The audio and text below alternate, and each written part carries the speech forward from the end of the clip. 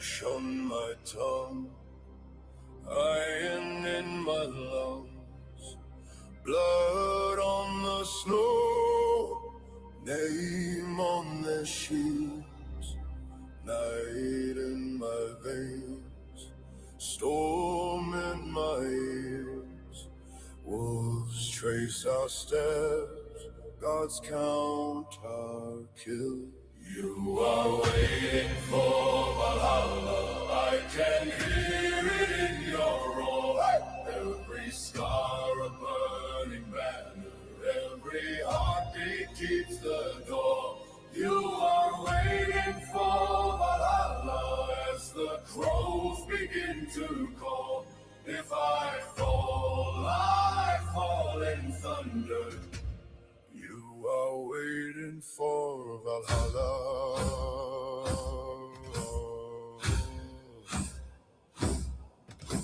Frost on the oars, breathe like white smoke. Eyes on the shore, fire in the dark.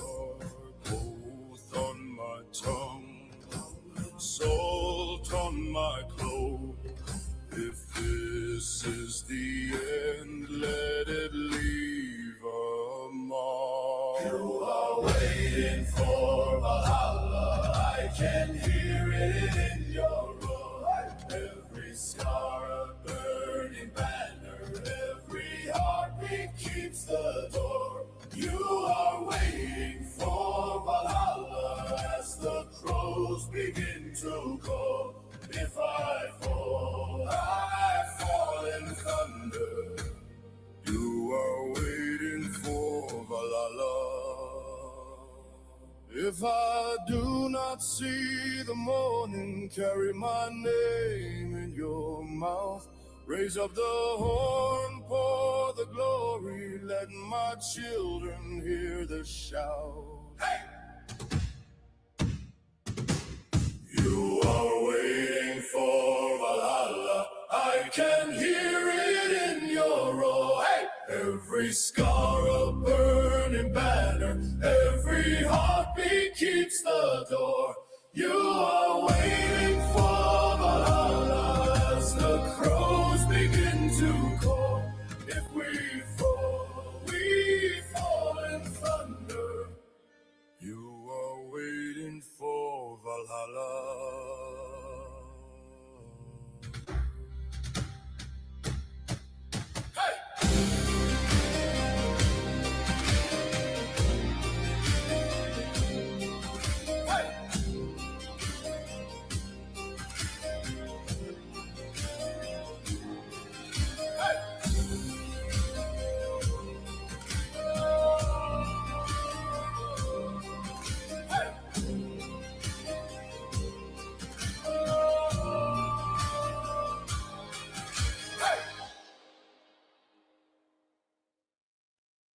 Welcome. Here we go. Another Tuesday night live stream. We got a lot to talk about tonight. Everything from the new Epstein Memorial Ballroom that's being pushed so hard. Going to talk about that White House Correspondents' Dinner. Talk about all kinds of stuff tonight. All kinds of stuff. You got to see what Big Don's got going on. A bunch of stuff from both Republicans and Democrats. Wild stuff tonight. It's going to be a good one. How's everybody doing? Where's everybody tuning in from? We like to start that way. Oki, Japan. Where at, Will? That's my old stomping grounds. Torrey Beach. Or Torrey Station, I guess. Where first group is. Oregon City. Nice. Just north of me. What else we got? Texas. Germany. Slovakia. Wow, okay. Got some wild ones tonight. Tuning in for American politics from Slovakia and Germany. Hell yeah. Love to see it. A lot of Philadelphia. Labrador. Isn't that a dog? Is there a place called Labrador? The Congo? You tuning in from Congo, huh, AJ? Nice. Okay. All right, we had some super chats before I got here. Let's read those real quick before we get started. Oh, geez, Bobby's starting off strong here. Lord of the Viltrumites says, "Time for me to intervene. Time for me to intervene. Humanity has had its chance and failed miserably. Time for my empire to take over. At this point, why not, dude? You can't run it any worse than it's being run. Appreciate it, Bobby. Jesus." Starting it off with a big $100 donation. Thank you, brother. Super generous of you to kick the stream off. Bobby says, "Tired of all this slop OPSEC bullshit. Can you tell me if our brothers and sisters are being kept safe? Please tell me if this is true. I would go to war for them. I have survived war and become old for a reason. Sorry if off topic." No, you're good, man. We're actually, Bobby, we're going to be talking about the military and how the Trump administration is fucking veterans over and cutting all kinds of programs at the VA while we send our sons and daughters off to another war. So, no, you're not off topic. We're going to talk about this tonight, actually. Once we get this, be the third section of the show, Bobby. So we'll talk about this. Are they being taken care of? Not really. It's gonna shock some people to their core to find out. We're going to talk about the all the veteran programs that are being cut to the Trump administration. Yes, super pro veteran administration for sure. Daryl says, "What are your thoughts on vets like Dakota Meyer constantly going on Fox News talking about how great this war is?" Yeah, he's a simp for Donald Trump and MAGA, just like the rest. You know, he's a Zionist. It is what it is, right? There's plenty of them still in the military. It's the way it goes, right? But yeah, they're MAGA. It is what it is. They can't have their own opinions on anything. Lindsay has ladybugs protecting his ballroom. Why shouldn't Trump be afforded the same protection? He might be. Penta, congratulations on hitting 500,000 mark, brother. Thank you very much. Thank you very much. Yeah, we hit that. We're actually, guys, we're going to be doing a big celebration live stream on Friday for that. We're going to have a bunch of giveaways, give away a bunch of merch and all sorts of different stuff. So Friday will be the celebration stream for that. Did you guys get the notification for the stream? I feel like the fact that the name Epstein is in the title, that's YouTube's not showing this to our regular viewers, which is I might have to change that real quick and see if that happens. Let's see here. Let's change the title.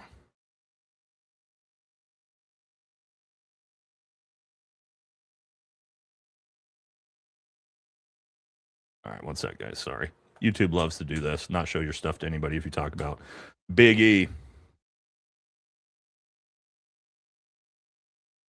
There we go. Change that. They love to do that. You're not allowed to talk about Big E. They really, really don't like that, guys. You did? Okay, good. All right, good. Okay, let's keep it moving. All right. And then we got two more. And we're going to jump into the show. All right. Antonio Garcia says, "Do you see any scenario where the U.S. ends up as a place that is great to live without some major revolution and unbelievable hardship? The ultra wealthy will tear down things before they give up power." Tampa, Florida. I mean, America is a great place to live. It's just getting worse. It's getting worse every day, right? And so that's kind of the problem. Is it's not about making America great. America is great. It's about stopping the decline of America. And the current people that are in power are sure as shit not doing anything to help with that. So yeah, we're on the downward decline right now, unfortunately. Hopefully we can turn it around. We'll see. Hardway says, "A man that would laugh in Trump's face if he tried to sell him such baseless horseshit as Trump. The more MAGA you are, the more Trump looks at you as an easy mark. If you don't see the scam, you're the mark." Yeah, and what did Donald Trump say? What did he say? If he ever ran for president, he would do it as a Republican because they would be stupid enough to vote for him. Out of his own mouth, right? Okay. Very cool. Let's jump into it. Let's start the show, everybody. Thank you all. We'll get back to those super chats in a little bit. Of course, guys, now we use this in the thumbnail, but if you haven't seen, yes, the new Epstein Memorial Ballroom is planned, right? So we could expect, hopefully, to see this immediately. This is the architecture they're looking at doing. And again, in, honor of the leader of the party, Jeffrey Epstein. So again, the Epstein Memorial Ballroom, that's what we're going to be calling it. That's what we're talking about tonight, okay? Now, I want to start off, there we go. Start off talking about something, because it's actually going to be relevant. And that is, why are we seeing all this weird shit all of a sudden? Now, it's most likely got something to do with this, right? If we actually start looking around, Trump's approval rating basically is anywhere from 30 to 33%. It's one of the lowest approval ratings in American presidential history. So again, not saying something's not real or, that it's fake, but there is some incentives maybe to improve approval ratings. And we're going to talk about that, right? But you guys may have seen everywhere you look, anybody talking about this, pretty much all of Americans, not all of Americans, you got MAGA, but everybody outside of MAGA, the second they saw this, everybody immediately went, nope, fake, nope, staged, nope. And I came across this video, and I thought this might have been the best video I've seen explaining the sort of apathy towards this from all of America. Because again, this would never have happened in the past, where an event like this takes place. There's supposedly a shooter coming for the president, and just no one cares. No one cares. No one believes it. So we're going to watch this to start this off, because I think this is really, really well explained for where that American apathy is coming from. You have breaking news out of Washington, D.C. No one cares. That's the real story here. Literally, no one cares. Everyone thinks this is fake. Because of course they do. Because everything is fake. Everything is spectacle and theatrics, which isn't a new thing in the world of politics and media, but the laziness and lack of seriousness with which this circus of an administration is operating has certainly made apathy a mainstream response to it. I mean, he bombed a girls' school in Iran and hasn't owned up to it yet. Yep. Of course, no one cares that someone allegedly tried to off him. Yep. He teamed up with a genocidal maniac.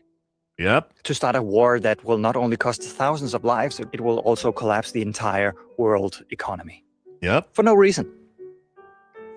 Why would we care? He has rolled back every conceivable protection for the environment and keeps spreading anti-science propaganda so his tonight. Friends can make a little bit more money.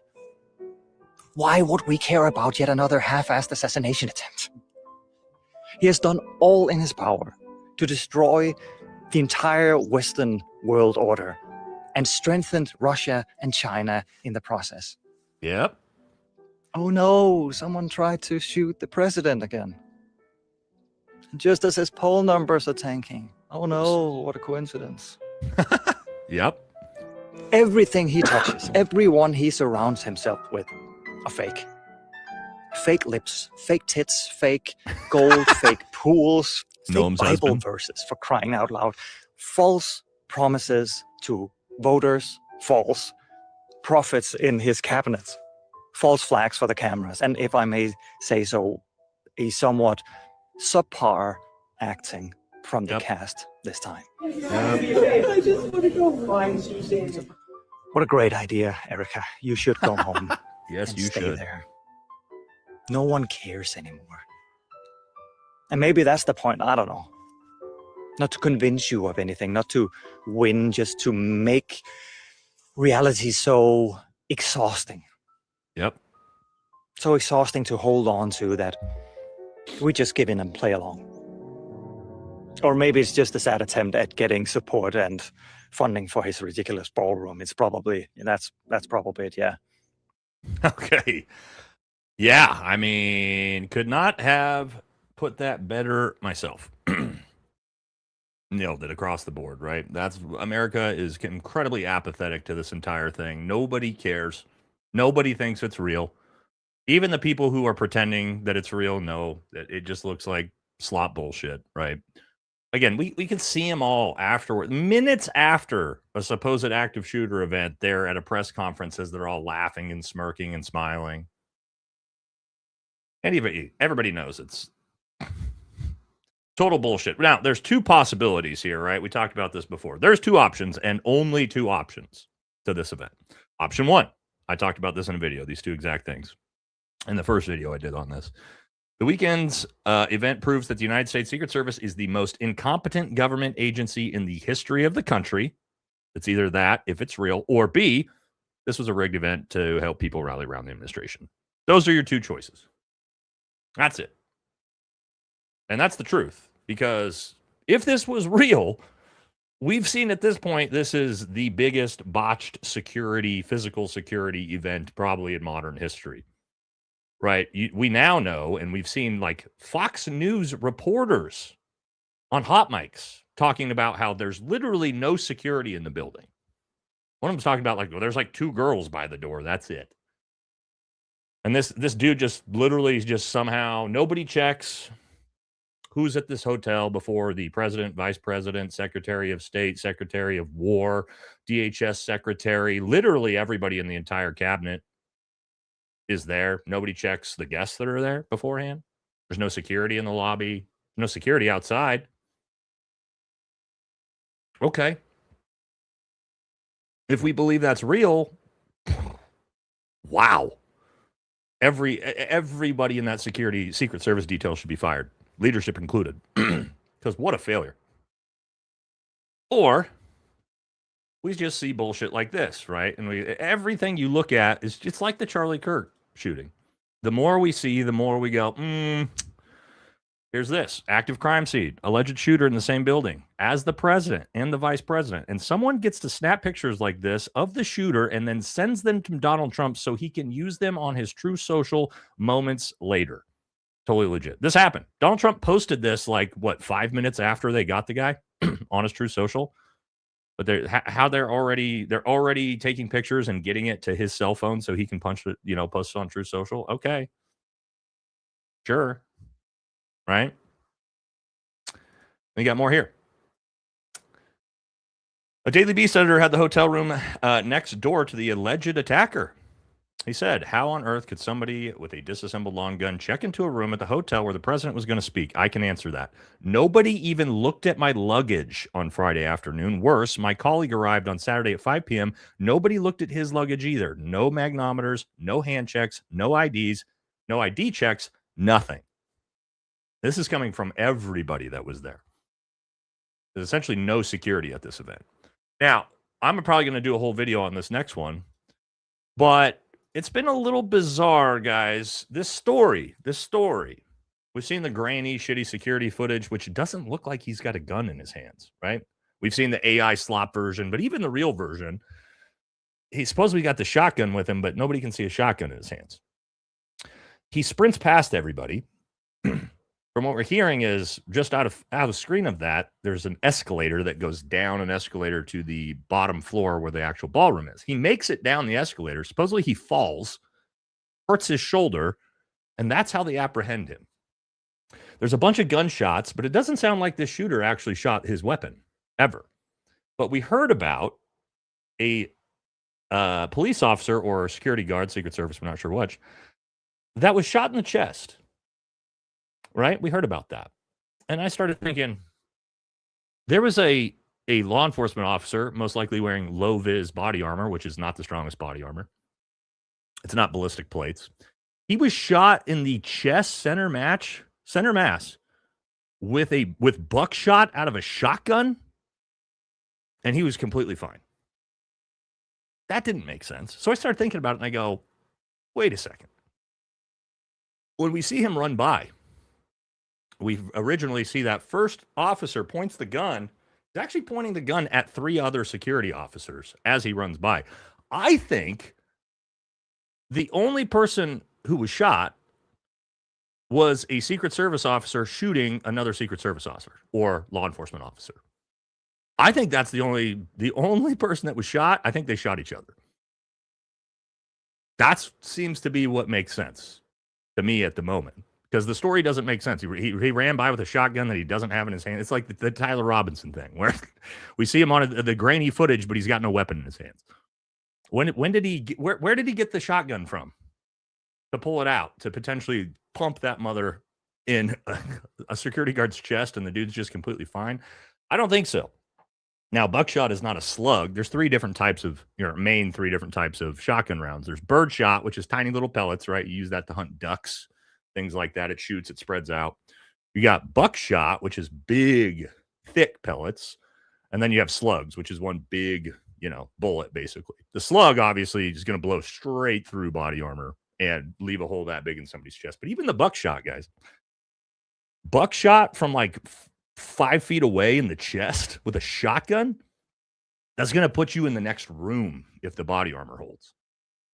So again, I think the only thing that happened is this dude ran by people. I'm not sure he was even armed. That story's a little sketchy to me. And it seems to me that one of the law enforcement officers shot another law enforcement officer in the chest. That seems to be what real logic and rationale says. But again, we don't know. We don't know because isn't it interesting? We haven't seen anything about the police officer or, the Secret Service officer who was supposedly shot. Nobody's talked to him other than, of course, Carolyn Levitt said Donald Trump made sure to go to go see him afterwards. Like, okay. It all sounds like PR slop to me, but maybe not. And this is why I started to think about that, is because Todd Blanche was asked about this. Have you been able to determine whether the gunman fired shots? If so, how many shots he fired and whose bullet hit the agent? We want to get that right. So. Oh, the story started to change, hasn't it? Now they can't tell us that he ever fired a round. So we're still looking at that. It appears, and I don't want to overstate because we are still looking at this, that there were five shots that law enforcement fired. We have the all. We you notice the stuttering and stammering? I think he knows the fucking truth and he doesn't want to say it. The evidence is being examined very carefully and expeditiously, and we'll know more soon. We do believe that as the complaint lays out, that the suspect, that the defendant fired it out of his shotgun, and we know that happened. But as far as getting into exacting ballistics, I'm not going to do that today because it's still being looked at and finalized. Let me tell you this. You know why I don't believe him? You don't need a ballistics expert to know the difference on the body armor between getting hit in the chest with buckshot pellet shotgun or one round out of a pistol. You know why? Because you're going to see on the body armor, you're going to see either something this big with a bunch of indentions around it from buckshot, or you're going to see one small round emplacement from a pistol. So they know what the officer was hit with. And he won't admit, he will not say that the shooter ever shot. Well, we think maybe he shot a round out of the shotgun.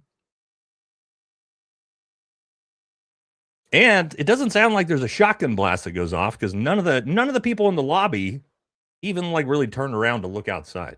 You know how loud a shotgun is, guys? I know most of you know how loud a shotgun is, but yeah, it's deafening, right? If you don't have ear pro on. So again, it's getting just faker and gayer. Now we're looking at the possibility that this guy never even shot anybody. Or we don't even know. Did he really have a gun?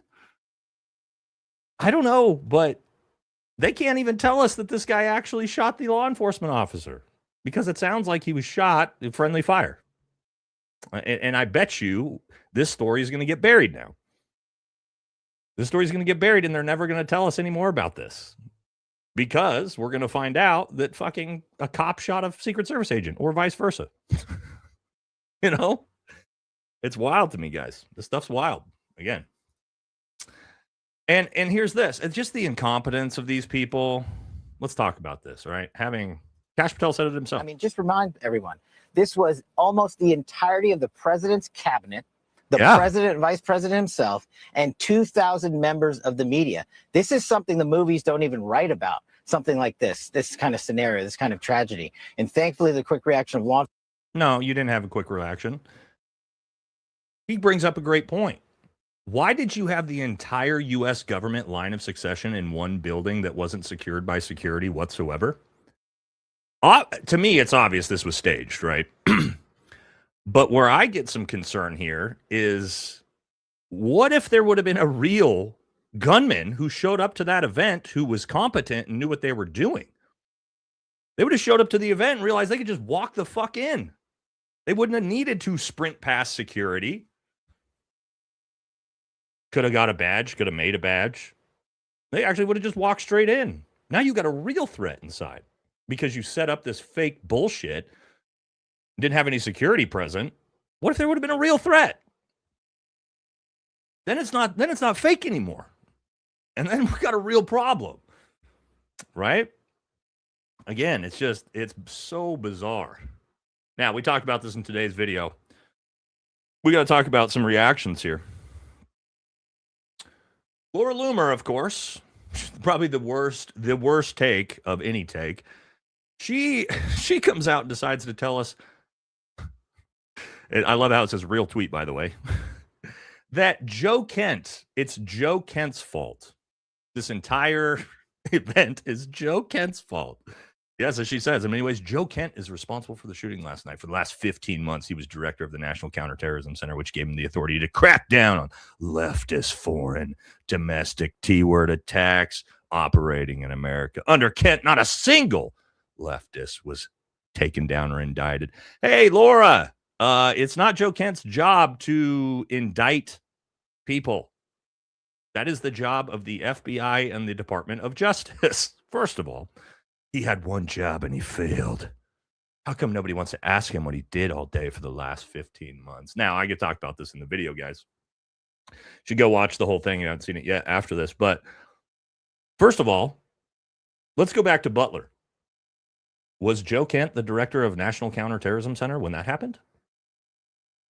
No, because Donald Trump hadn't been elected yet and he hadn't chosen his cabinet yet. So, no. That one's not on him. And guess what? Is Joe Kent currently the director of the National Counterterrorism Center, or has he been for the last couple months? No. So how is a guy who's not in charge and not a part of the government responsible for this?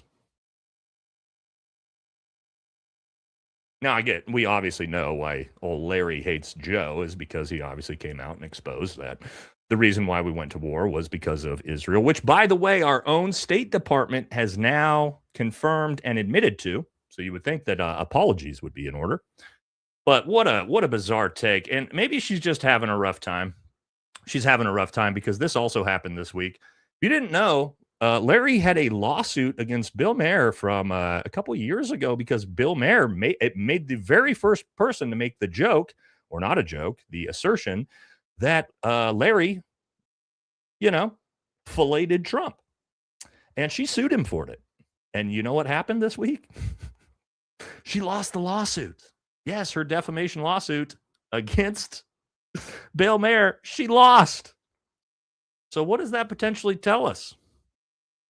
Well, if you sued Bill Maher for making the joke that you blew Bubba, and then you lost the defamation case, what did they find in discovery? What they found in discovery is that you either did, or through your records or people subpoenaed, did tell people that.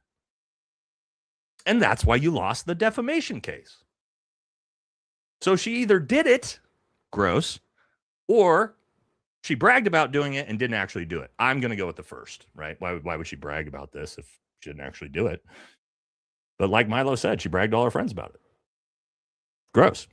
And she lost the defamation case for it. So again, this is why you got to be careful with defamation cases, because this is going to tell you a lot. Oh, this is what also why I was telling you guys, Joe Kent deserves a apology tour from the Loomers, the Levines, the Tatums. Remember, they all attacked him and said how anti-Semitic he was. Well, a couple days ago, press release by the U.S. State Department explains that the U.S. engaged in Operation Epic Fury against Iran at the request and in the collective self-defense of its Israeli ally, as per the State Department. Right there. Our own government admitted that Joe Kent was right. Our own State Department admitted that he was right. So you would think maybe there would be some apologies in order, but I bet there won't be. Let's get Tucker's take on this before we jump into the ballroom. Donald Trump is raising major red flags after this purported shooting at the White House last night. Was this shooting exploited for Trump's own agenda? Watch this. We need the ballroom. That's why Secret Service, that's why the military are demanding it. I didn't want to say this, but this is why we have to have. The military is demanding the ballroom. Okay. As soon as the shooting took place, Trump was already using the incident to push for his own luxury White House ballroom. Instead of focusing only on the victims, security failures, and the fear Americans watched unfold live, Trump immediately turned the moment into a sales pitch, a $400 million ballroom. And who pays in the end? The American people, people like us. At a time. So this is interesting. We're going to talk about this. We were told by Trump this ballroom was going to be paid for completely by private donations. You guys remember that? No tax dollars were to be used for this. Well, guess what? Guess what we found out now? No. No, it's not. And we're going to talk about that. You and I, the taxpayer, are going to pay for that. And we'll get to that in a second. But I also want to, I got to bring this back up. We've shown it quite a few times. Just the scripts, you know what I mean? This happens every time. It happened under the Candace Owens smear campaign. It happened under the Joe Kent smear campaign. It happened under the Tucker smear campaign. It's so obvious. You know what I mean? Look at this. Andrew Colvett. This is why President Trump needs a ballroom. Jack Posobiec. Thank God President Trump is building a ballroom. Meghan McCain. I don't want to hear one effing criticism about Trump's ballroom. Brinley Holihan. When Democrats get their way, they get dangerous. Build the White House ballroom. Every single one. Build a ballroom. He needs a ballroom. Ballroom. Build a ballroom. Build a ballroom. Ballroom. All of this came out within like an hour of each other. All of them. Immediately put this out. Like an hour or two after the event.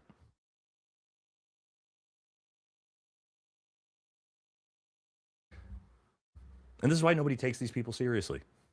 This is why their channels are all dead.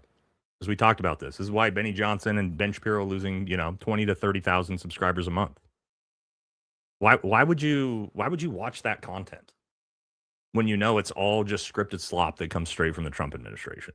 And people know, like, we're not dumb. Americans aren't dumb. We can see that and go, okay, there it is. And people are fucking sick of it.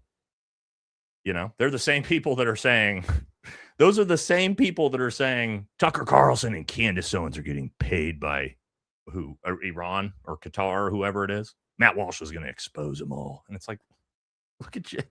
Look at you guys. You're the only ones you're going to see. You're not going to see Democrats do that. You're not going to see the liberal content creators do that. You're not going to see the America First content creators do that. The only creators you're going to see that are the MAGA ones that do the whole script. And we've seen it. We've seen the backside emails of Graham Allen, that dork leading the Candace Owens smear campaign, putting out all the talking points for them to talk about. We know what they're doing. But here's the thing. Now the push is coming from the government. Department of Justice sends official letter after the White House Correspondents' Dinner shooting claiming new ballroom is essential for Trump's safety. Ooh, yeah, Todd Blanche. Oh, my gosh. Todd Blanche, Donald Trump's personal criminal defense attorney, is supporting the ballroom. No way. But yeah, the Justice Department. Then we're going to find out Congress. Congress is also pushing the ballroom now. We got a video from Keith on this one.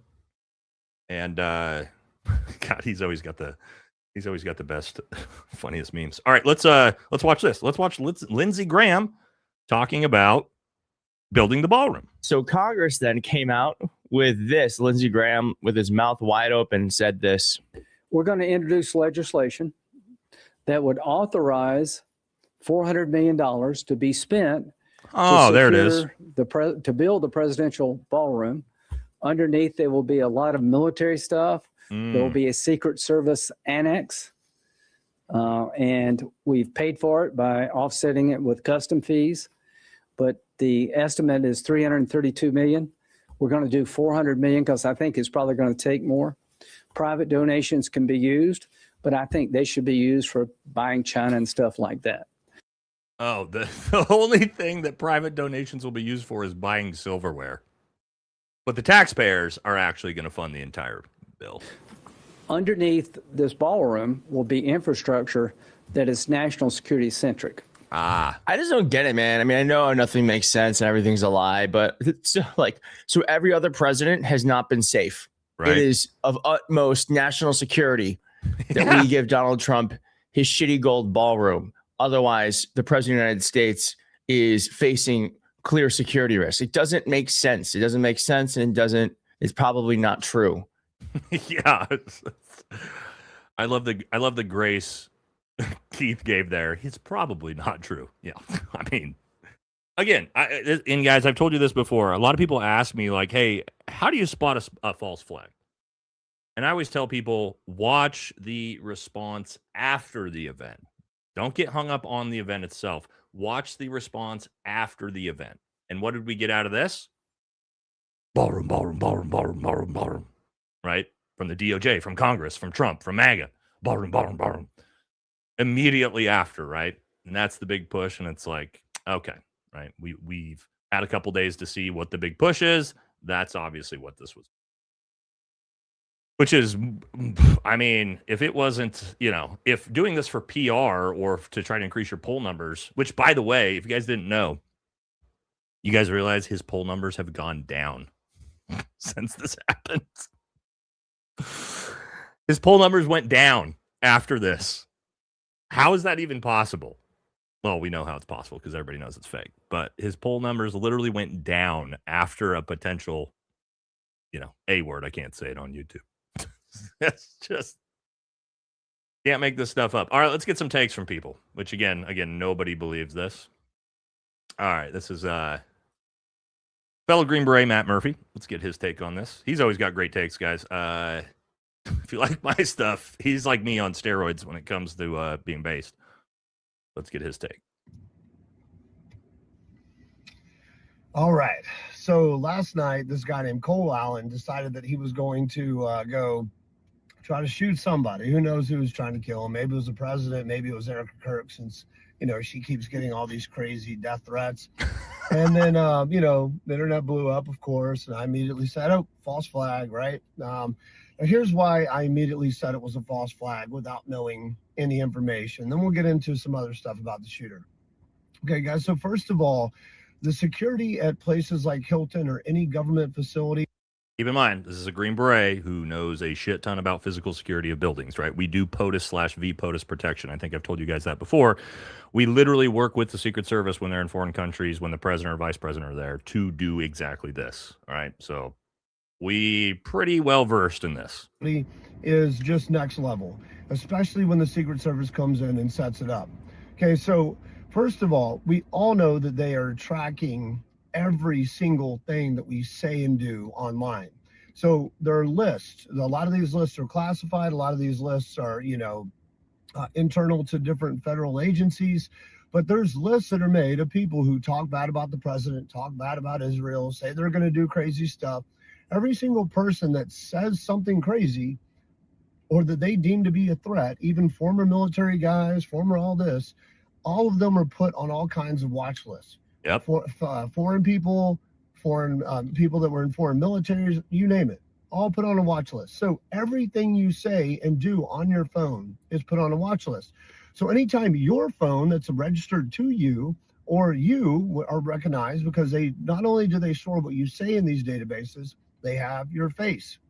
So for facial recognition, they have your ear for ear recognition. A lot of people, when I made that comment, well, what are you talking about? Well, ear recognition is just as accurate as fingerprint recognition. There's a lot of things that people do to distort their faces or angles and things like that where you can't get a positive identification on a face. So with ears, they can get almost quality of a fingerprint off of video surveillance.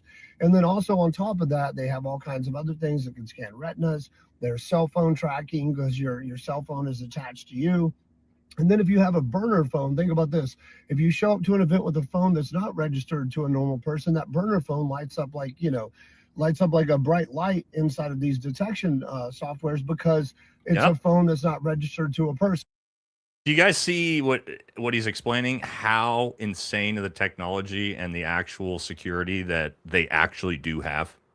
And we saw literally none of that. Again. And so now you're a red flag, even trying to disguise yourself. Does that make sense? So on top of that, outside of all the video surveillance footage, this guy was staying apparently in the Hilton. So if he was staying in the Hilton, they've already ran him through facial ID. They've already cross-screened all of the stuff. Like the Secret Service, NSA, FBI, CIA, all these guys have this technology and then actively deploy and utilize this stuff at events. Now let's talk about the event itself. Okay, so at any of these events. All right, we'll stop there because we've talked about the events, right, and the failures of security. But the point being there is you guys have no idea the type of technology that we have. We used it in special operations for targeting in foreign countries and things like that. This technology, they know exactly who you are and everybody is. They know everybody that's in that event just based off of their phones, as he said, and also the guests staying there ahead of time, right? So the odds they didn't know who this guy was and that he's never said anything questionable, and then when decided to, take a train across the country to do this, Really? And at the same time, there's no security, right, for him to just run through freely at the same time. It's just, guys, again, it's just so silly. And here's another one. Let's talk about this. The manifesto, right? I did a whole video on this, his obnoxious manifesto that just, again, details every single thing that happened. Isn't that how, it's amazing how their manifesto is written before the event perfectly match exactly what happens in the event every single time? Tyler Robinson, by the way, is another example of that. But Marjorie says, why does every shooter have a manifesto? Most shooter manifestos remain classified so they don't inspire more would-be shooters. Why did they release Colin Al's manifesto almost immediately? Good question. I don't know why they did, but they seem to do that, don't they? Every time. And how come, think about this. Let's go back to the Charlie Kirk situation with Tyler Robinson. What did we learn right out the gate? We got some shitty security. Think about this. We got some shitty security footage that can't really tell us who he was, right? We got a manifesto and we got phone records. Immediately. Then we didn't get what? Well, we can't actually show you the shell casings or the cartridges, right? We can show you a fake gun. Well, we can't actually show you the video of him actually laying and taking the shot. We can only give you the shitty after footage of that, right? All the narrative shaping stuff, we could give you that. But when you start asking questions like, well, what about this? Well, no. Well, there's an active investigation going on. We can't tell you that. Oh, right. Same thing with this guy. We knew everything about this guy immediately. Know where he went to school, where he taught, how he got there, his manifesto, his political party, his donations to Kamala Harris, a $25 donation, I think, is his one political donation he ever had. We knew everything about this guy immediately. Same thing with Tyler Robinson. But in other events, I don't know, like Butler, well, we didn't learn anything more about that kid, did we? That just went silent. So again, it's just like the fact that they shoved this slop down our throat, and then when you start asking questions like, well, wait a second, why was there no security? Oh, well, shut your mouth. Well, wait a second. He was staying in the hotel beforehand and the Secret Service didn't check on this dude at all? He had guns. He had guns on him in his hotel room. Nobody checked the guests? When you're going to have the entire succession of government, the American government, all in one room? Nobody checked anything? Really? That's what you want us to believe that as Americans. After all this fucking slop you've shoved down our throats, this was the best you could do? And I mean, just watching the event, you guys have seen it, right? Nobody even left. If you watch afterwards, everybody's just in there just partying, stealing champagne, drinking, taking selfies. The administration's all laughing and joking at the press conference. Like, come on, dude. Like, they're not even trying. That's what it feels like to me. It's like you guys you're not even trying to make it look real. It's just like, fuck it, whatever. They'll believe it. They'll believe whatever slop we throw down their throats. You know? Which we're not, by the way. See what Megan had to say about this. Didn't have someone patrolling the rooftop. Wait, hold on. Let me restart this. I think this starts a little bit earlier. Sorry. Didn't have here we go. someone patrolling the rooftops in Butler, Pennsylvania. Or Who Charlie. seeded the rooftops in Utah when Charlie was killed. True. And who didn't think to take a look at the hotel guests or an outer perimeter outside of the Hinckley Hilton when the president of the United States and all of these cabinet secretaries were going to be there? Who? That's what I want to know. Who is sitting with the pen and the paper and the computer and the maps? That's the person I want to know. You're not going to get to know that, Megan. Because what would be the appropriate response from the Trump administration had this been real? If I'm Trump and this is real, everybody's getting fired, homie. There's a massive, the first thing I'm doing is not talking about how great the law enforcement did. No, we're having a full congressional investigation on this and the Secret Service. This is the second time, right? Butler, now this. Nah, dude, everybody's getting fried. But that's not what happened, is it? Nobody's in trouble. In fact, if you guys didn't see, some of those same security guards from Butler, you remember the the DEI hires? We all remember that one girl running around, couldn't figure out how to put her gun back in her pants. She was there too. You're not firing any of these people? No accountability when supposedly you were about to get your lives taken? And everybody's just like, good job. Really? Really? Not a single word. Not a single word about the failures of the Secret Service from the administration. Nothing. Just, nope, good job. What? Again, just, come on. There's no way. There's no way, dude. I just, like, you start to compound all these things and you go, okay. But, you guys ready for the worst take of your life on this? If you guys, let me say, if you guys had to guess, who do you think has the absolute worst take on this? You know it's going to be, someone in MAGA. Who do you guys think has the absolute worst take on this right out the gate? And they're going to say, yeah, that's a good guess. Good guess. Wow, we're not going to pull. I'm not going to. Yeah, you guys, somebody got it right away. Browse. Yeah. Here we go. Of course, right? You already knew who it was going to be. Tatum's a good guess too, right? And Tatum basically said the same shit. All of them did it. But of course, what was Benny's take? There's no evidence that anything was staged. Number one trend on X, the minute this happened, was staged. There's no evidence whatsoever this was staged. There's no evidence Butler was staged. The president was asked about the claims that this was staged. He said a lot of these people are sick. As you know, these conspiracy theories out there on the left and the right, that the event was staged or that it didn't happen. Last night didn't happen? That, that it was because it was your first time there, or that Butler didn't happen. These conspiracy Wait till you see his immediate response. It's very telling. theories that are gaining traction on and the internet. October 7th didn't happen, and World War II didn't happen, and the Holocaust didn't happen. Now,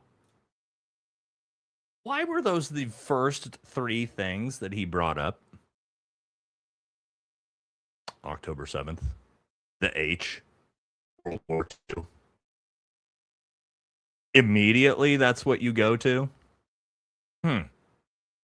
What do all three of those things all have in common? So weird. So weird. That's the first thing that's in his brain, right? And again, yeah, there's no evidence at all, even though it's he said himself, the number one trending topic on X is staged. But there's no evidence. That's not how viral trending topics work, Benny. Okay, now we're gonna hit a couple super chats, but if you thought this was bad, don't worry. We're gonna talk about how today Kid Rock briefed the Pentagon on the Strait of Hormuz and then went and rode Apache helicopters with Pete Hegseth. So at least we're in good hands. All right, we're gonna talk about that next, and then talk about again some of the terrible things the Trump administration is doing to veterans. Nothing new there. Let's hit a couple super chats so we don't fall too far behind on this. Okay. Grand Bear says, yo, bro, congrats on 500K. Thanks, man. You've been here since, God, I don't know, probably like what, 10,000 subs? Well deserved. I think your boy Tardio is melting down over it. I don't know. I don't see why. Guys, that's a different, like, if they're upset about it, then it's just jealousy. I don't think he is personally. I'm just saying, whenever I see other Green Berets doing well, I don't care who they are. Like, I'm happy that they're doing well. You would think you would want people in your community to do well, but you know, there's unfortunately jealousy as well. But anyway, I don't think he actually probably thinks that. But please tell me you're going to speak on the bill introduced to give the IDF members U.S. benefits. Yes, we are going to talk about that.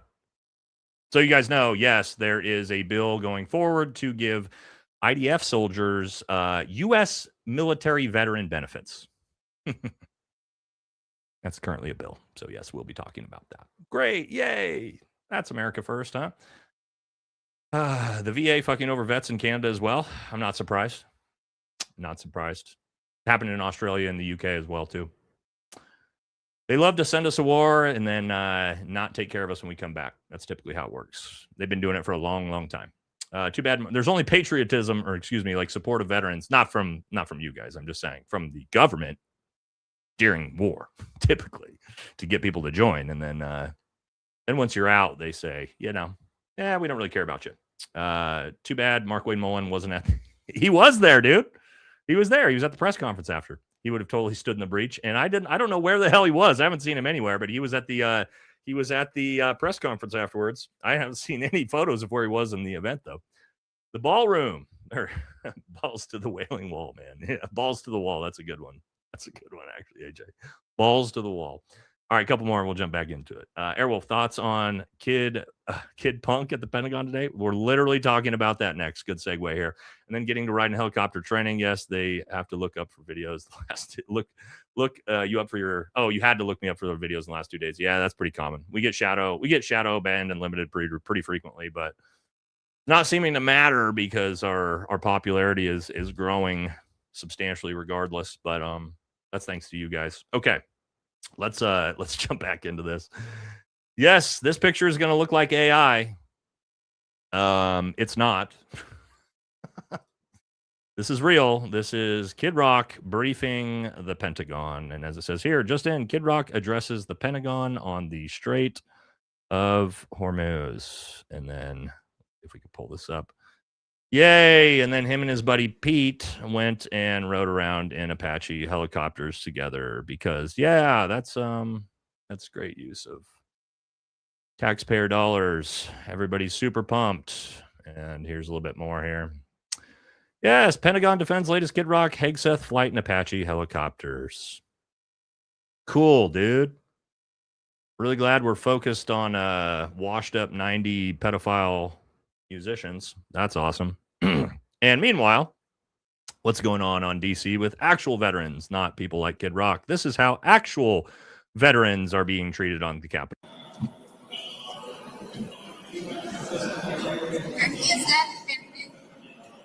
This is obviously a protest against the war. All veterans here. And as you'll see, Capitol Police come in and arrest them in wheelchairs, by the way.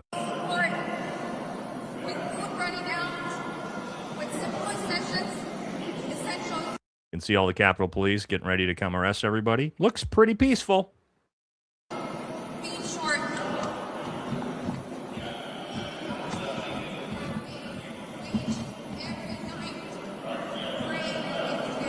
All right, and then we're not going to watch the whole thing because it takes a while. But then they come in and they start arresting everybody.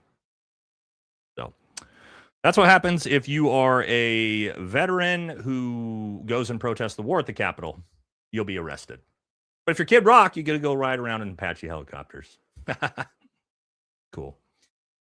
Fucking cool, huh? Real cool. What else? Let's talk what else they're doing. Yes. Almost nearly 50,000 VA staff fired because the VA is already not struggling as it is to get us treatment. It's the reason why I don't even use the VA because it takes so goddamn long to get in to do anything. Talk about that here in a second. Dude, I just got sent a video by a bunch of veterans. I had to come to the gym because this shit pisses me off. but you need to hear the receipts on this one. Right now, Congress is quietly pushing H.R. 8445 bill to give U.S. military legal protection, the exact same employment financial protection you earn by serving the country, to Americans serving the IDF, the Look at Israeli that. Defense Force. Not another foreign military gets this. Not the French Legion, not the guys fighting in Ukraine, only IDF. Yep. Now, why am I so disgusted by this? Because look at what's happening right now with our own veterans here at the home front. Yep. And Congress continues to play games. The VA just shed 48,000 staff members, the biggest one-year drop in VA history. They fired 700 social workers and 500 psychologists. And they fired essentially 1,200 mental health care workers at the VA when the veteran suicide crisis is at its all-time high. And Trump has fired 1,200 mental health care workers that are their entire purpose is to help veterans with PTSD.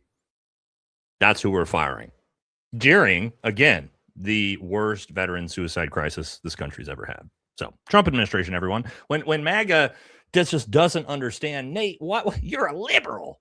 You're a liberal. Am I a liberal, or do I look at things like this and go, you guys are the fucking worst? And this is why I don't support Republicans anymore. Wait times for mental health appointments right now are hitting 88 days in some clinics. Yep. And we already know the real numbers when it comes to suicide. 1.2 million veterans don't even have an assigned primary care provider. Yep. Oh, remember that home loan program?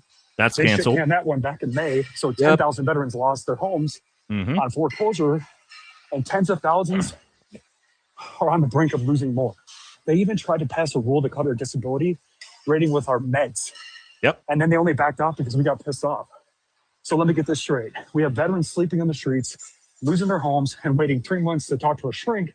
Yep. But Congress wants to write a fucking bill to give the IDF soldiers like all of our benefits and then some. I don't do emotion. I do facts. And the facts say that our priorities are completely fucked. That's where we're at. Yeah. That's why it blows my mind that there's any like veterans left that are MAGA. Just like watching this objectively. It was just so gross to watch. Again, like I said, we have the worst veteran S. I should stop saying the word because YouTube loves to demonetize videos if you talk about mental health, especially veterans' mental health. They hate that. But yeah, while that problem is happening, while we're cutting pretty much every program in the VA, we're now going to put forward a bill to give IDF soldiers all our benefits instead. Okay. America first. America first. MAGA. Yeah, awesome, guys. Dope. Now, okay, I know a lot of you guys wanted me to talk about the SPLC story, right? You guys are tracking this. If you're not tracking a bit, we're going to talk about it. Okay, we'll talk about that next. Not very long. I'll give you my take on it. It's pretty obvious that we know what's going on here, and it's going to shock you. Where does it all stem back to? So we saw this, as you saw here. When we saw this crap, we said it was fake. Turns out it was all paid for, and we were right. Yeah, so the story is that the SPLC, which is a anti-racism group that was funding the KKK and racist white supremacy groups, right? We've seen this. All right, so here, leftist, and let's like really focus on how this is. Of course, this is the Daily Wire. And how is this framed? Leftist anti-hate groups. Interesting. Is that what the SPLC is? It's a leftist group? Yeah, it's really interesting how conservatives have framed this story. And I'll give you the receipts. Don't worry as we get to it. Funded the KKK, other extremist organizations while claiming to fight racism, indictment says. I believe this is true, by the way. 100% believe this story is true. However, the leftist group. Well, now wait a second. Hey, wait a second. Who funds the SPLC? Well, we know who funds the SPLC, and I can show you who they all are. George Soros, JP Morgan, Clooney, OpenAI, Sam Altman are among backers of indicted Southern Poverty Law Center. What do all these people have in common? What do all the people who run and fund the SPLC have in common? It's not that they're Democrats. That's not the thing that they all have in common. It's their religion. Soros, JP Morgan, the owner of that, or CEO, Jamie Dimon. I'll show you. Right? We all know George Soros, right? That's the most obvious one. But who are these other people? Jamie Dimon, whose wife and his wife's family is also Jewish. Sam Altman. Well, look at this. Who is Sam Altman? Now, this is from the Jerusalem Post. The Jerusalem Post. This is I'm straight on, right? jpost.com. This is their article, not mine. 50 most influential Jews. Sam Altman is number 1. And he's one of the main funders, as well as Soros, to the SPLC. And who else knew about this? Charlie Kirk. Charlie Kirk gets put on this watch list by this group, and he gets shot right afterwards. So this is a JP Morgan. That's a leftist group? I didn't know. JP Morgan's a bank, usually full of Republicans. I didn't realize that this was a leftist group. It's funny how the reporting on this wasn't very honest, huh? Again, I believe that this was happening. It's just when you look at who these people are who run it and fund it, it turns out it's not all leftists. It's all just it's a different demographic of people. And again, this is not my opinion. I just showed you the receipts, right? These are the main funders. I showed you who these people are. Then they say it themselves. So again, I'm not going to get too deep into the story because obviously, you know where that can lead. But yeah, what a shocker, huh? What a shocker who all of those people turn out to be in the SPLC. So again, when you hear, oh, it's the radical leftists, it's okay, sure, maybe Soros, but Jamie Dimon, JP Morgan's not. So Sam Altman's not. So that's not the thing they all have in common. All right, let's get a little bit into the economy, huh? This is how well the economy is going. The government is now asking for people to donate money to pay off the national debt. Yes, the U.S. Treasury has added Venmo and PayPal as payment options to its long-running Gifts to Reduce the Public Debt program, allowing Americans to contribute directly online. So, guys, let's do a poll, huh? We haven't done a poll yet tonight. Let's poll you guys. Who's donating to pay down the debt? All right, let me know. Are you guys donating your hard-earned money to pay down the debt through Venmo? Just interested to see who these people are. Maybe MAGA? Maybe MAGA's donating to this? I'm not sure. We'll let that poll run while we move a little bit for this. Okay, now if you're wondering about actual polling, and this is via Fox News. Fox News. The most gracious polls you're going to find, because the only people that still like this guy are viewers of Fox News. Trump's handling of the economy, 30% approval rating via Fox News business polls. Trump's overall job performance, this is as of what, 3 days ago? 33% approval rating. Oof. Oh my God. That's Fox News polling. This guy's going sub 30. Sub 30 in some polls. I don't think we've ever seen a president in modern history come close to that. George W. Bush in 2008, during 2 wars and the global financial crisis and the housing crisis, still had a higher approval rating than Donald Trump does right now. Think about that.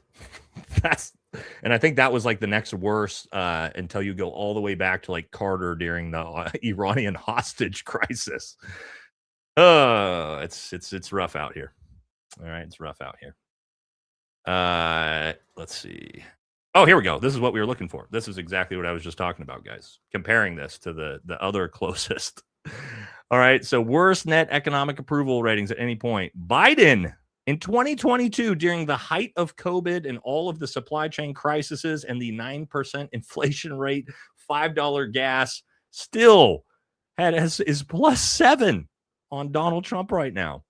And then again, I talked about, but you got to go back all the way leading into the financial crisis and two major wars under Bush, still 7 points above water. And then again, yeah, you had to go all the way back to Carter. Carter's 10 points. Carter during the Iranian hostage crisis. And keep in mind, guys, this was during like hyperinflation, right? There was like 10 to 15% inflation back during Carter in this time. Gas fucking embargoes and shortages, all kinds of shit. He was still 10 points above where Donald Trump is right now on the economy. This is supposed to be the economy president, guys. It's just, wow. And how are some other countries doing? Well, check this out. Remember this guy that we gave $40 billion to bail out his ranchers? Well, looks like as of a couple days ago, Argentina's economic crisis pushes consumers to buy donkey meat as beef continues to become unaffordable. It's almost as if MAGA policies are not working anywhere. Then you also have this, the country that is doing well right now, Russia, thanks to us, because we lifted all of our sanctions on them. What they're now threatening to do is just cut off all natural gas supplies to European nations that back the U.S. in attacks on Iran. Now, fortunately for those countries in Europe, none of them support us. So they'll probably be fine. But now they're definitely not. Russia's definitely in a pretty good spot economically. So, wow.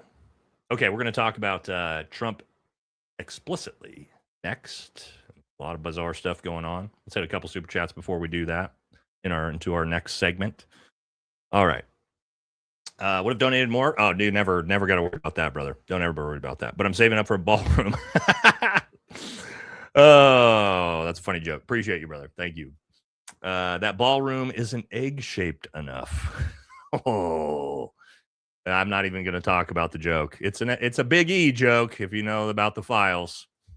Somebody in chat explain that one. I'm not saying it out loud. Can we get a poll going? Do you think the real cure for cancer has been found? Interesting. That's a good poll. We can do that. Let's go back to what did the poll say? 5% of you are donating your money to pay down the debt. Good for you guys. Thank you. Thank you for that. We all appreciate your guys' service to this country by willingly donating your hard-earned money to the debt, because the government's not. The government's not fucking paying it down. Right? But glad you guys are. All right, let's we can do that one. And the reason why this is relevant is, of course, Bibi, just beat butt cancer, right?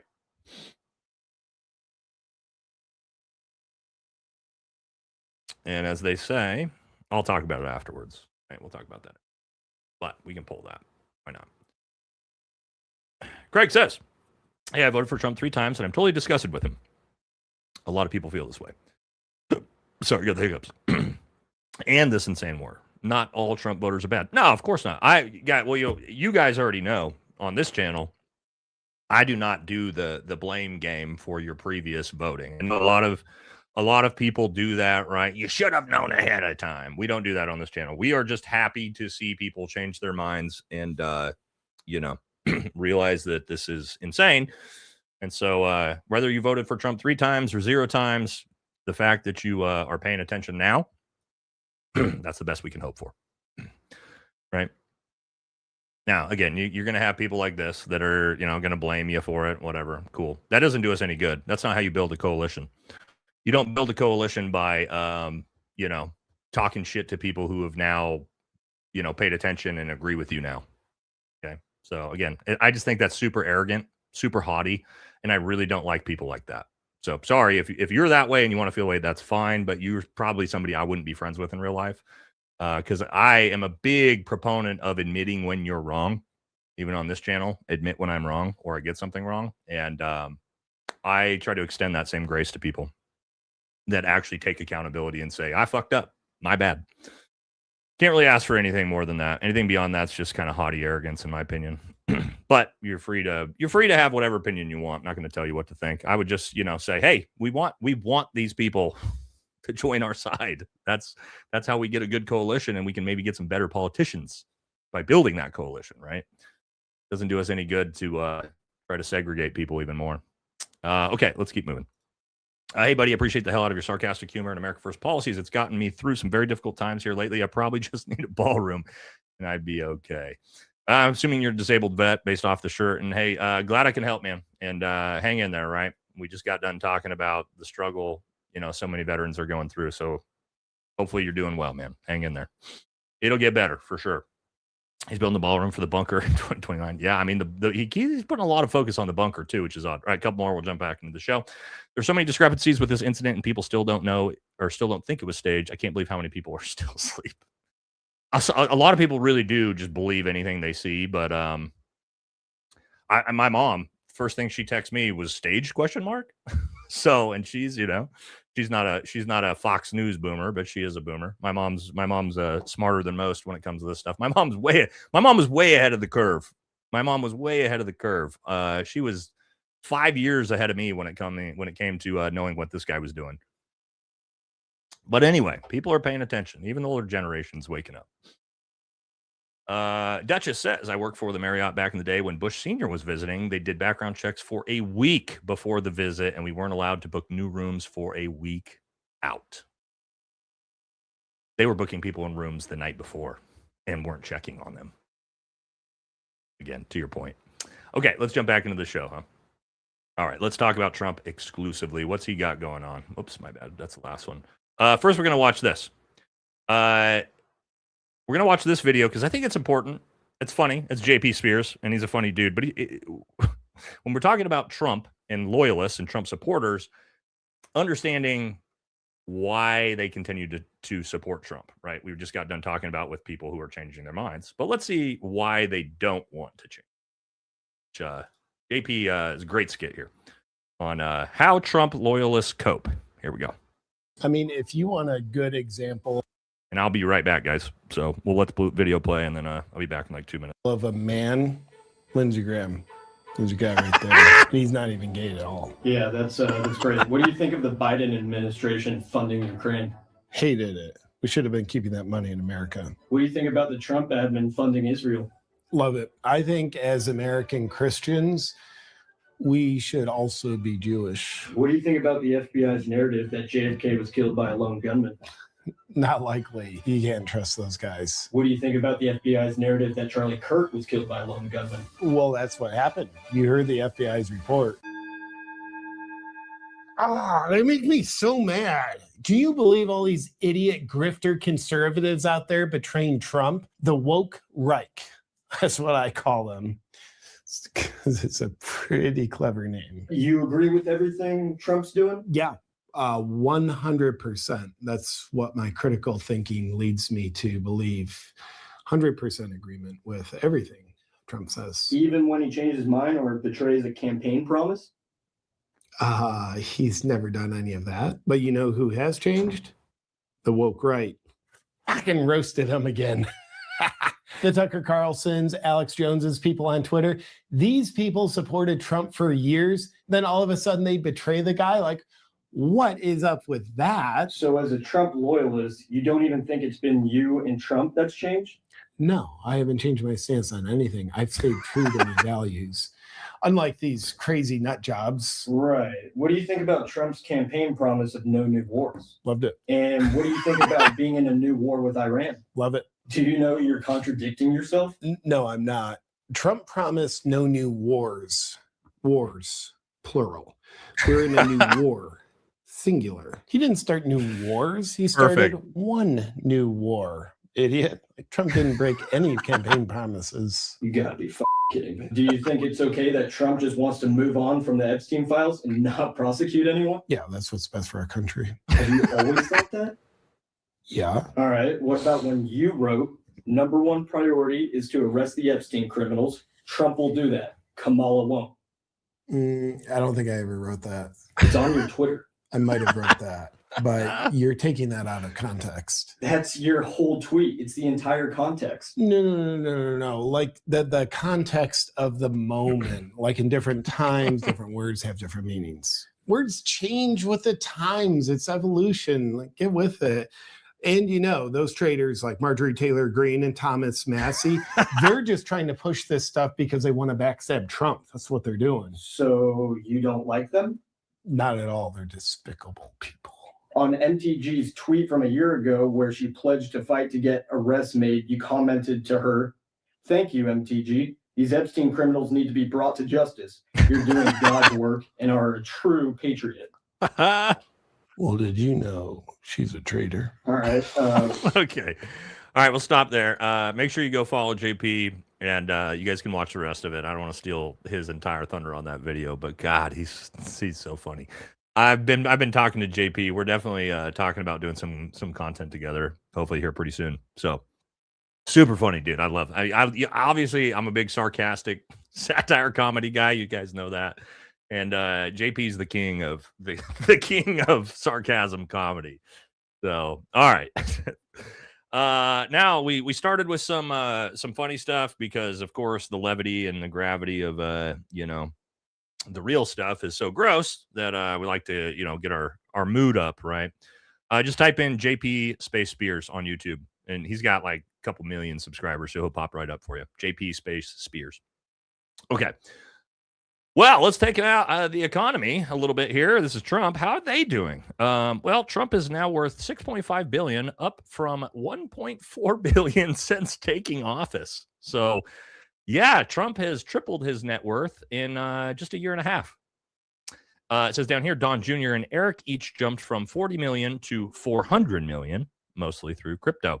And then, of course, you got Barron Trump, who's worth, I believe, close to $200 million off of insider trading, oil futures, and crypto as well. So congrats to the Trump family. They're doing incredibly well. But how is Trump doing? Well, according to Dr. Oz, the obvious real doctor, we got Trump as healthy as a bull. Let's see what he says. He's a bull. Yeah. And I think his success to longevity as well as good health is his incredible passion for what he's doing. I think President Trump is healthy as a bull. Okay. 80 years old, morbidly obese, obviously has coronary heart disease, very clearly has frontal lobe dementia. Healthy as a bull, ladies and gentlemen. He's doing quite well. Quite well. Yeah. What else has Trump said recently? This is another one.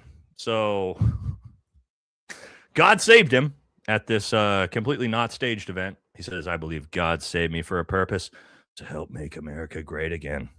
Well, kind of seems like a wasted opportunity, doesn't it? God went out of his way to save your life, and this is the job you're doing? Wow. Kind of seems like you're kind of spitting in his face a little bit, He doesn't save very many people, and besides, he wanted to save you to save the country, and you've objectively fucking destroyed it. Well, then I can't imagine that God's very happy about that. Okay, this is one of my favorite parts of the entire story from the ballroom or from the White House Correspondents' Dinner, and that was this interview. And this section of this interview is so fucking funny. I got it. Like, this reporter is so good. She set him up so good on this. Let's watch this. So-called manifesto is a stunning thing to read, Mr. President.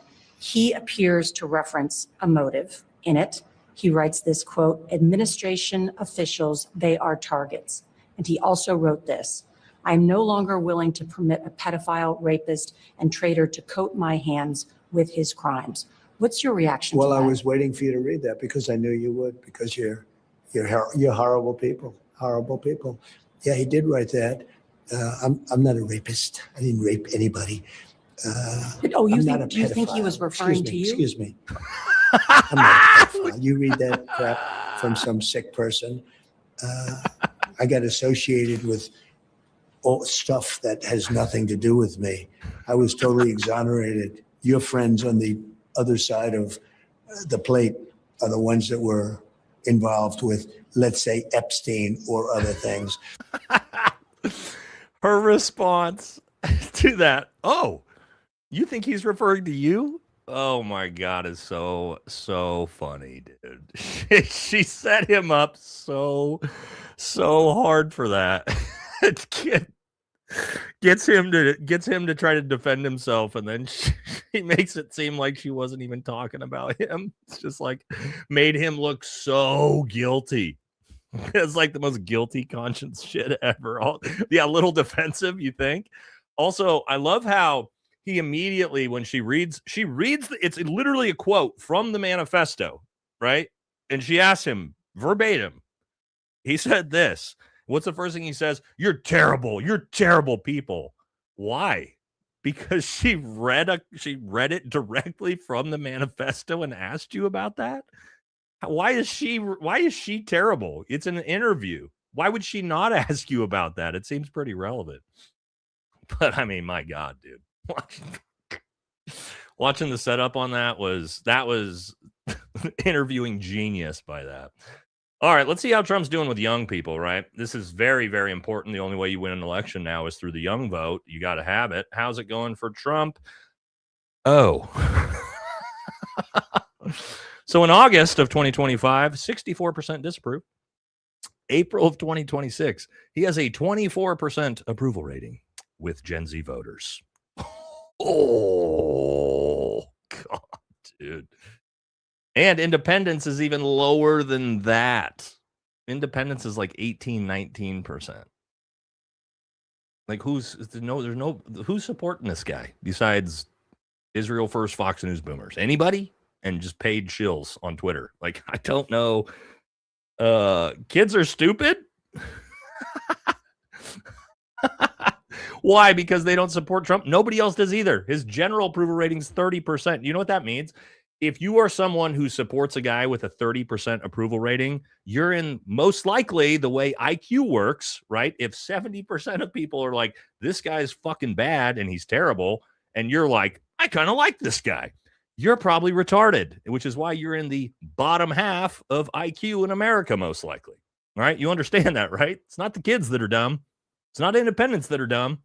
It's not literally everyone in the country outside of like 28% of Fox News boomers that are dumb. You're fucking dumb. This is that everybody's dumb but me. Typically, if you think everybody's dumb but you're actually the fucking dumb one. That's usually how this works. You know what I mean? Boy. Okay. Let's see some old throwbacks of Trump. People forget about this. How about this one? This is a fun throwback. Beautiful Christians. I love you, Christians. I'm a Christian. I love you. Get out. You got to Wait, what? get out. Wait, what'd you say? And vote. My beautiful Christians. I love you, Christians. I'm a Christian. I love you. Get out. You got to get out and vote. Literally says, I'm not Christian. Well, we all know he converted to Judaism in 2018. We all know that, but a little bit of a slip on that one there, Donnie boy. Don't let your evangelical base know that. We all know you're not, but here's some other ones, some other fun ones. Let's take a trip down memory lane of old Donnie. Well, I guess Donald Trump's passport for trans bathroom use. Let's see what he used to think 10 years ago. People go, they use the bathroom that they feel is appropriate. There has been so little trouble. So if Caitlyn Jenner were to walk into Trump Tower and want to use the bathroom, you would be fine with her using any bathroom she chooses. That is correct. Huh. Wait, what? Wait, what?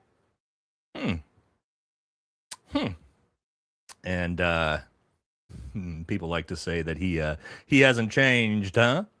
Now, you can believe whatever you want on that particular topic, okay? But Donald Trump, he's changed a little bit, huh? Or that's really how he feels. He's just tricked his MAGA base. Let's look at this. Let's look at a couple of tweets he put out this week. This one's going to need the whole screen. Did you guys see this one? Here you go.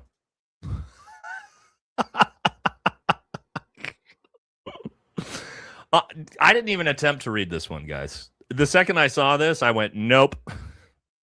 Fuck no, not doing it. Didn't even read the first word. What's the first word? Welcome. Yeah, I just immediately went, nah, dog. Nah, dog, I'm out. Nah, man. Like, the first comment there, take his phone now. Oh, my God, dude. Doesn't he got work to do? Isn't he the president of the United States? And he's sitting on his phone? Is that his manifesto? That's so crazy, isn't it? Let's take one more. Let's take one more look at that. Look at this monster. Oh my God, dude. All right, then he had another one here. That's just giant one. Nobody even knew what he was trying to talk about here. It says, how can the Democrats not act, or how can the Democrats not like how the Supreme Court votes? The Democrat justices stick together like glue, never failing to wander from the warped and perverse policies, ideas, and cases put before them. They always vote as a group or block even the new low IQ person that somehow found her way to the bench, Sleepy Joe. Republican justices don't stick together. They give Democrats win after win, like $159 billion pile of cash on the completely ridiculous tariff decision. And then he just rants for another giant essay on being pissed off at the 6-3 conservative majority on the Supreme Court. Bro, you have a 6-3 conservative majority. Chances are the Supreme Court keeps fucking knocking down all your bullshit. It's not because they're all Democrats. It's because you objectively are doing illegal shit. And the Supreme Court, including conservative justices, keeps slapping your shit down like tariffs because they are not constitutional. So, again, crashing out on his conservative-controlled Supreme Court. All right, here's another one, of course. We're going to talk about this story. And that is... All right, he's back after Jimmy, right? This guy, this is the president of the United States, everybody, freaking out over a talk show host, as usual. And we're going to talk about why here in a second. But he says, wow, Jimmy Cool, Jimmy Kimmel, who is in no way funny, as attested to by his terrible television ratings, made a statement on his show that is really shocking. He showed a fake video of the First Lady Melania and her son Barron, like they were actually sitting in his studio listening to him speak, which they weren't. Oh, thanks, Donald. You mean Barron and Melania weren't in the crowd of the Jimmy Kimmel show? Whoa, we would have never guessed that. Thanks for the clarification. He says, he then stated, our First Lady Melania is here. Look at Melania, so beautiful. Mrs. Trump, you have a glow like an expectant widow. A day later, a lunatic tried entering the ballroom of the White House correspondent dinner, loaded up with a shotgun, handgun, and so many knives. Okay. Okay. Look, we're going to talk about this. This is the joke. And we're going to talk about, I got some opinions on this, all right? I got some pretty stark opinions on it. It's mainly that, like, MAGA is the biggest fucking pussies I've ever seen in my life. And the fact they're calling to basically take away the First Amendment now, right? MAGA was the Second Amendment that they were against. Now they're against the First Amendment, as you can see by Graham Dork Allen here. We'll talk about this pussy comment in a second. This is the joke. Our First Lady Melania is here. Look at Melania, so beautiful. Mrs. Trump, you have a glow like an expectant widow. Okay, that's the joke.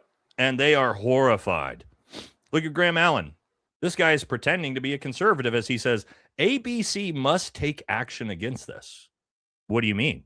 They have to take action against a comedian telling a joke? Now, you might not like the joke. You might think the joke's in bad taste. Most jokes are in bad taste. Okay. But no, absolutely fucking not do we need to have action taken against somebody for making a joke in bad taste. That's called fucking comedy. And what happened to the party of don't tread on me? Look at this fucking dork. ABC must take action against this. He said a mean joke. That's MAGA. You fucking when did you become such pussies, dude? They're all doing it. He needs to be fired. Ah! What? Well, I thought you were the party of comedy. What happened? Oh, it's not funny when the jokes are at your expense now? Now it's get rid of the First Amendment. This isn't okay. God, these fucking pussies, dude. And they call. Here's the thing. You guys know I'm not on the left either, but they're the ones calling liberal snowflakes. And you're the ones crying about a fucking talk show host joke. Here's the big thing, too. They didn't even get the joke. And look, I'll show you some more. Benny Johnson. Also talking about with Carolyn Levitt here. The commentators, yes, by elected members of the Democrat Party and even some in the media. This hateful and constant and violent rhetoric directed at President Trump day after day after day for 11 years has helped to legitimize this violence and bring us to this dark moment. Now, I see they keep saying this. It's Democrats that are using violent rhetoric. I got to look this up. Let's look up some of Trump's tweets, okay? And again, because it's Democrats. Democrats are the party of violence, okay? So let's check this out. What did Donald Trump just say? What was this? 2 weeks ago? Donald Trump says, a whole civilization will die tonight, never to be brought back again. Okay. And again, I could show you 50 more of these just like this. And it seems like the guy says a lot more violent stuff than that. Now let's get back to the joke. Okay. Let's get back to the joke. Because here's the thing. MAGA didn't even get the fucking joke. The joke went all the way over their heads. So what they're freaking out about is this is calling for violence against Donald Trump. No, he didn't. That's not what he said. That wasn't the fucking joke. I'll explain the joke to MAGA because they're struggling understanding the joke. Okay. Let's play it one more time so we can actually explain the joke. You guys probably already get the joke, but let's explain the joke. Our First Lady Melania is here. Look at Melania, so beautiful. Mrs. Trump, you have a glow like an expectant widow. The joke is not a call for violence. The joke is Melania Trump hates her husband's fucking guts and can't wait for him to croak from natural causes because he's morbidly obese, 80 years old, has coronary heart disease, and eats McDonald's and drinks Diet Coke for every meal. That's the fucking joke he's making. The joke he's making, and again, you could think that's in poor taste. You could not like the joke. Okay, that's fine. The joke is Melania Trump hates Trump, which we know is true. That's the joke, and it went so far over your heads, right? Yeah, we all knew what the joke was. The joke was she fucking hates him because it's clear that she hates him, right? But again, you're crying about comedians, mean jokes, me. Guys, shut the fuck up. Words are hurting your feelings now. Oh, they get mean words. They call for violence. Me. And I hate this on both sides of the aisle.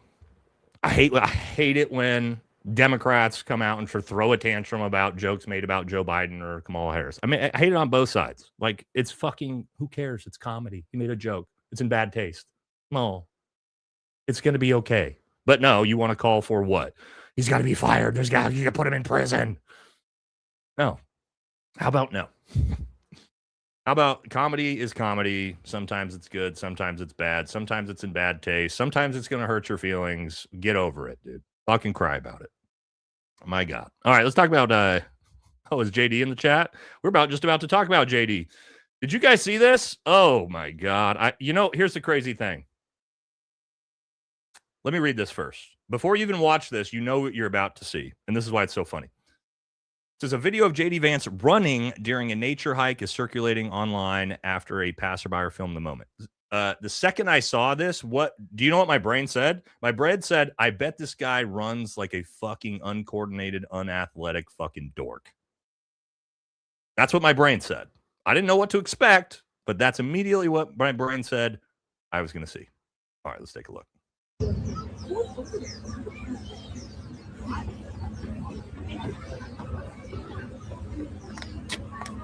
There it goes. Of course. He takes off. The hands come up.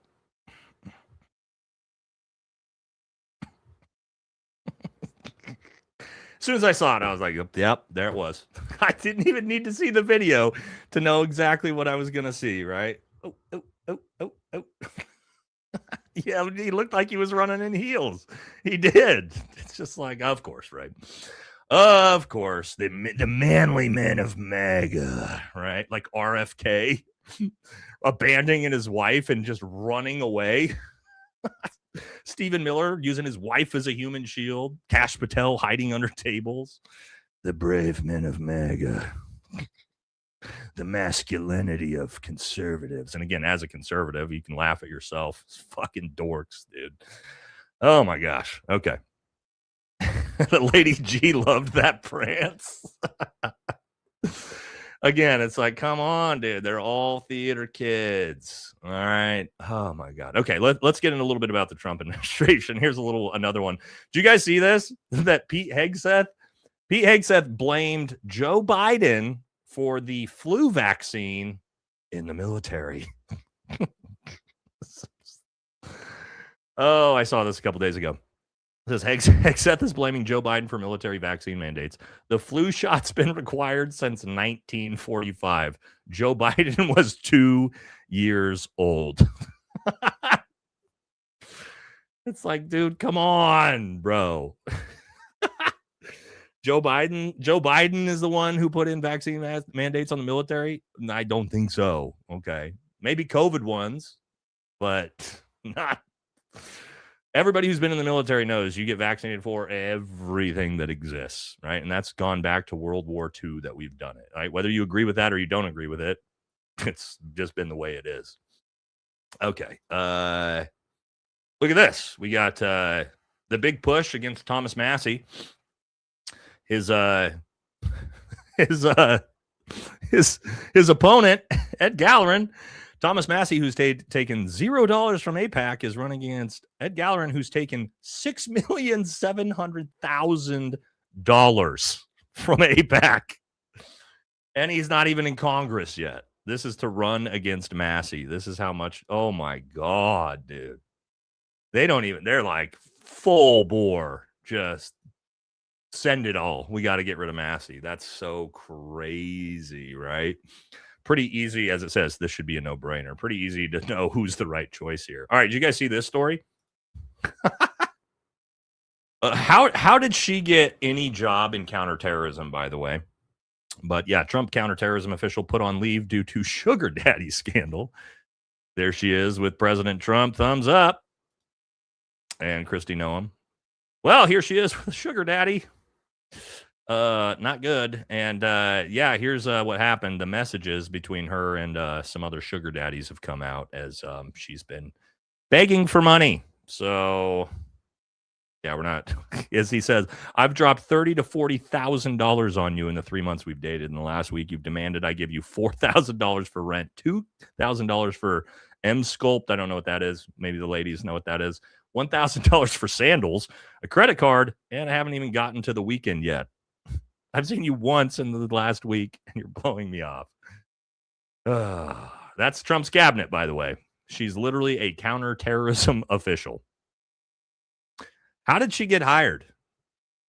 How did she get hired into a counterterror? Like, that's important work, by the way, right? Like, that's like the work Joe Kent's doing or was doing. Kind of important work. And why are we hiring people like that? I don't know. We talked about this one in a video too. Yeah, Republican congressmen are talking about how they are supporting pardoning Maxwell. Yes. So that's probably coming soon. All right, final one from sort of Trump administration.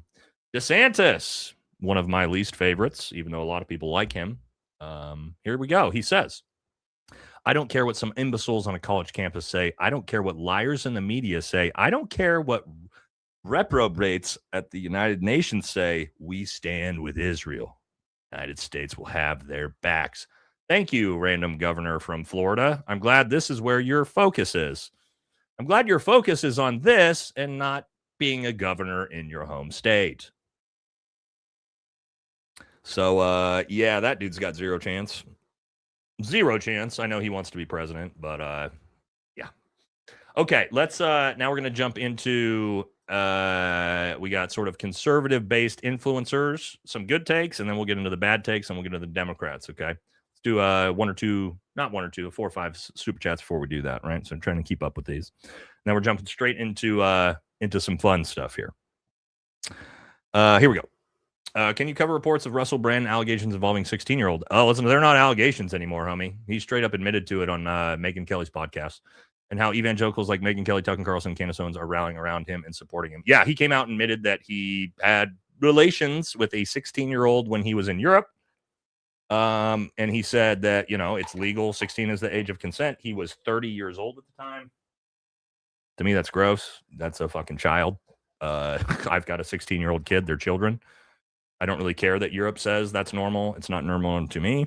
And I think it's fucking gross. So that's my opinion on it. I guess, I don't dislike Russell Brand as a content creator, as a comedian or anything like that. But yeah, it's fucking gross, dude. That's a child.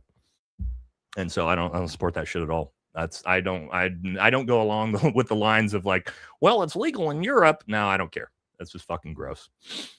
Right. I am 39 years old. My wife is about to turn 38 years old. So Nate likes people his own age, and always has. So I'm not a date someone 20 years. I just fucking think it's weird. Like Carolyn Levitt, right? Her husband's what, like 63 years old? She's 28. I think it's fucking gross. It's weird to me. Like it's legal. You can do whatever you want.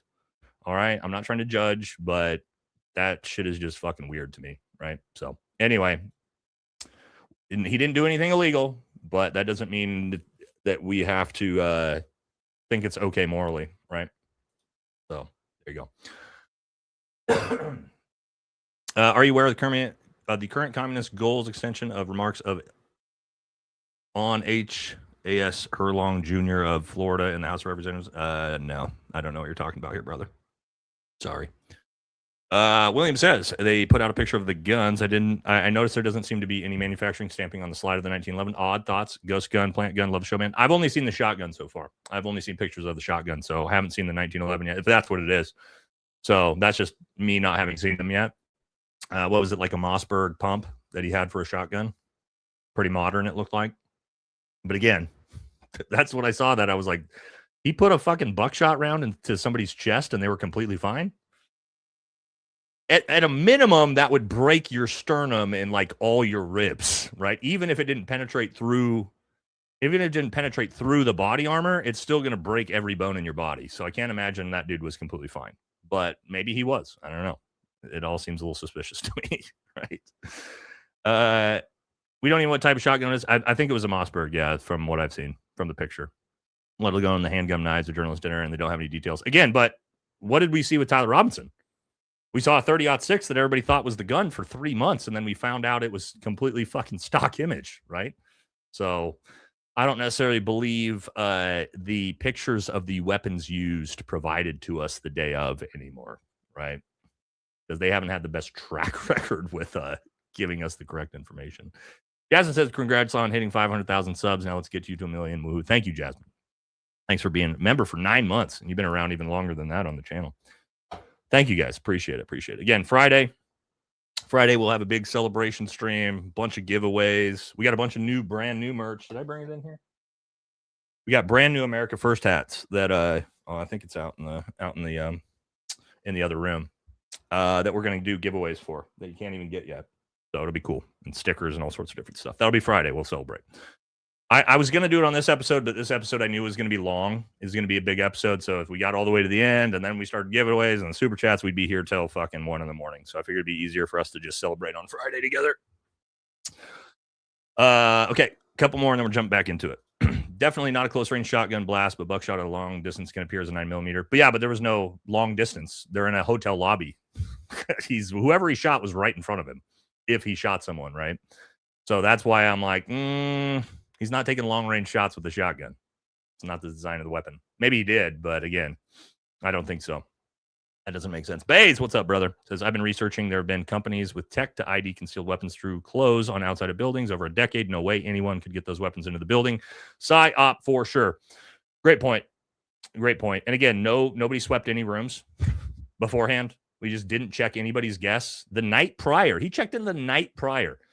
Nobody checked his luggage. There's not Secret Service there just the night prior, not the whole week prior, but just the night prior. Nobody's there checking luggage. Really?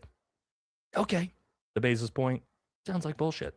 All right, one more, and we'll jump back into the show. Secret Service account is totally inconsistent with Helen Mabus. Look up Wolf Blitzer and Aaron Thiemann testimony. 0 shots by Allen. Fake event. Yeah, I'm starting to think that there was no shots fired by him as well. And again, even Todd Blanche wouldn't admit to it, right? When Todd Blanche was asked, he went, well, we're still trying to kind of figure that out. I think one of the law enforcement officers shot another law enforcement officer. Not on purpose, just probably as he ran by, somebody probably tried to open fire at him and then shot somebody else. That would be my guess. Right? But I don't know. We'll find out. All right, let's jump back into it. Okay, now, man, this one is like, what is this guy doing? Well, just read the fucking room, dude. Shocking to see this right out the gate, in his comment section just brutalized him for this. James Fishback comes out and says, can people stop trying to kill President Trump? Okay, James, let's look at your comment section. All caps from Ian Smith Fitness. I just talked to him last night. I love Ian. Great content. He says, LMFAO, L take, laughing emojis. Anything to distract from the Epstein files. Staged shooting. Hate to be this person, but I feel this was staged. James, this was planned, brother. Now, the reason why this is important, I've talked about it before. I guess it's very, very rare for me. Almost anybody in the America First movement, I support. Nick Fuentes, Tucker, look anywhere, right? You guys know that. I've been very critical of this dude. This dude, to me, is just fake as fuck. And I'm sorry if you're a James Fishback fan. Ever since I watched him walk outside with that AR-15 with no sights, completely stock, and be the tough guy, the second I saw that, nah, dude, you just seem like a dude who's LARPing. You're like, you read the room, right? And now you're LARPing as a Nick Fuentes style America First, and none of it seems organic to me. Maybe it is, but I don't know. Yeah, I think so too. He just to me, guys. And again, there's like almost none in the America First that I would say this about. I'm supportive of everybody, but him, I'm like, I don't know. Maybe I'm wrong. Right? Maybe we'll do a poll on this. But everything I see out of this dude seems super performative, right? Super drama, theater kid style shit where I'm just like, dude, I don't know. And then he comes out and says that, and that's his first thing. Please stop. Like, that's the MAGA slop that everybody was saying. All right. Let's see this. Is Fishback authentic? Let's say that. And again, maybe I'm wrong. This poll could come back and you guys could think that he's but again, that's just like, come on, bro. Come on, homie. The rest of us are not. Now, somebody who is authentic, and we don't ever have to fucking worry about that, and that's our boy Ricky HD. Always authentic. If you call yourself a patriot, you call yourself a conservative, you call yourself a Christian, but you are afraid to speak out against anything that does not coincide with the official MAGA talking points. You're afraid of losing followers. You're afraid of upsetting your base. You're afraid of losing investors. You're afraid of losing funding. But whatever it is that you're afraid of, to not stand 10 toes down in your fucking convictions, you are no longer a patriot. You are a coward. If you're afraid to speak against Israel and the atrocities that they're committing with our taxpayer dollars, billions and billions of dollars, and not recognizing the fact that Israel, the state of Israel, is absolutely the number one most existential threat to this country, not only physically, but fiscally, spiritually, faithfully, ideologically. Okay, they are absolutely the number one most. Okay, so that's what based looks like. That's from a guy who is standing on business. As you can see, the difference between the two of those. We love Ricky. Great content. Even Megyn Kelly. Fishback is out here talking about stop trying to kill the president. Via NBC. 1/3 of Americans approve of this war. 1/3. You've got 2/3 of the country who are against this. And the only people who are in the approve category are Republicans. 74% of Republicans approve. 1/4 of the Republican Party disapproves. But the share of Republicans who disapprove of the war is higher than the share who disapprove of his job overall. So there's a healthy amount of Republicans who can still, like me, say, I don't disapprove of Trump. I have not abandoned Trump. Like, see, she cannot get off the fence. Oh, Megan, she'll criticize, and then go, but at the same time, I still support him. I go, okay. Let's see what the Republican Party is up to, by the way. This is the focus right now. All of these things are happening. Okay. So as we got the economy in the shitter, gas is almost $5-6 a gallon, another new war, no deportations. This is what the House, the US controlled GOP is working on, bills they're working on. Here we go. 1, carve Trump's face into Mount Rushmore. 2, rename Palm Beach Airport after Trump. Okay. 3, or 2A, rename Duels Airport after Trump. 3, require State Department to award Trump a peace prize. 4, declare Trump's birthday a federal holiday. 5, award Trump a congressional gold medal. Okay, this seems like really high priority stuff, huh? 6, mint a $250 bill with U.S. currency with Trump's image. Okay, great. 7, several resolutions urging Trump to be given a Nobel Peace Prize. Great, yeah, because he definitely deserves that. And then 8, directing NIH to conduct research on Trump derangement syndrome. Okay, so there we go. That's what the Republican Party is currently focused on headed into the midterms. Oh, that's real. Yes, that's absolutely real. 100% this is real. 100% that's real. That's actually all. I mean, this is their focus, guys. Republicans are focused on that. And then here's what's going to happen. They're going to get blown out in the midterms, and who are they going to blame? They're going to blame people like me, or people like Nick Fuentes, or people like Tucker Carlson, or people like Candace Owens. It was all our fault. All our fault. Because you guys didn't side with Trump. And it's like, no, that's not why you're going to get blown out in the midterms. You're going to get blown out in the midterms because of shit like that. Because, again, Americans can't afford their fucking gas or groceries, and you're focused on putting Trump on Mount Rushmore and a $250 bill that no one gives a fuck about. So, priorities. Not in the right place, as you can obviously see. Let's get some other takes, huh? Some other takes on what people think. Let's do some comedians. How about Dave Chappelle? What's Dave Chappelle's take on the entire situation? He's been fairly gracious to Trump over the years. How do you think he's doing? He's joking, right? Man, come on, man. Nobody wants to feel this way. I don't think anybody wanted a war. They definitely didn't want to arguably lose one. Yep. But when you're asking him to please do better, what was it in that moment that you were asking the president to do and to do differently? Well, I believe in that same monologue. I reminded him that everyone on earth is counting on him. Yeah. I think I made the point that the presidency is no place for a petty person. So personally, I would say that, anyone in any type of leadership position, or even like a nightclub comedian like me, we have to suffer slights and injuries, and we have to kind of just let some things go, and we have to focus on what's actually important, and not cultivate a broth of confusion, which I believe he's doing that. For political expediency or whatever reason. I don't understand his methodology.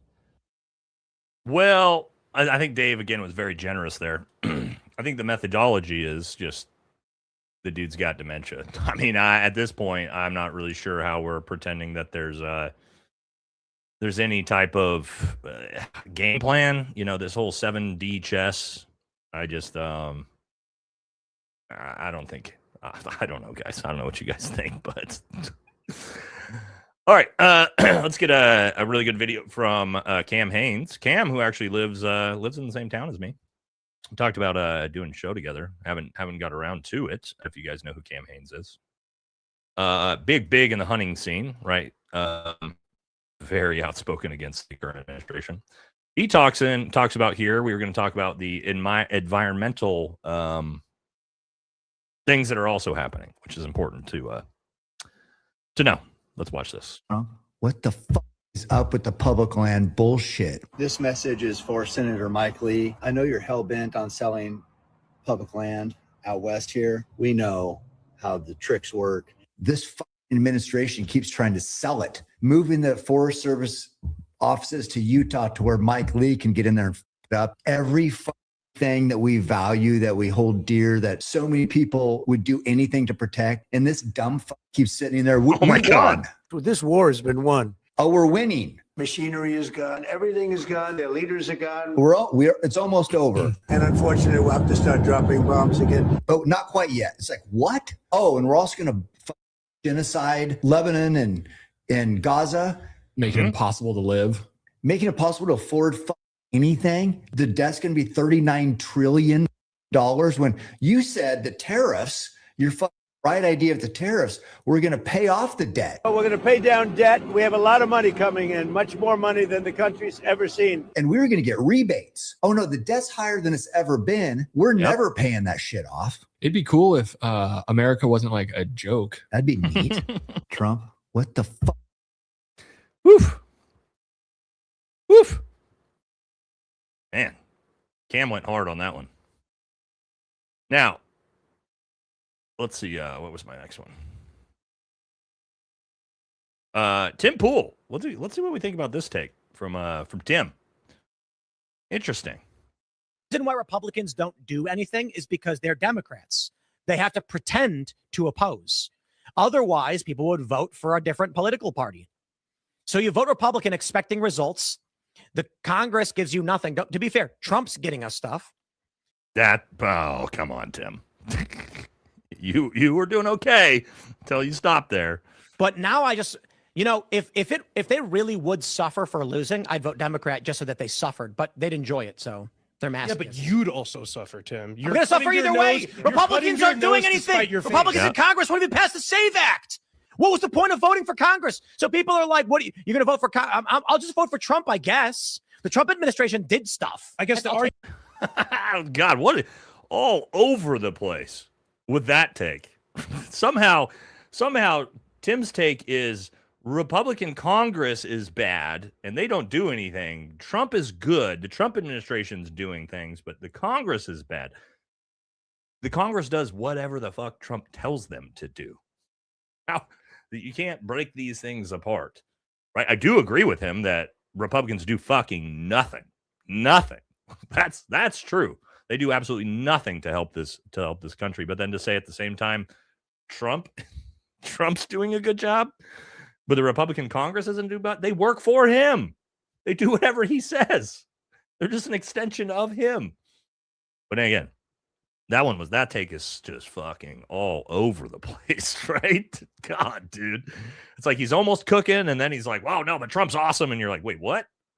You're bitching about Republicans, but you think Donald Trump, the leader of the party, is good, but the party itself is bad? Like, oh, my God.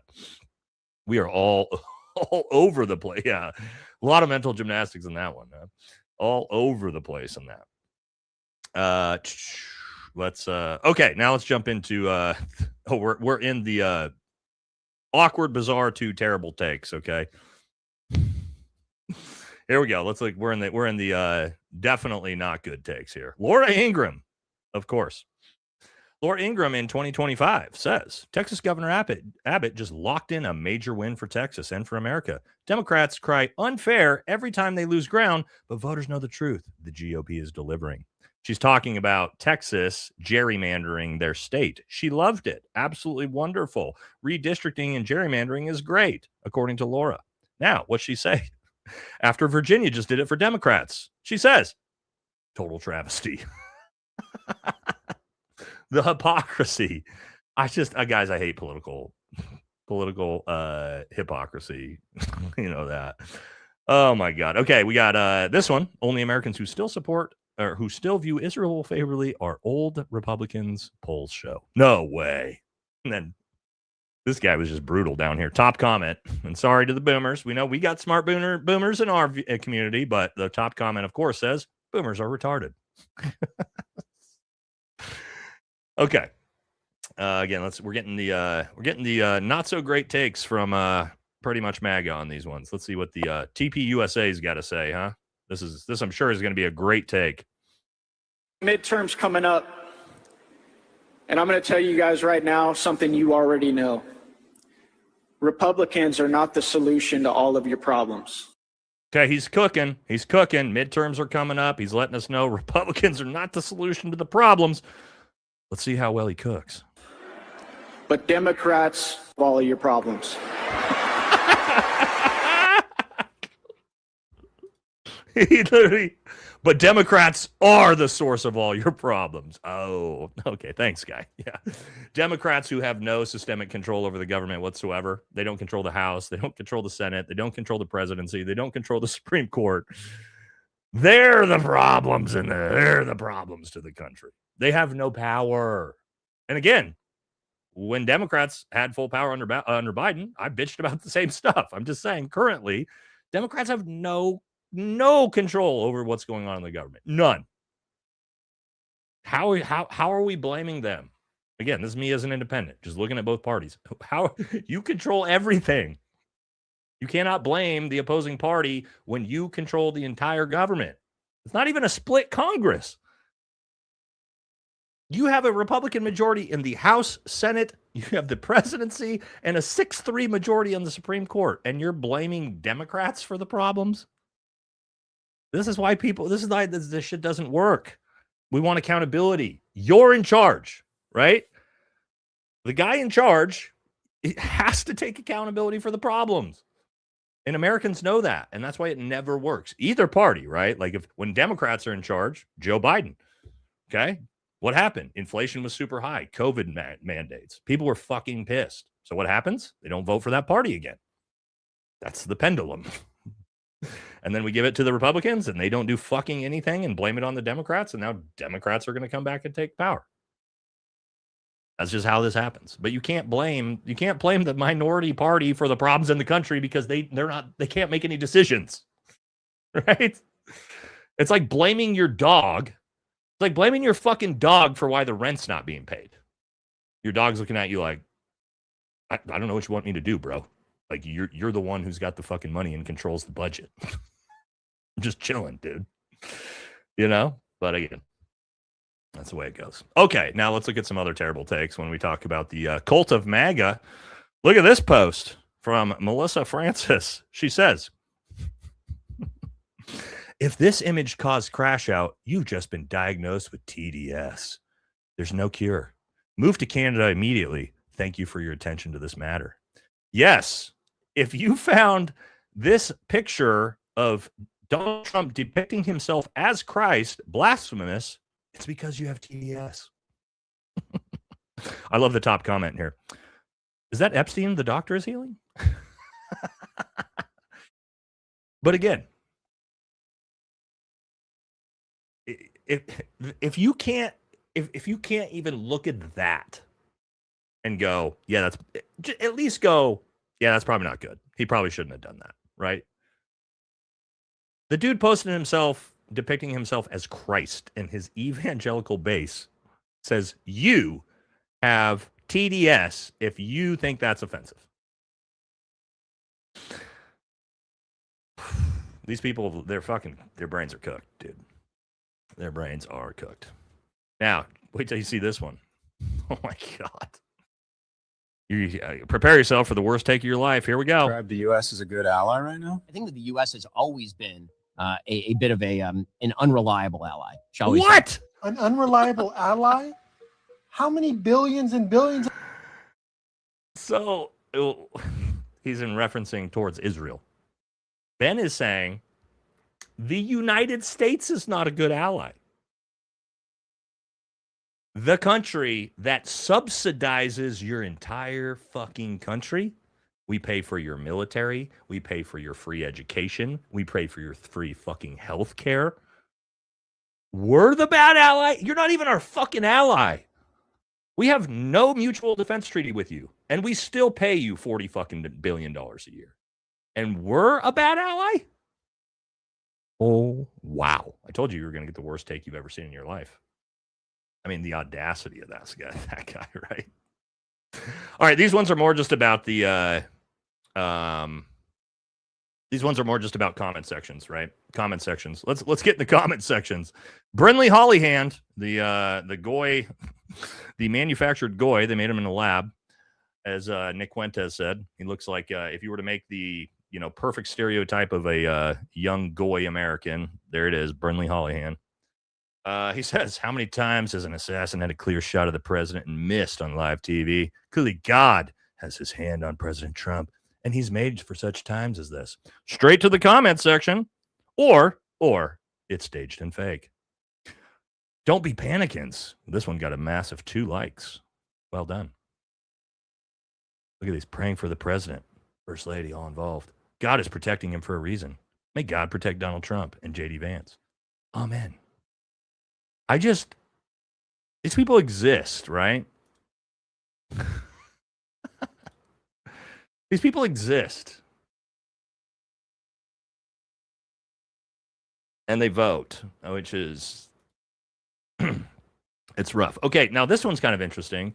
Matt Walsh has been going hard on this topic. He is super, super calling out gay couples for adopting. And we're going to do a poll on this one. We're going to get some takes on this, okay? Interesting topic to talk about. Let's talk about this here, okay? A lot of hypocrisy from the Daily Wire on this one. We'll get into why. I'm sure a lot of you probably know right out the gate. Matt Walsh says gay surrogacy and gay adoption are predicated on the idea that gay men or women have a right to become parents. This idea is not only morally insane, but it's also logically incoherent. It's exactly like jumping off a building and claiming that you have the right to fly. Nobody has the right to defy the laws of nature. Where would such a right even originate? 2 men cannot be parents. It's impossible. Doesn't matter how they feel or what they want. It cannot be. The only right is an issue here. It's the right of the child. And the child has a right to be raised by a mother and father, not 2 men masquerading as a mother and father. Okay. And then let's look at the context on this next one, and then we'll talk about it.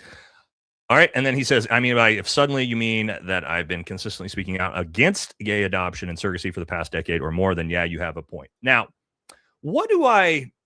Yeah, everybody immediately is going to go, well, Matt, it's interesting how you don't say a fucking word about your co-host at the Daily Wire, Dave Rubin, a gay man who's married, who's adopted multiple children. Where's your outrage? Where's your outrage about your buddy? Now, again, it doesn't matter what your opinion on this is yet, right? How come the Daily Wire supports Dave Rubin and him doing it, but they don't support it for other people? There's some hypocrisy in this. All right, here's something I want you guys to think about. For me personally, do I think the best situation for a child is to be raised by 2 men? No, I do not. Absolutely not. And the reason for that is I think a mother is the most important and integral part of a child's life, by far. I would much prefer to see 2 women than 2 men. However, there is context to this, because what Matt Walsh does not talk about here, and he leaves this out on purpose, is he talks about the rights of the child. Well, we're talking about children that are in foster care. We're talking about children who do not have parents.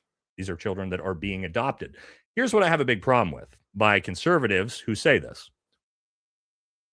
You are pro-life. You're pro-life.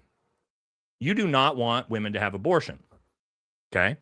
But at the same time, you're also anti-adoption. Now, that to me, there's a big problem morality-wise with that. For me, you got to make one choice or the other. To me, you can't say, abortion's bad, but I also don't want people adopting kids. That, to me, is a big no-no, because this is what I would say here. The children who are in foster care, what would be a better situation for them? To grow up their life in foster care, or to grow up in a family with 2 fathers who provide them a good life and love them? Now, there's no mother in the household, but guess what? There's no fucking mother in the household of the foster care either. So what would be better for the child? Would it be better for them to spend their entire life in foster care, or would it be better for them to be adopted by a gay couple? When I look at it that way, my opinion shifts a little bit. I say there's tiers to this. I would prefer that a child is not raised by two fathers. However, comparative to being raised in foster care, I would prefer that that child be raised in a loving family, regardless of who the parents are, even if it's not perfect or ideal.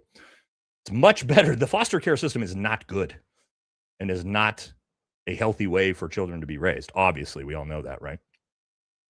So, again, this is one of those things where if you, here we go. We got this right here. This is great.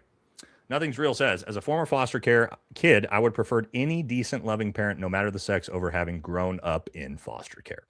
And this is the thing that Matt Walsh will never talk about, right? He'll ream and rail and bitch about the LGBT community raising kids or adopting kids, but what he won't do is talk about what's the alternative, because there's always an alternative. Well, if you're not going to let them adopt, and by the way, there is not enough parents to adopt all the kids in foster care.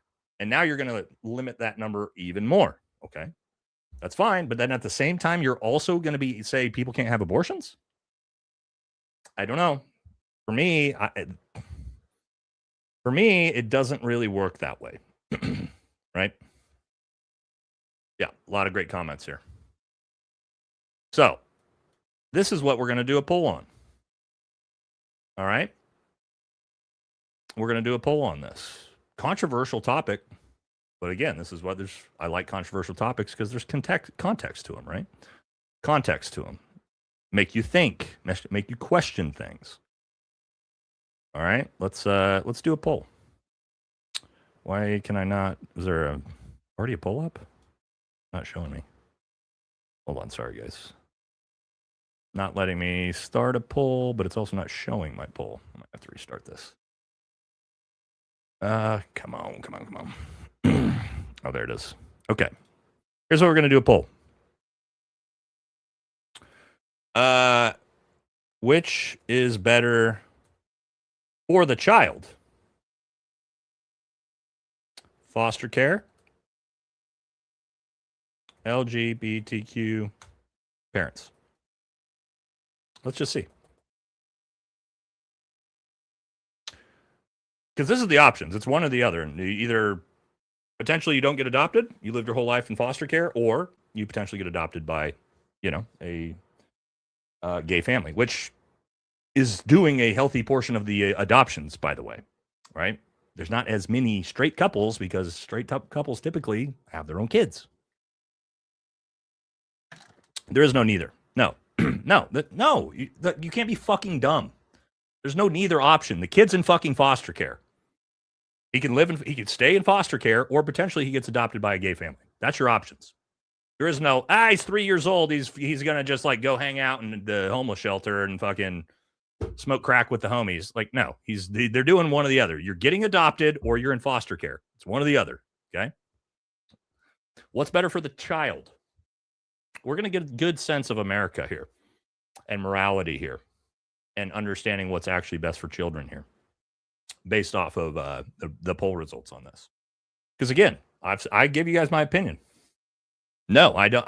Comparatively to a straight couple with a mother and a father, infinitely better for the child. However, that doesn't mean that a gay family is worse than fucking foster care. The foster care system is not good. It's horrible. There you go. Anyway, we'll find out. We'll see what you guys think, right? I think there's some good context to understand there, right? And that's not what Matt Walsh doesn't deal well with context, right? He's somebody that can only think in linear thinking, and this is why he thinks this way. But again, also a huge hypocrite because his buddy is a gay man with multiple adopted children. So there's that. Okay. Now let's get another terrible take from someone that's just the absolute worst. Liz Wheeler. Yes, the binder girl. She says, marijuana use by the father now linked to miscarriage if the father smokes pot just once. His wife's miscarriage rate doubles. But tell me about how weed just makes you chill. Interesting. Cannabis. Cannabis that's been used by human beings for 10,000 plus years, probably longer, as far as we know. It goes back farther than we even know in the native populations. That now is what causes miscarriages? Really, Liz? That's your take? Okay, now let's say that's true. Let's say that's true. Watch this. Okay, don't smoke marijuana when you're trying to have a kid. Once your wife's pregnant, that's not that complicated. So what that really is again the evangelical push to ban cannabis, which I just hate to see. Cannabis is amazing. It's incredible. Should be federally legal. It's amazing for veterans with PTSD. It's helped me. The only thing that actually fixed my sleep at all was cannabis. That was my worst symptom of PTSD, was not being able to sleep, having severe insomnia, and it's completely fixed it, by the way. So the idea that we need to ban that, yeah, nah, dude, nah, dog, I can't stand people like that. Anyway, let's go back to the poll and see what you guys think. All right, which is better for the child? 25% say foster care system. That's shockingly high, to be honest. 75% say gay parents. Yeah, it's the most obvious answer in the world, right? No, foster care system is not better for the child. It's objectively not. So what you're doing is you're allowing your sort of moral convictions to get in the way of common sense, and that's a shame. You hate to see that. You hate to see people do that, because you actually don't care what's best for the child, or else you wouldn't have voted that way. But again, you can believe what you want. But yeah.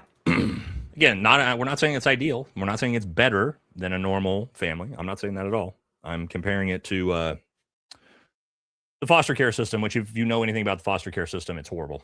The vast majority of foster kids end up homeless and drug addicts. So there's that. No. What I broke down was completely logical. You are emotional. That's why you let your convictions, because you hate gay people. That's why you don't agree with me.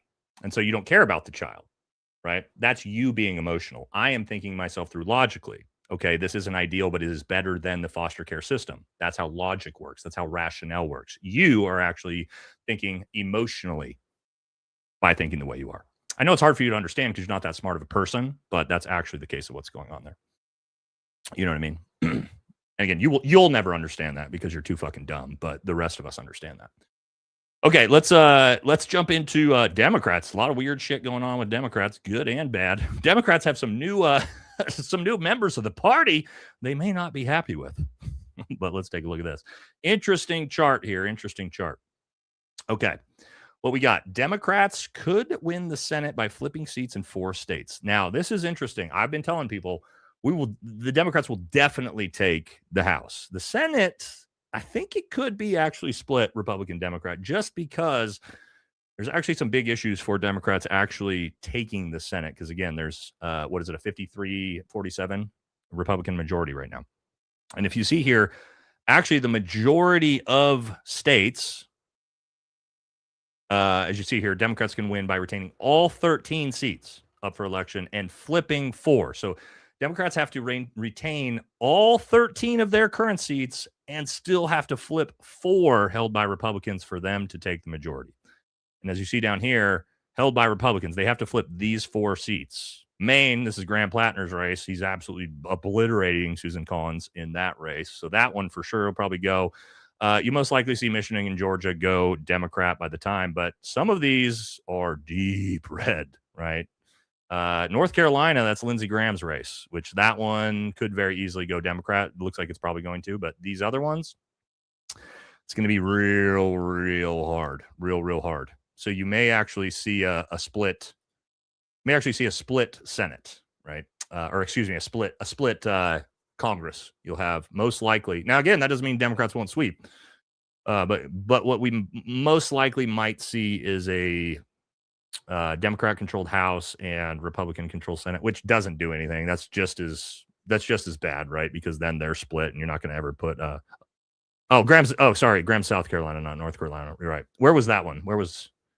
Is he? Well, that's weird that South Carolina is not on the race. That's interesting. That's actually going to add one more state that Democrats could potentially take that they're not showing here. is great. So that should be you should have South Carolina down here as a potential for Democrats to take. So yeah, it's gonna be a toss up in the Senate for sure. Definitely gonna be a toss up in the Senate. The House is gonna be a blowout, but we may see a split. But again, we'll have to wait and see. It's gonna be interesting. It could be a massive blowout, but it also could be a toss up. Now here's another one for Democrats. I'm sure you guys are gonna be super pumped. Alan Dershowitz, yes, Jeffrey Epstein's personal lawyer, officially ditches the. Excuse me. This is I got this backwards. It's a good thing for Democrats. Sorry, I was looking at this wrong. Alan Dershowitz officially ditches the Democrat Party after 67 years, registers Republican, blasts party's anti-Israel turn and radicalism as threat to America. My bad, Democrats. You guys, Republicans, unfortunately, picked up a Epstein Island boy on that one. So my bad, Democrats. You guys got a good news on that. You guys got rid of Dershowitz. He's no longer a part of your party. So yeah, that guy's a fucking creep, isn't he? This is an interesting one from Kyle Kalinske. Just roasting. What's this guy's name? Ken Jennings? No, Ken Jennings is the Jeopardy guy, right? Scott Jennings, is that who the guy on CNN is? Watch this. Let's watch this and let's look at Kyle's comment. This guy's obviously another of these left-wing lunatics who's come to kill the president. 3 assassination attempts on the president now. Charlie is dead. You have people on the left lionizing. Whoa, wait. Charlie's dead. When was Charlie killed by a leftist? Wait, I didn't realize we confirmed that. Wasn't Michael Crooks a MAGA supporter, by the way? Butler? I'm confused. And again, I'm just looking at this objectively. But let's keep moving. Luigi Mangione. Well, there's a bar in Wisconsin. Let me finish. Yeah. You have polling showing a tolerance for political violence on the left. And I heard Hakeem Jeffries say this week, it's maximum warfare all the time.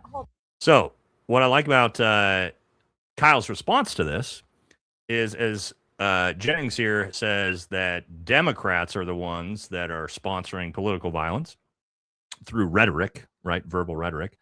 Kyle says here, Trump has called the left the enemy within, scum, terrorists, vermin, radical, lunatics, demonic, evil, fascist, Marxist, communist, garbage, the enemy of the people, the enemy within, treasonous animals, degenerates, J-haters, lowlives.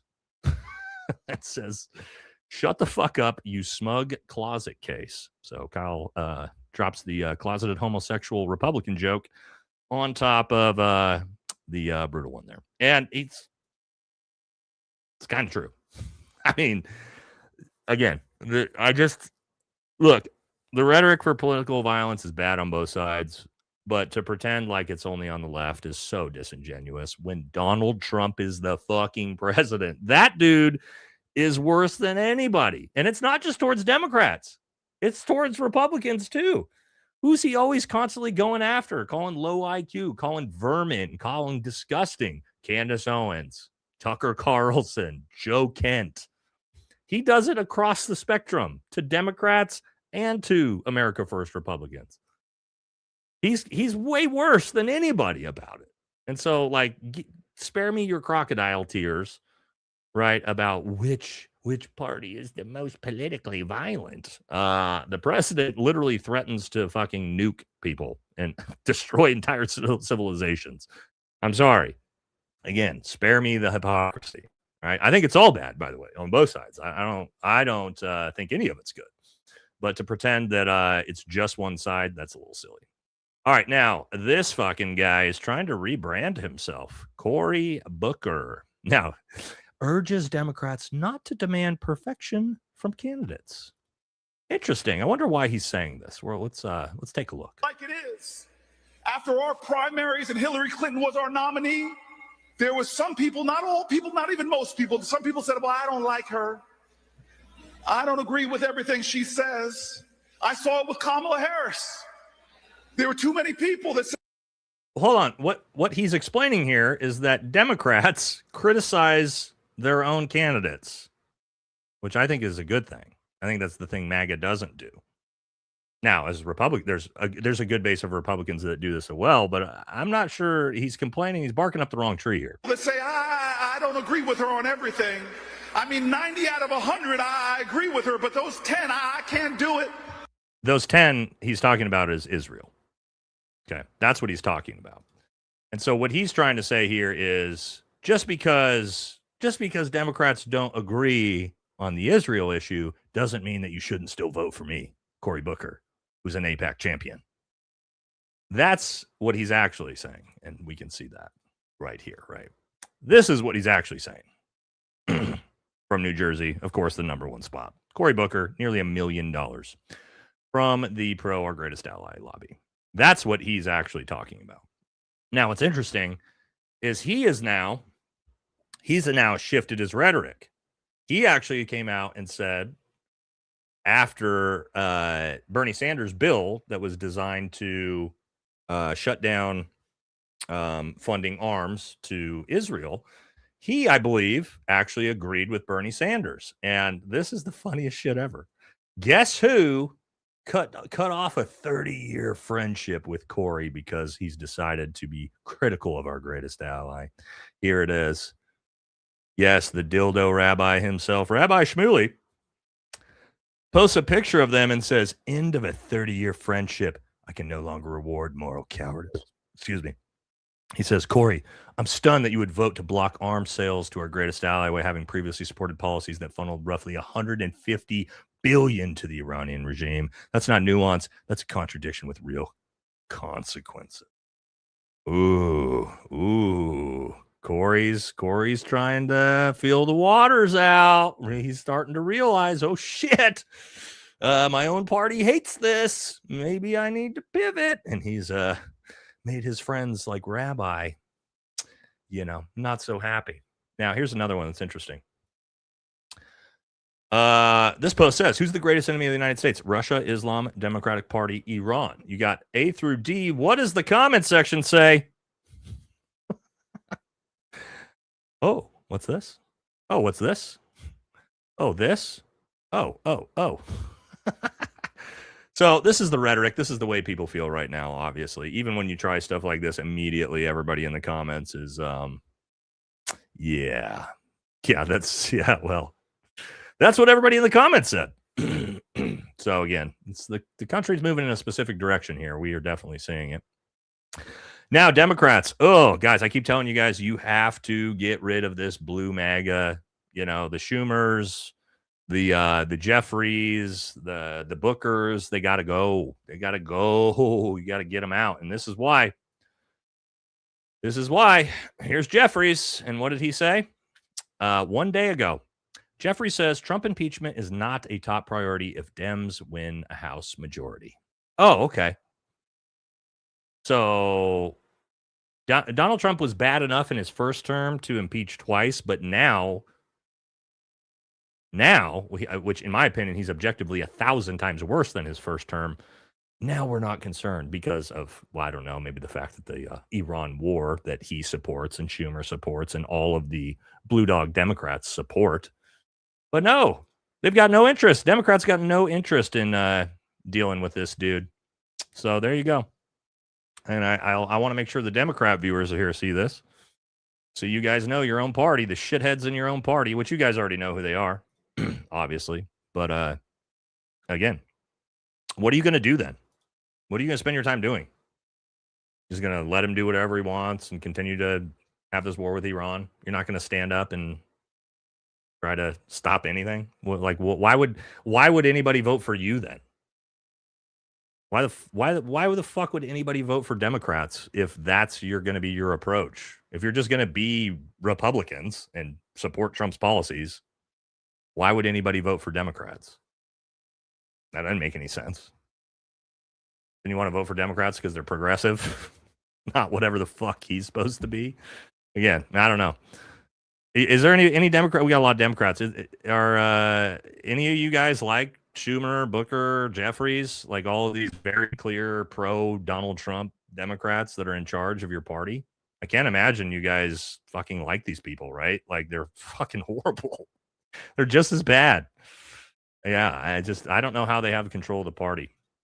Now, I do like anyone, and we did this the other day too. I do like anybody that will look at each individual policy and give credit. And I think this is a really, really good thing that Jon Stewart did.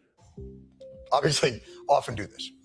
The president did a solid over the weekend. President Trump signed an executive order in front of his fraternity brothers, fast-tracking the FDA process for novel psychedelic drug treatments for veterans suffering from all forms of PTSD and other psychiatric conditions, including addiction. I'm falling into old habits. It's good. You did a good thing. I'm nitpicking. Yes. I apologize. A lot of the people are going to get the help they need. Yep. Now, the reason why I like something like that is that shows it's not TDS. What that shows is when he does good things that help people and help our veterans, even the left, Democrats will come out and say, hey, he did a really good thing here. And I will say, hey, he did a really good thing here.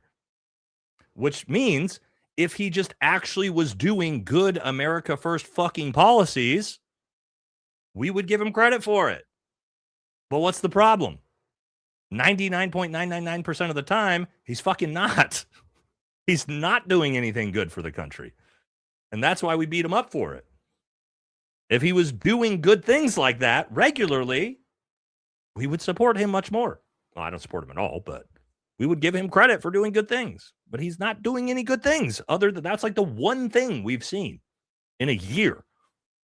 So my point is, like, people will give him credit for doing good things if he would just fucking do something America First. Right? It just shows that, like, it's just everything's America last. All right, this one's wild, dude. This one is wild. If you guys didn't see this, oh my God.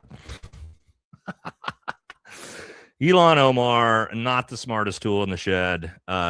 She had a massive bolo fuck up. And she's constantly calling Americans stupid and calling other people stupid. And wait till you see the second part of this. I'm sure some of you guys have seen it, but this was wild. These people are just idiots. I really, I'm at the point where it become really hard to have an intellectual debate with any of these people. The dumbing of the United States has arrived because how else do we get a Trump presidency again? The last time the Alien Enemies Act was invoked, it was used to detain and deport German, Japanese, Italian immigrants during World War XI. These people. World War XI. What she showed there is like she's got no idea what's going on. She reads off of a script. And what did she read? She read World War II, and she read it as World War XI because she saw 2 1s. That is incredibly dumb, especially as someone who is constantly lecturing everybody else about how smart she is. And it's like, give me a fucking break. I mean, she was doing it here. She got questioned about, I can't stand Omar. I think she's terrible personally. She got asked about how she made $30 million in a year, which is a pretty fair question since she was worth $500,000 before that. And here's what she had to say. You said that I was stupid for asking you about your financial disclosure, but there's some discrepancies on there. Would you like to explain that? How did you make such a big mistake on it? Absolutely, you're stupid for asking me anything. There you go. She says, you're stupid for asking me anything to a reporter who's questioning her about how she made $30 million in a year. Nope, sorry. She's terrible. World War XI. Fucking idiot. Again, her attitude is what gets me. She's got this haughty, arrogant, I'm smarter than all these Americans attitude, and she's not. She's fucking dumb. She's an idiot. And it is what it is, you know? But again, World War XI, right? Cool, good job. She's definitely not one of the good ones. Here's another not one of the good ones from the Democrat Party. This fucking guy. Keith Edwards says, this ogre is such a fucking disgrace. He's wearing a white sweatshirt. The tie is look at this. The tie is just around his neck. It's not even looped under anything. He's like wearing it like a Chippendales dancer with a suit jacket over the shitty white sweatshirt. And Mark Davis here says, pains me, look sharp, be sharp. He's always been my motto. This guy looks like a fucking idiot. I don't know what's going on with this dude, but Fetterman is, dude, that dude is worthless. I would imagine, I don't know, like, I don't know what he's doing, man. I don't know what he's doing. I don't know how he's a Democrat. I've never seen him vote as a Democrat once. He's literally just MAGA. How did he get in? How did he get in as a Democrat is what I don't understand. Is because he's 100% like a Trump MAGA loyalist, but he's a Democrat. So, yeah, he votes MAGA on every single bill, which is wild. I can't imagine he's got any chance. And we see this here. It says here, Fetterman is receiving no support for re-election from Pennsylvania House Democrats, which not very surprising, isn't it? Okay, I think we all right, we made it to the into the Democrats section. We've got I got a funny clip here I wanted to show as we move into this part. Let's just watch. Get some good comedy here. It's the Jews. It's not the Jews, bro. It is the Jews. It is billionaire psychopaths that have sold the world for profit. So, in other words, the Jews. Christians United for Israel has over 10 million members in the United States, and there's only 7.5 million Jews living in the U.S. And yet we still run the world, and we still own the media and everything, so it is the Jews. For centuries in Europe, Jews were strictly prevented from owning land, holding public office, or performing all sorts of professions. Can we please not talk about that? Saying Jews are just good with money is about as ridiculous as saying, oh, black people are just better at sports. Just wait. Well, it's true, ain't it? What it does show is that black people, especially in poor areas, will turn to sports more than their white counterparts because of the simple fact that they have less access to economic opportunities. Because again, the Jews. And in all honesty, if Jews secretly had all this power and money, do you really think I'd be working a job right now? Actually, I don't see this, and I don't see this, so does add up. Just getting roasted by his own, by an Orthodox Jewish dude. Oh God, that's a funny one, isn't it? Okay. Let's see. Some of these are always good, and then I get to them, and I'm like, I can't show these ones unless we're on Rumble. Here's one we can show here. BB came out and said a couple days ago that our greatest ally says that attacking innocent civilians is a war crime. And calls for Iran to stop such actions. Wow. Okay. That's oh man. Yeah, the irony is fucking palpable on that one, isn't it, Jason? Holy shit. Yeah, dude. The dude is the GOAT of attacking innocent civilians. He's the GOAT. But he called on Iran to stop. Here's another one. Anna Kasparian revealed, and very, very telling, reveals that Trump's chief of staff, Susie Wiles, was literally BB's campaign manager. Did you guys know that? Yeah, I didn't know that until Anna exposed it as well. Yeah, that doesn't seem great. Doesn't seem great that the same lady who controlled his campaign also is controlling Trump's administration. That seems like a little bit of a conflict of interest, I think. But it's also just, I didn't know either. Anna's the one that broke that story. But it also is just like the most, oh yeah, duh. Like, did anybody... We saw that and you went, wow. But was anybody shocked? Or did you all go, checks out? Yeah. You know what I mean? Just kind of checks out the second you see that. Oh, of course she was. Yeah. So good job to Anna on that one. Okay. We have made it through the entire show. Thank you guys so much. 2 hours and 40. I knew this was going to be a long show. This is why we put off the celebration stream until Friday, because I knew it was going to be a long one. Okay, we did it. We made it to the end. Thank you all so much for hanging out with us. If you want to stay for the rest of the show, we're going to get into the super chats. I know a lot of you guys, this is your favorite part Some of you guys just stay for the main show. Either way, love to having you all here. Thank you so much. Let's do it, guys. Let's jump into it. We do it. We do it every time. Yeah, we're drinking water. Guys, again, I know you see the red Solo cups. You think it's something special. There, I can turn enough. Just water. Oh, just got some on myself. Just water.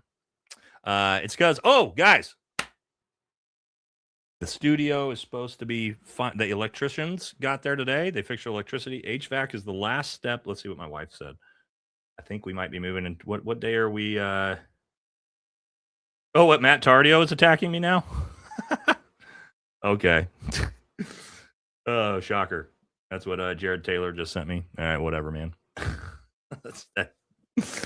Okay, these guys, dude. Oh, man, just screaming at the moon, like they think I'm going to actually respond to them or they're relevant enough for me to do content on them. They're not. So I don't know. Attack what you want. I'm just going to ignore you. You guys are silly. Okay. When are we doing this? Is this Friday? Friday. We're going to have the studio done Friday. I don't know if it'll actually be done in time for the Friday stream. Let's hope so. But we may be there. We may be there on Friday. All right. Let's keep moving on this one. Let's do it. Let's hit the super chats. Hopefully we get to the new studio on Friday. Might not have it done or not, but ideally. All right, here. Let's keep it rolling. Did we do?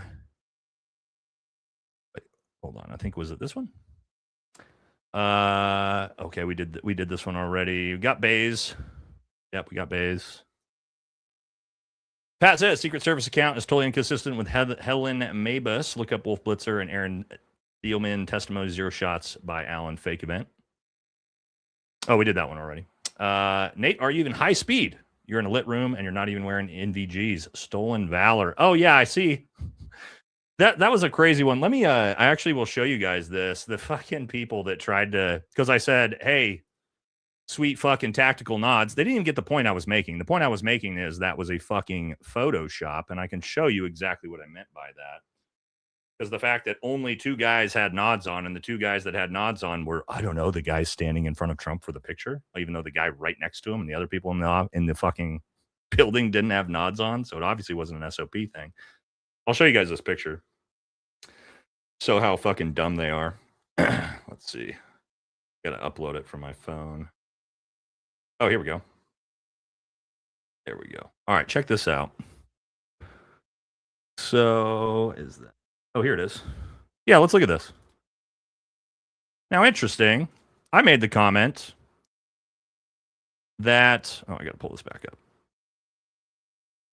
Here we go. Can I just pull this up in its own window? Yeah, there we go. I made the assertion that... Oh, there's it.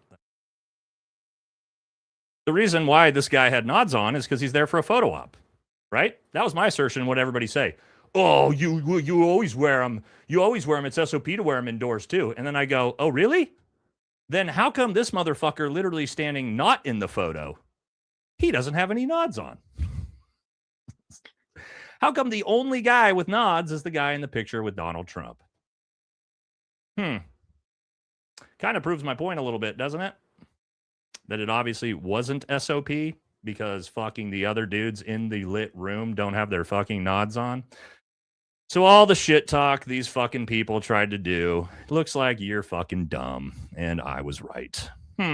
Crazy. Look at that. Yeah, not SOP. This motherfucker standing right next to him doesn't have his nods on. Anyway, back to that comment. So stupid, dude. Yes, obviously that was my point. The only guy there is in the fucking frame with Donald Trump for the photo op. That's the point. Anyway. Dorks, dude. Okay. Let's keep moving. Blue-eyed said, I'm 2 hours 36 minutes behind. Maybe get rid of the officer. It's pretty far behind. That's okay. No, you weren't that far behind. 2 minutes behind.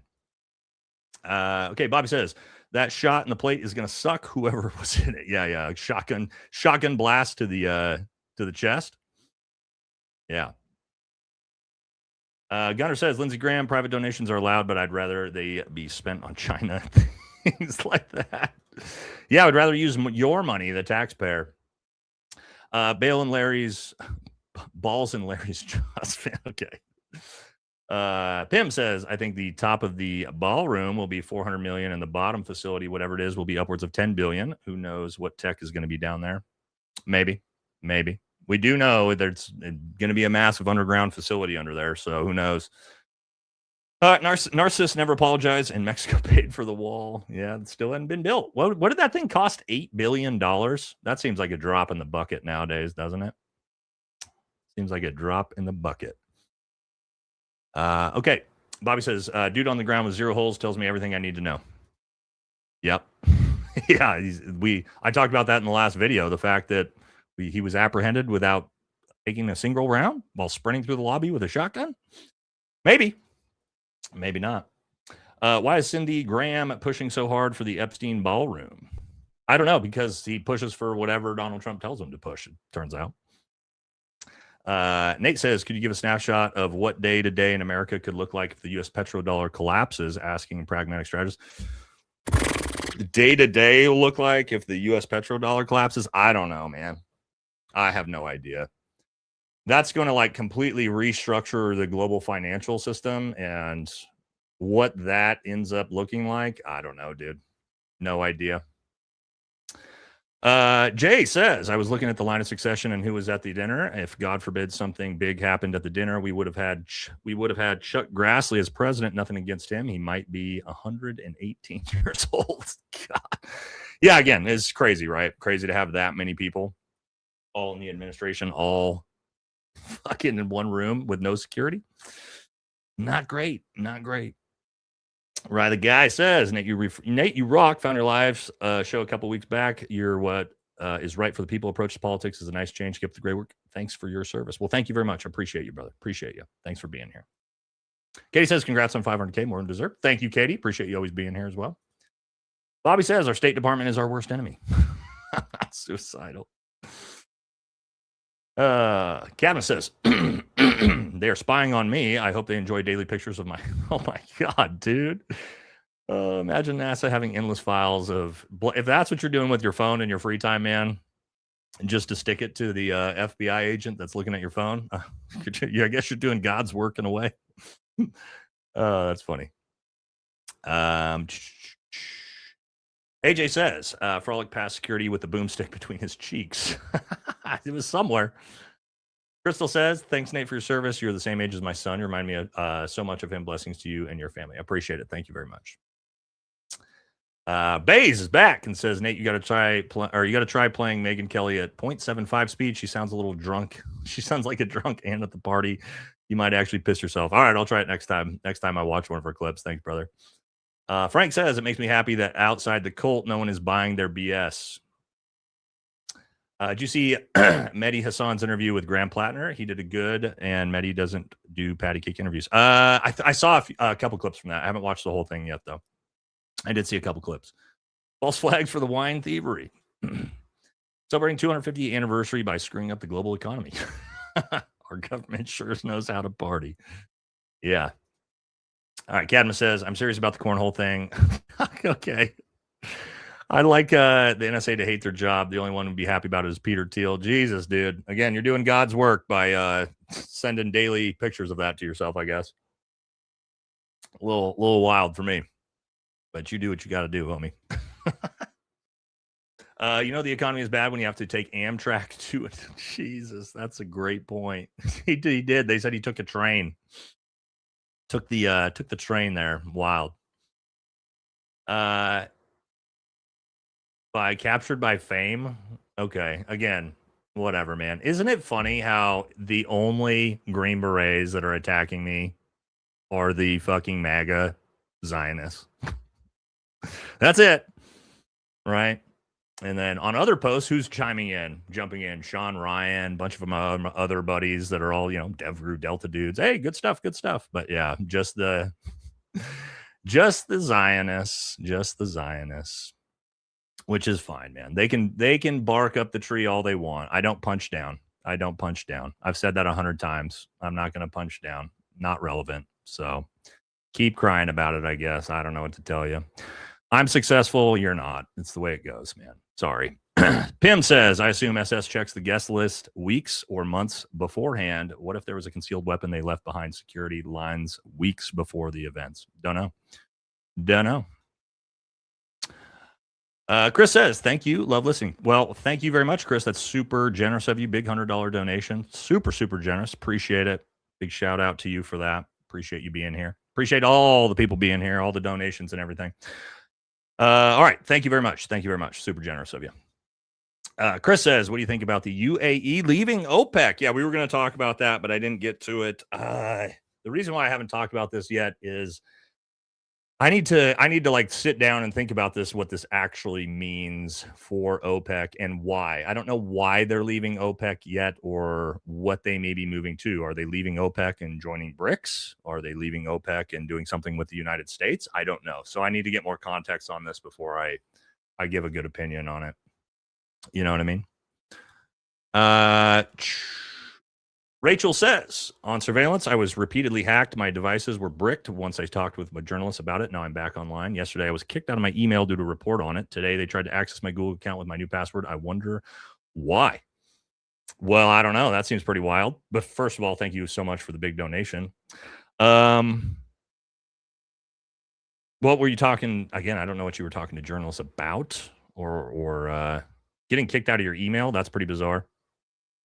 So again, I don't know. I don't have the context for what's going on or why that might have been happening, but it sounds sketchy. Sounds super sketchy. But again, not really sure what's going on with that. Thank you, Rachel. Appreciate that. That's super generous. All right. Six's mom says, his biggest tell is he never talks about it. He loves to talk if these incidents were true. He wouldn't shut up about it because it's all about him. His favorite topic, aloha from Kauai, well-deserved 500K. Yeah, I know, right? And he hates people that slight him, and he never stops talking about him, but he doesn't ever talk about Butler. And I bet he's not going to talk about this one very often either. It's interesting how that works, huh? Lizzie says, I think it's funny how the proposed ballroom max capacity is 1,100, and that's supposed to solve the problem when the correspondence dinner had 2,600 guests. Gonna need a bigger ballroom. Well, Lizzie, maybe that's the excuse me. Maybe that's the move. Maybe they'll have the ballroom, and then they'll find out they need a bigger ballroom, and then they can expand on the ballroom on the ballroom, ballroomception. But yeah, to your point, wouldn't have been able to fit everybody in there anyway. So, but thank you. Stacy, Jesus, guys, thank you. This is giant donations, guys. $200, happy 501K. Thank you so much, Stacy. Super, super generous of you. Also, puppies are looking fantastic in the picture. Appreciate you always being here and being so generous. Okay. Thank you very much, guys. All of you guys. We're not even at the celebration yet, but I appreciate it. Here's another one. Gunner says $100 donation. Oh my gosh. Really hoping this channel solves the national debt onward from 500K subs. I don't know. I think I could do a better job of solving the national debt if I was in charge. If they just gave me complete control of everything, I think I could do a better job at it. But man, it's going to be hard, right?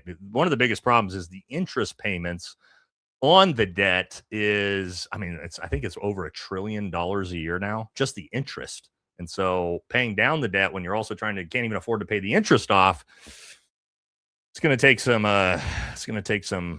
brutal.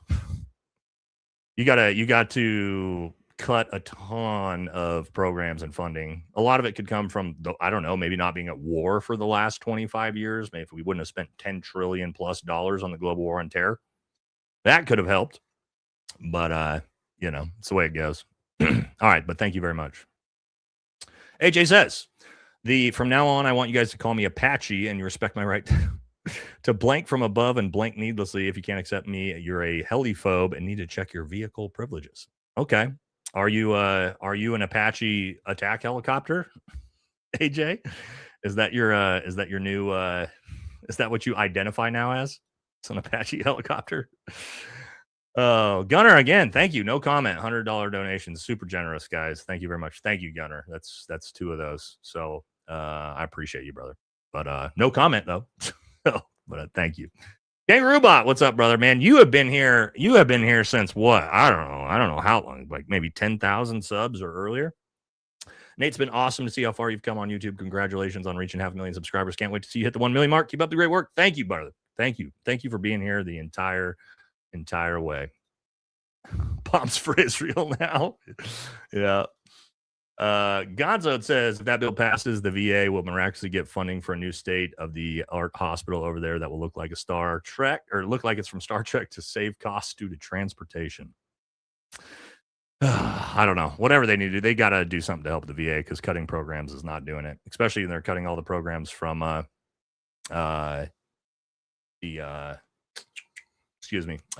health care programs. Cutting that is just terrible. Should be the last thing cut. Stacy, shout out to the Prince Charles for a speech. I haven't watched it yet. I haven't seen the speech yet. I saw you guys. A few people were talking about it, but I haven't seen it yet. I got to watch it for sure. A lot of people have been saying it was a good speech. Chuckerman says, "Congratulations, Nate. So well deserved to reach 500K. Onward. You're both. You are a fresh breath air. Onward to 1 million. Appreciate you, brother. Thank you." The Green Weenie says, "What's the point of Doge? Even if Grandpa Rock can fly on a helo for some PR stunt. Speaking of the VA, I expect nothing and still get disappointed with them." Yeah, hell yeah, man. Jen says, "Ought to pass a law. Anytime they pass an unbalanced budget, they must work unpaid until it's balanced again." That'd be nice. Or they just all are up for. They're not up for re-election. All seats are up for re-election, right? That's what I've seen. I think New Zealand has done that. Where if they lose faith, the people can just make the entire system revote and revote on all the officials. So I kind of like that idea too, where it's like, nope, if you guys don't balance the budget, you're done. And you can't run for re-election. I bet you they could figure it out real fast if that happened. AJ says they might have better luck paying down the national debt by begging on street corners and washing windshields than donations from us. You already taxed the shit out of us. I'm not giving you any extra money. Are you crazy? I give you too much money to the government as is that they go waste on bombing foreign countries. I'm not going to fucking help you pay down the debt. You're already using all our tax dollars for shit that you could be paying down the debt with. Bobby, thank you. Big $50 donation. I trust you, Nate. Dad was in 5th Special Ops group in Vietnam. Oh, okay. I was born in Fort Ord and forgotten ever since, just like my dad. We served, don't forget us. Yeah, well, we definitely forgot, especially like the Vietnam generation. Man, like those guys had it rough. No VA healthcare for the most part, no mental health care, just horrible PTSD.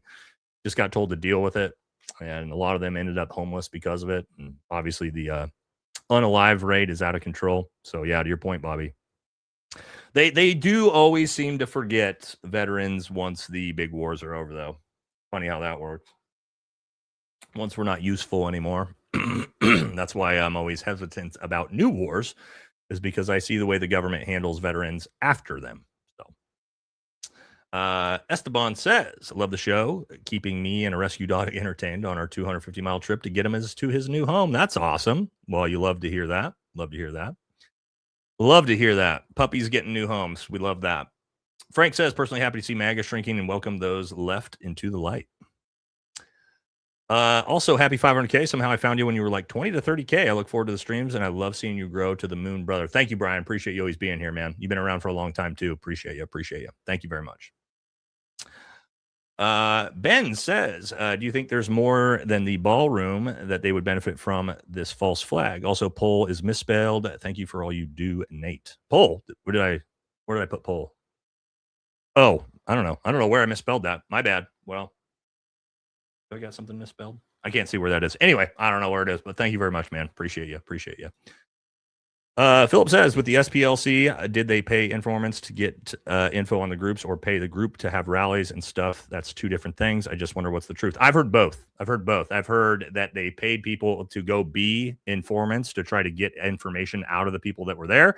And then I've heard that they paid people to go be agitators. Which one's true? I don't know. I don't have any more context than you do. And I don't believe anyone when they tell me anything when it comes to these things. You know what I mean? So until we get better information on it, I don't know.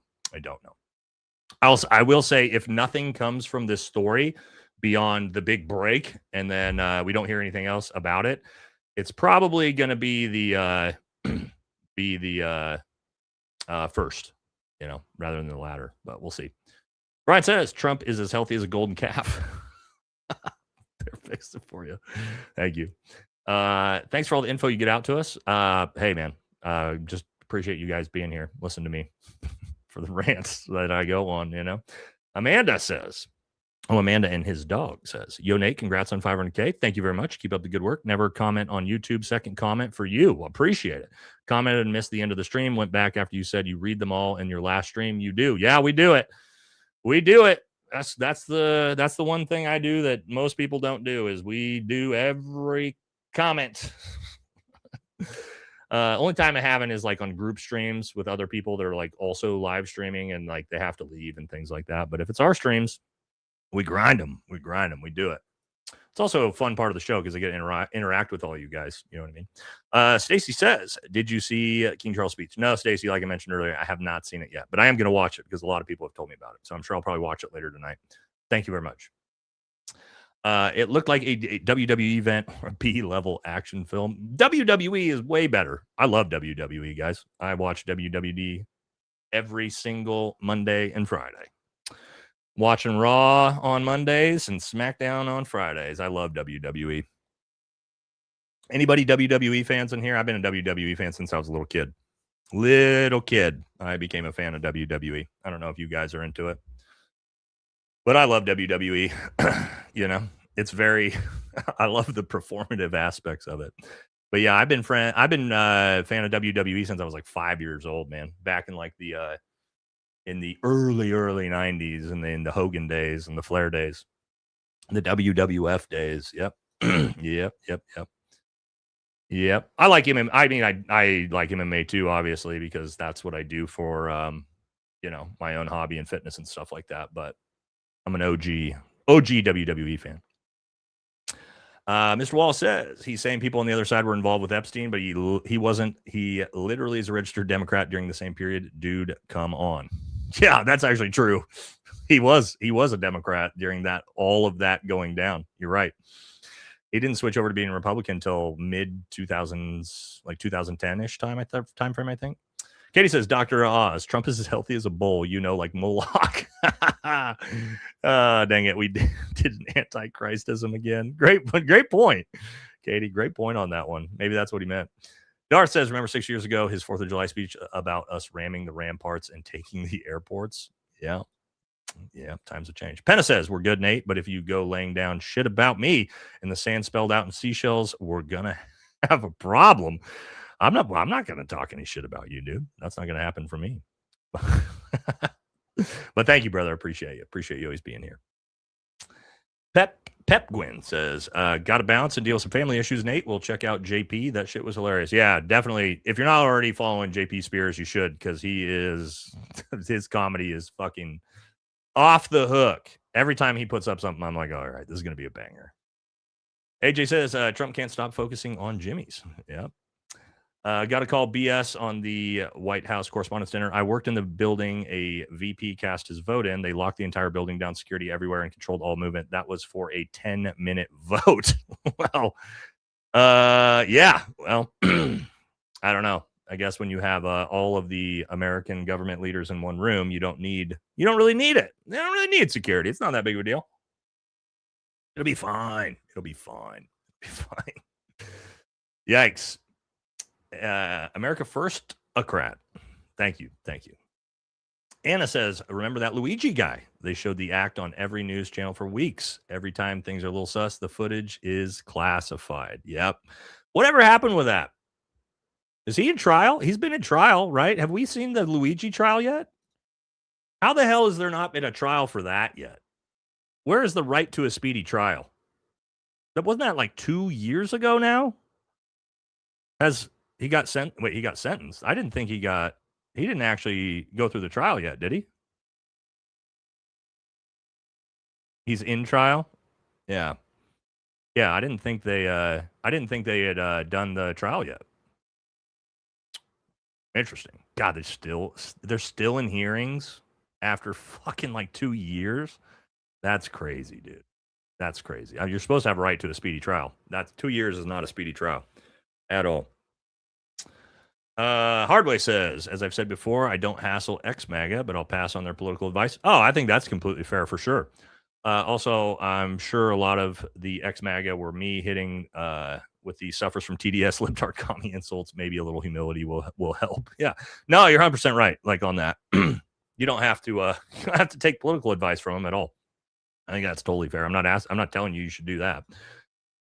I'm just saying, just you know, be a little bit humble, and when people are, you know, apologizing for things and saying they were wrong and taking accountability, but they have to mean it, right? And you got to actually see it afterwards. What I'll say I don't approve of is people like Megyn Kelly.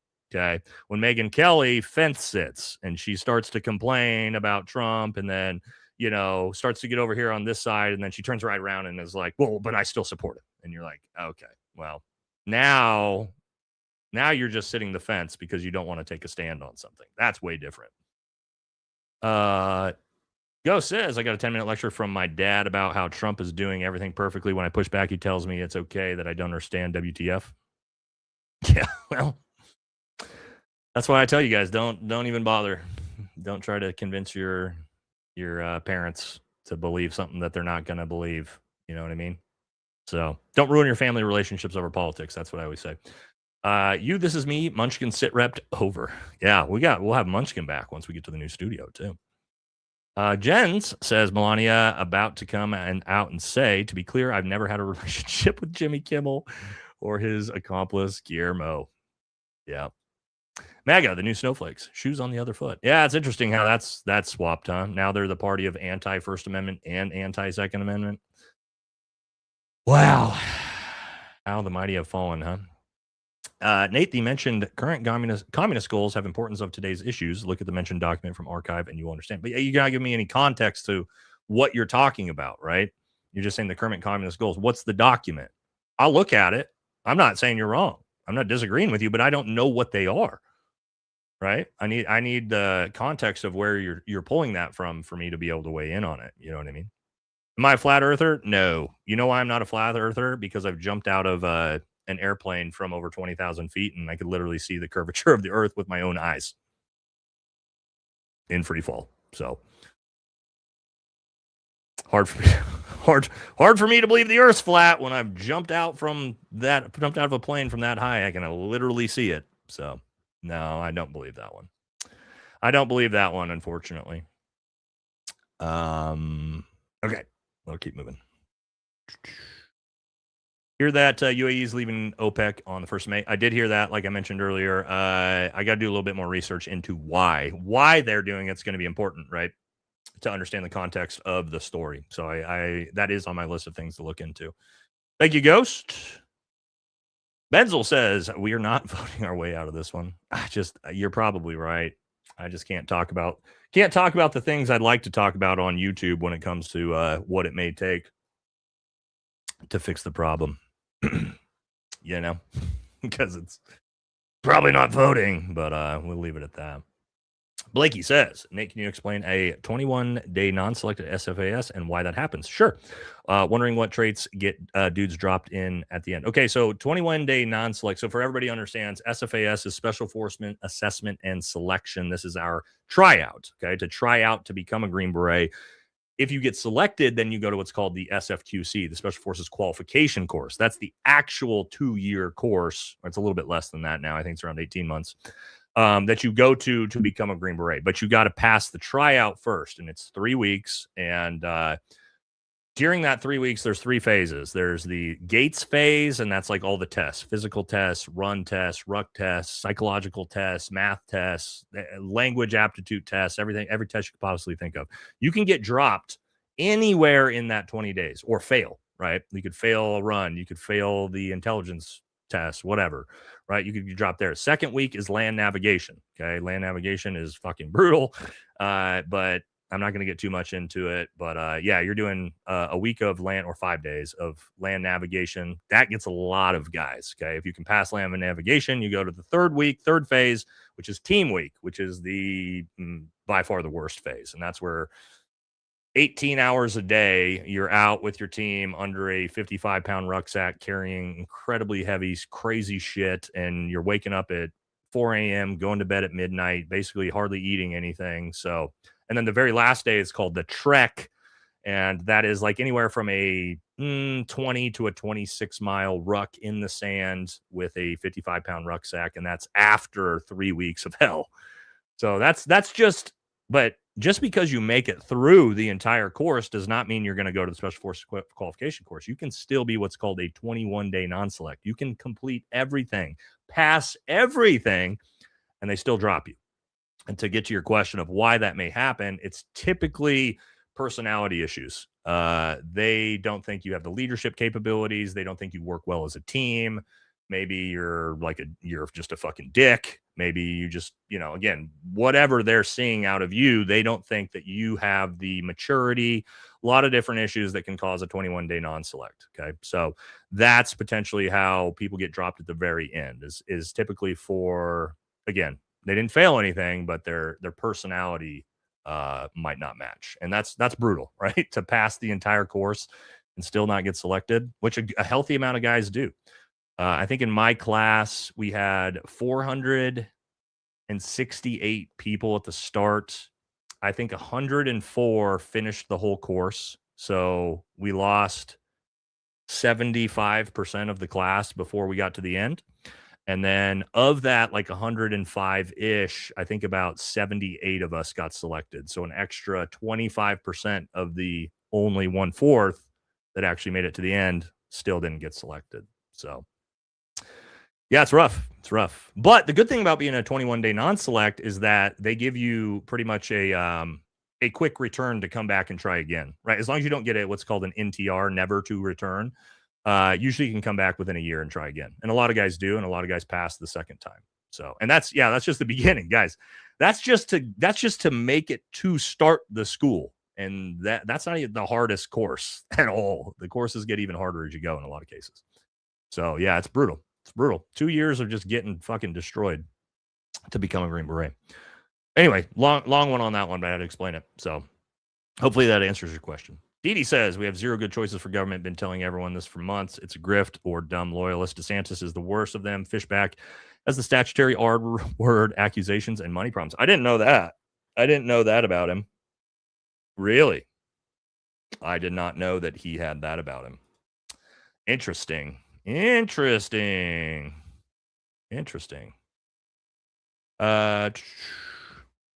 called me a grifter. Again, that's I have already spoke on it. I'm not gonna punch down at the dude. Right? It is what it is, man. Right? We know why he doesn't like me. He's the biggest Israel shill on the internet. It is what it is. Not a big deal to me, man. Not a big deal. You can keep howling at the wall. Let's see. Fishback, the guy. Oh, we got in this one. Oh, wait, no. That's a different one, right? Fishback, the guy who got an online argument with an OF girl. Yeah, he did. After calling for syntax, what are your thoughts on that tax plan? Oh, the OnlyFans tax plan. I don't know, man. Do I think that we should take 50% of their income? No. Right. But I don't know. I'm also not a big fan of the pornography industry, the gambling industry. I'm not a big fan of any of these industries that sort of morally subvert the sort of, the moral fiber of America. I'm not a fan. It's not for me. Not something I engage in at all. But look, man, it's America. And if it's legal to do, then they shouldn't be taxed at a different rate than any other business. Otherwise, make it illegal. Right? It can't be two sets of rules for different people. If what they're doing is deemed legal by the government and by the state, then you can't have different tax systems for different people, right? Otherwise, you just need to make it illegal. Which don't really care. I wouldn't have a problem with that either. But again, I'm more of a libertarian, so I just think I don't engage in it. It's not my shit. I don't think it's good for young men to be engaged in, but I don't have any control over it, so it is what it is. But yeah, that's I guess where I'm at with it. I personally don't support it, not for me, but this is about all I can do on that. Anna says, I mean this respectfully, but I think the main thing you're missing is that people who run the country, be they Democrats or Republicans, see the Israel First lobby as the only real policy forward in the Middle East. Yeah, lots of people do think that. And I think that they are uneducated and ignorant on the Middle East, if they think that. Because there is no There is nothing that's shown us over the last 60 years that that is the case. The Middle East is completely dysfunctional, and it was not dysfunctional before the creation of that nation state. So I'm not really sure where the argument that that's the only way forward. How? Because historically, that's not what we see. So again, you're allowed to believe whatever you want, right? But I just think that, if you know anything about history of the Middle East, then that's a non-starter for me, If you understand what Britain and the United States did to the Middle East, we are the ones that, you cannot argue. You could argue with good, bad, or indifferent about it, but we are the ones that have caused the chaos in the Middle East. That's the truth. And that goes all the way back to, 1953 in Iran, when they had a fucking democracy. And the United States and Britain got pissed off because they were going to nationalize their own oil. So what do? We created a coup. And we went in there and destabilized the country. Right? That was us. Operation Ajax. So, again. There's a bill in the U.S. to give IDF soldiers the same benefits as U.S. soldiers. Yeah, we talked about that. Not great. Terrible, in my opinion. Blue Hide Hillbilly says they were all paired rest, WTF, because we know. Okay. Ray says Trump never owned a dog. Oh, my dad talks about this all the time, man. Trump never owned a dog, never worked a hard day in his life. That's all you need to know. Yeah, so my dad's a huge dog person, just like I am. And my dad talks about that too. Can't trust people that don't like dogs. I think it's a great point. Anybody who doesn't like dogs, to me, yeah, you're highly, highly suspect. Highly suspect. How could you not like dogs? If you guys don't like dogs, sorry, I'm not trying to call you out, but it's like the best animal on the planet. How could you not like it? How could you not like a dog? It's crazy, man. Crazy. I bet Tim Pool's beanie smells like Larry. Oh my God, dude, gross, bro. Oh, come on, dude. I'm not gonna read that. That just made me want to throw up in my mouth. Frank says, I hope Congress passes Trump's face on Mount Rushmore just so I can see the MAGA tears when the next president signs an executive order to stop it. That would be wild. That would be wild. Bro, if they put him on Mount Rushmore, oh my God, dude. I can't. We're just not serious at all anymore if we get to that point. In my opinion, Trump is the Trojan horse to destroy America. That's a lot of people think that too. That's very, very getting to be a very common theory,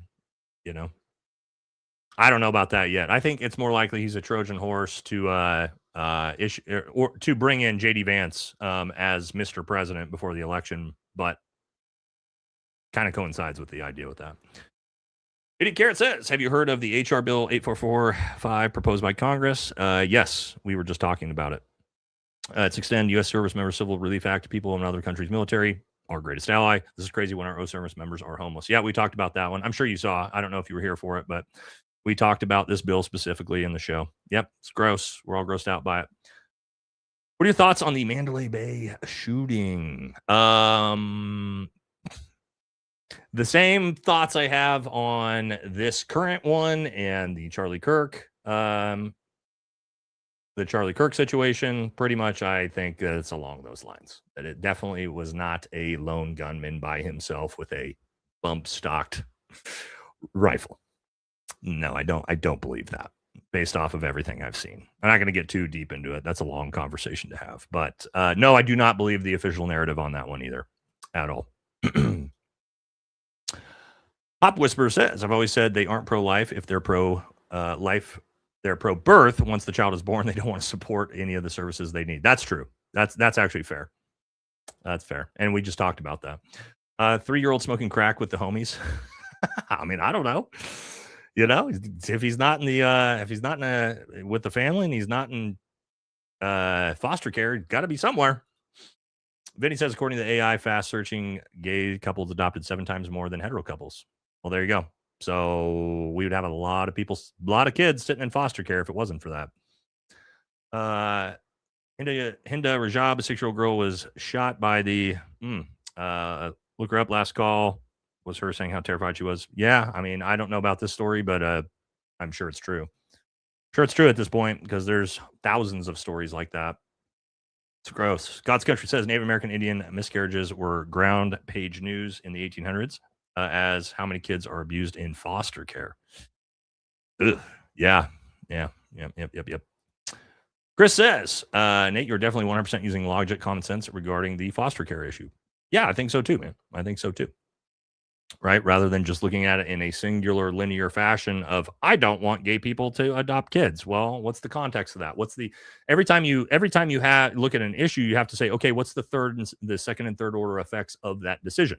It's not just, this is how I feel, make the choice. Well, there's going to be positive or negative effects based off the choice that you make. And to me, okay, as we just saw, if 8 times more adoptions are being made by LGBTQ parents than straight parents, well, that means that the majority of adoptions are happening there, and I prefer kids get adopted rather than be in foster care. So that's just my take on it. Your channel is crazy. You have nuance, grayscale, and think through the conclusions of your principles, even willing to change your mind and welcome others who have. We need to take away your speech. Yeah. I'm a grifter, right? Because I have, nuanced opinions and I accept people. Yeah, I'm a grifter. Right. Welcome to the Matrix. Yeah. Or simulation. God, I don't know. At this point, are we in a simulation, guys? Let's ask that poll. Shit's so crazy. Did the world end in 2020 during COVID and we're all in purgatory or something insane? Or are we all in a simulation? It almost seems too ridiculous to be true at this point, So let's do a poll. Are we in a simulation? What do you guys think? It's hard to believe that this reality is is real at this point. It's so insane. But God, dude, I don't know. Fuck. Well, I'll give you my opinion on it once you guys vote. But yeah, I would love to see you and Baron do a members only. Oh, I might be able to do that sometime. I like Baron. Baron's got great content, man.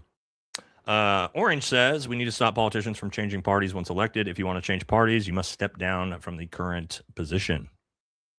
Yeah, I think this is fair, right? I think this is actually a really good idea. If you are, let's say, someone like John Fetterman, right? You go in, you get elected as a Democrat, and then you completely change your stance and you start voting with Republicans, and then you switch to the Republican Party. I don't think you should be able to hold your seat, or vice versa, Democrat to Republican. I don't think you should be able to hold your seat either, because that's not what you were voted in for. Your constituent base did not vote you in for that. And so I think that's actually pretty fair. And both sides of the aisle, right? If Republicans do it or Democrats do it, I think that's a pretty fair take, actually. Jigsaw did a dox against Anna Kasparian and Jenks this past weekend. Anna did a video Monday. She's the worst, dude. Well, not Anna, of course. Anna's, of course, not the worst. We love Anna. But Jigsaw is for sure. Look at the vid Shmuley riding Cory Booker. I've seen that. I have seen that. Yeah, I've seen that one.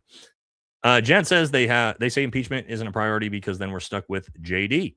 Oh, that's kind of true too. But I think that's still better. All the charisma of a wet dishcloth, the integrity of a stripper's G-string, and the intelligence of a hobo on fentanyl. That's pretty fair.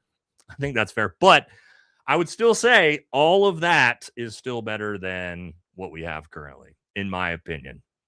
But the problem is, I've talked about this before, I do think that's the goal. I think that is ultimately, at least the Peter Thiel small tech goal, is to get JD Vance in there as Mr. President. Because, as I've told you guys before, if he is Mr. President, he doesn't have to go through the Republican primaries, which he will most certainly not win if he has to go through the primaries organically. So I think that that's why I think that Donald Trump is potentially a Trojan horse for JD Vance. Yep, and that's exactly what I'm saying, and that's why I think they want him to be president before the primaries, so that way he's completely clear to the field, and he doesn't run into somebody like Tucker Carlson or Thomas Massey that they're not expecting and they're not ready for, right? Because then he's just the candidate because he's Mr. President. So kind of like what happened with Kamala, right? When Joe Biden stepped down, Kamala steps in and nobody fucking voted for her in the primaries, but she's still the candidate, right? So two different situations there, obviously, but we saw what happened with that, right? We saw how that works. Did you see where Gary attacked Barron on X? No, bro, I don't have Twitter. Here's the other thing. Like, these dudes, you know what's funny is they know I don't have Twitter, so it's the only place they talk shit about me. It's like, dude, fucking text me, bro. You got my number. You got a problem with me? You're going to talk shit about me on the internet? You just look like a huge bitch, dude. You look like a huge pussy. Right? Grown men don't do that, man. Especially when you got somebody's number. If you got a problem with me, just call me, dude. We can talk it through. You talk shit on a platform I'm not even on. Okay, man. That's just, again, you're just going to make me laugh at you.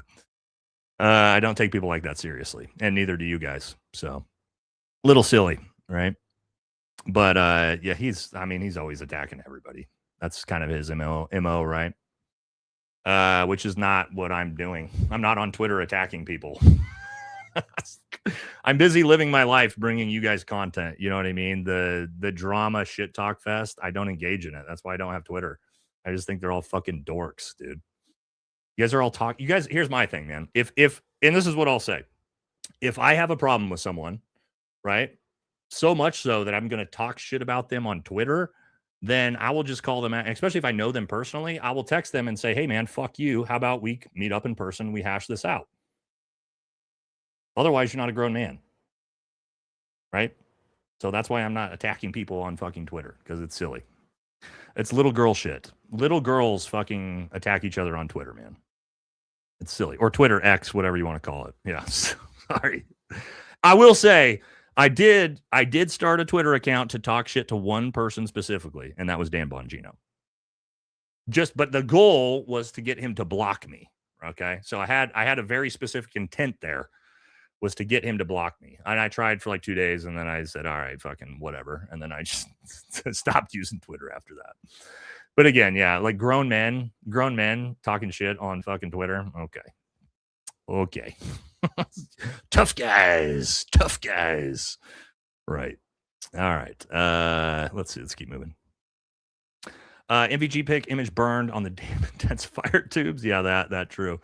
That too. Yeah, so silly, dude. I post again, and they all try to say, no, look, he doesn't need fake Green Beret. He doesn't know that you wear nods indoors. Yeah, okay, got it. That wasn't the point. The point was the only fucking guy wearing nods is the guy in the picture, and his buddy right next to him is not wearing nods.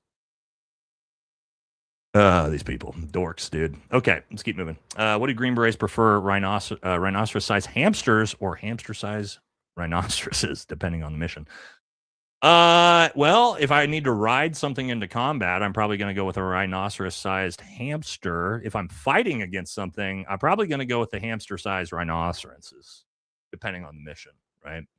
I'm not really trying to fight against rhinoceros-sized hamsters. That seems like a bad one, you know? I don't know about that. Why are the NVGs blue? Is that new tech? I've been out for over 20 years. I don't know about new tech. I mean, all the NVGs I've always had were just black. I don't know, maybe just painted different. I don't know. But yeah, I mean, the NVGs I have are black, so not sure. Ness says, hey dude, love the stream. What are the best drills you could recommend so I can prepare for World War 12? Serious question though. Best drills? Well, what do you mean? What are you drilling? Are you talking about firearms drills? Are you talking about pistol? Are you talking about rifle? What are you talking about? Combatives? Like what do you mean by drills? I mean, it's hard, dude. It's hard to just give you random drills. Things like bill drills, right? Like I'm a big fan in pistol shooting. I'm a big fan of bill drills. I think bill drill is a really good representation of your entire skill set with a pistol. Other than moving and shooting, obviously. But yeah, things like bill drills, I think are really good. But as for that, I don't know about. There's so many, dude. So many that you could be doing. Yeah, as for rifle, I mean, God, I don't know. I would have to just sit down. I mean, typically in a class, we're going to have like 20 different types of drills. So tons of good drills, man, out there. Pistol, bill drill is my favorite. That's the one I'm always working on. Okay. Booga says Trump claimed no one had a clue that Iran was going to close and control the strait. Yeah. However, Scott Horton predicted this would happen in 2005. Got to get him on. It would be an amazing conversation. Yeah, I mean, he predicted it way before me, but I also had a video from 10 months ago where I literally walked through the Strait of Hormuz and exactly what would happen if it got shut down. So, and I'm just Nate, I'm just a guy. And I was talking about this 9 months ago. So a lot of people, how the Pentagon had no idea, but just a random dude on YouTube was making content about it. Okay. I don't know. Pretty bizarre. Yeah. Mike Glover's a great source for this type of stuff. GBRS too. I know a lot of people don't like GBRS. I do, because I like DJ and Cole. I think they got great content on it too. If you're looking for just strictly firearms content, I think DJ's got awesome content too. Great place to look. Wealth of knowledge. I'll tell you guys though, the gun tube space, the firearm space is the most toxic shit in the fucking world. Okay. Everybody knows better than everybody else. Okay. So just be aware, right? Whoever you go look at, you're going to see people talking shit to them. Doesn't matter who they are. You could be Matt Pranka or DJ Shipley or Mike Glover. Everybody knows better than everybody else. It's got to be one of the most toxic content creation spaces on the internet for sure.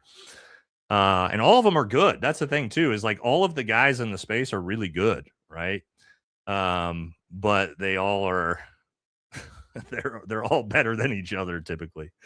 When you see this, you know. So anyway, just keep that in mind when you start looking into the gun tube space. Riley Guy says, why doesn't Palantir offer to help build the ballroom? Then they can put their name on it like an arena. It could be called the Trump Palantir Ballroom. You know, Trump will want his name first. That's a good idea. They probably should sponsor it. I mean, Donald Trump was pitching their stock on True Social with the actual stock ticker the other day. So we know he loves it. All right. I think that brings us up. I think that, and this is a little offshoot of your point. I think politicians, I forget who made the joke. Maybe this is I think George Carlin made this joke originally. I think politicians should have to wear their sponsors on their suits, like the NASCAR race. Like you got to have APAC on there. You got to have like whoever is giving you money, you have to wear it on your fucking suit. So all of us know exactly who bought you, just like a NASCAR race. I think that's a great idea, personally. JD says our greatest ally digging in like a tick in Argentina should be a way bigger story. Or Milikowski making moves. Hey, Sarn, you're a bigger person than me. I've cut off many MAGA friends after the last election, especially as an immigrant. Everything feels so personal. Like I haven't really cut off anybody, man.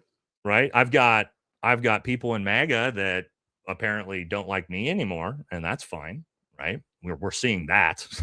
Obviously, you know, the Israel First lobby guys don't like me, and that's fine. But like, I don't got any problem with them. I'm not a person that holds grudges against people, especially like, but I mean, I get it. Like I understand, but for me as like an independent, I don't care. Like, again, we're here, we're doing politics, right? It's important, but it's not the most important thing in my life. Politics is like number 10 on the list, right? Like my wife, my kids, my dogs, my mom, my dad, my siblings, my friends. These things are all way more important to me than a political party. Okay. So as long as, you know, somebody's cool to me, as soon as you start attacking me though, you can go fuck yourself and I'll be the worst person that you could ever deal with if you're relevant enough for me to even respond to, of course. But yeah, I mean, like why would I end relationships because of political differences? A little silly. I'm still a good friend. Brent Tucker. Love Brent to death. Me and him disagree on everything. And you'll never, ever see a fucking bad word come out of my mouth about that dude ever. Right? And we're completely on polar opposite spectrums when it comes to a lot of these topics. You know what I mean? So, but some of these people have just lost their minds too, right? To your point, like they're so far gone that now they're lashing out at me now. Right? Which it's sad. It's sad. It's sad to see. But that's the way it goes, you know. People are so in deep in their tribalism that this is the most important thing in their life, right? And it's sad, man. And I would hope you guys don't, like, politics isn't the most important thing in your life, you know what I mean? Because Yeah, it's not great. It's not great. It's important, and it's important to be informed, and it's important for us to use our voices, right? But it's also not something. Again, I tell you guys all the time: don't ruin your family relationships or your friend relationships if you can over politics. Sometimes it happens. Donovan says, I'm poor, but pretend it's a hundo. Congrats on the viewership. I have sent a few friends your way, seeing your t-shirt at Sam's Club the other day. What? Oh, okay. You saw somebody wearing one? That's cool. That's cool. We've seen some, like, we just had JD DeLay was just at a tattoo convention the other day, and there was a dude walking around in a Valhalla PFT baseball hat. You got a picture with him. It's cool to see that every once in a while. The HVAC final piece of the puzzle is Friday. Once the HVAC's in, we'll be able to move the studio. So probably not Friday because we're going to be moving it. So what I'll probably do is do the last live stream on Friday here, and then Saturday we'll completely move everything over, most likely, because I don't know when they're going to get done. As soon as I figured out that Trump is putting his face on U.S. passports for the 250th anniversary, I miraculously remembered to immediately renew my passport much sooner. Yeah, this is like, again, somebody asked me when I showed that list of things that was happening. This was on there, and yeah, no, this is no shit. I've seen the actual photos they're going to use for the passport book, and dude, the narcissism of this dude's wild. But I appreciate it, brother. You never have to donate, man, but I appreciate when you do. Thank you very much. Co-Ranger says, as soon as I figured out that, oh no, we just did this one. This was yours. Sorry, brother. Thank you very much. Oh geez, big one from God's Country. Says, my boy needs AC. Dude, I do. It's hot as shit in here in this house a lot of the time. Excited for the new studio and to see you grow, waiting for the interviews. Yes, that's going to be the best part about the new show, is that we're going to have an actual studio, right? So we'll have the in-person studio like this, and then on the other side of the building, it's not that big of a building. It's maybe, I don't know, 1,000 square feet, but big enough for a full in-person studio like this, and then a completely separate sit-down interview, which it's going to take me a little bit to figure out how to do sit-down interviews live. That's what I really want to be able to do. I just got to figure out all the technology behind it, because the live streams I've only done like this, or then also with someone virtually. So I got to figure out because there's a bunch of cameras and a bunch of moving pieces. So I'll be able to figure it out. But that's the goal, is to be able to do in-person live streams and episodes, which I think will be cool with cool guests. So that's the next investment. It's an investment. We spent a lot of fucking money, a lot of money renovating this new studio and everything that's going into it, but it'll be worth it. It'll be worth it because we'll be able to do cooler content. But thank you. Yeah, thank you. Appreciate it. Yeah, I can't do it before the HVAC. It's also getting hot right now because the weather's getting nice. And dude, yeah, I'm not going to sit in a 100 degree building. Also, my camera will probably just overheat. So I got to be able to have the HVAC in there. And that comes in Friday. It's the very last part. HH60 Bush says, former AW here. Have you been to South Florida? I'd love to show you a good time if you ever visit. I don't know. I've been to Florida a lot. I don't remember where the cities are at. So Orlando is where I go the most regularly. So Brent's out there and Jared Taylor's out there. Tampa I go to, or used to go to, fairly regularly because my wife's best friend was out there. I don't know where South Florida is though. What cities are in South Florida? Orlando? Tampa? I'm not sure. I don't know the geography of Florida well. But I do come through there fairly regularly. What I'll start doing, guys, is when I'm traveling to like Texas and Florida, the two states I go to are where my other buddies, content creators, are, and Vegas. Those are the three places I go to the most regularly. When I start doing that, what I'll do is I'll start telling you guys, like on the live streams, that when I'm going to be there. And that way, for those of you who want to like meet up and, grab some beers or something like that, we can do that too. So I'll make sure I do that in the future. But yeah, those are the three places I'm at the most regularly is Vegas, Austin, or surrounding Austin, and then the Orlando area pretty regularly.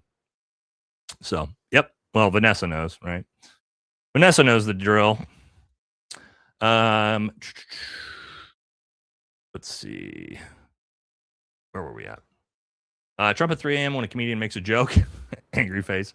My name is Maximus Decimus, General of the MAGA Legions, loyal servant to our greatest ally, Benji, and I will have my vengeance in this term or the next. Look at that. I love a spinoff of Gladiator, one of my favorite movies. Hell yeah, dude. That's a good one. Thank you.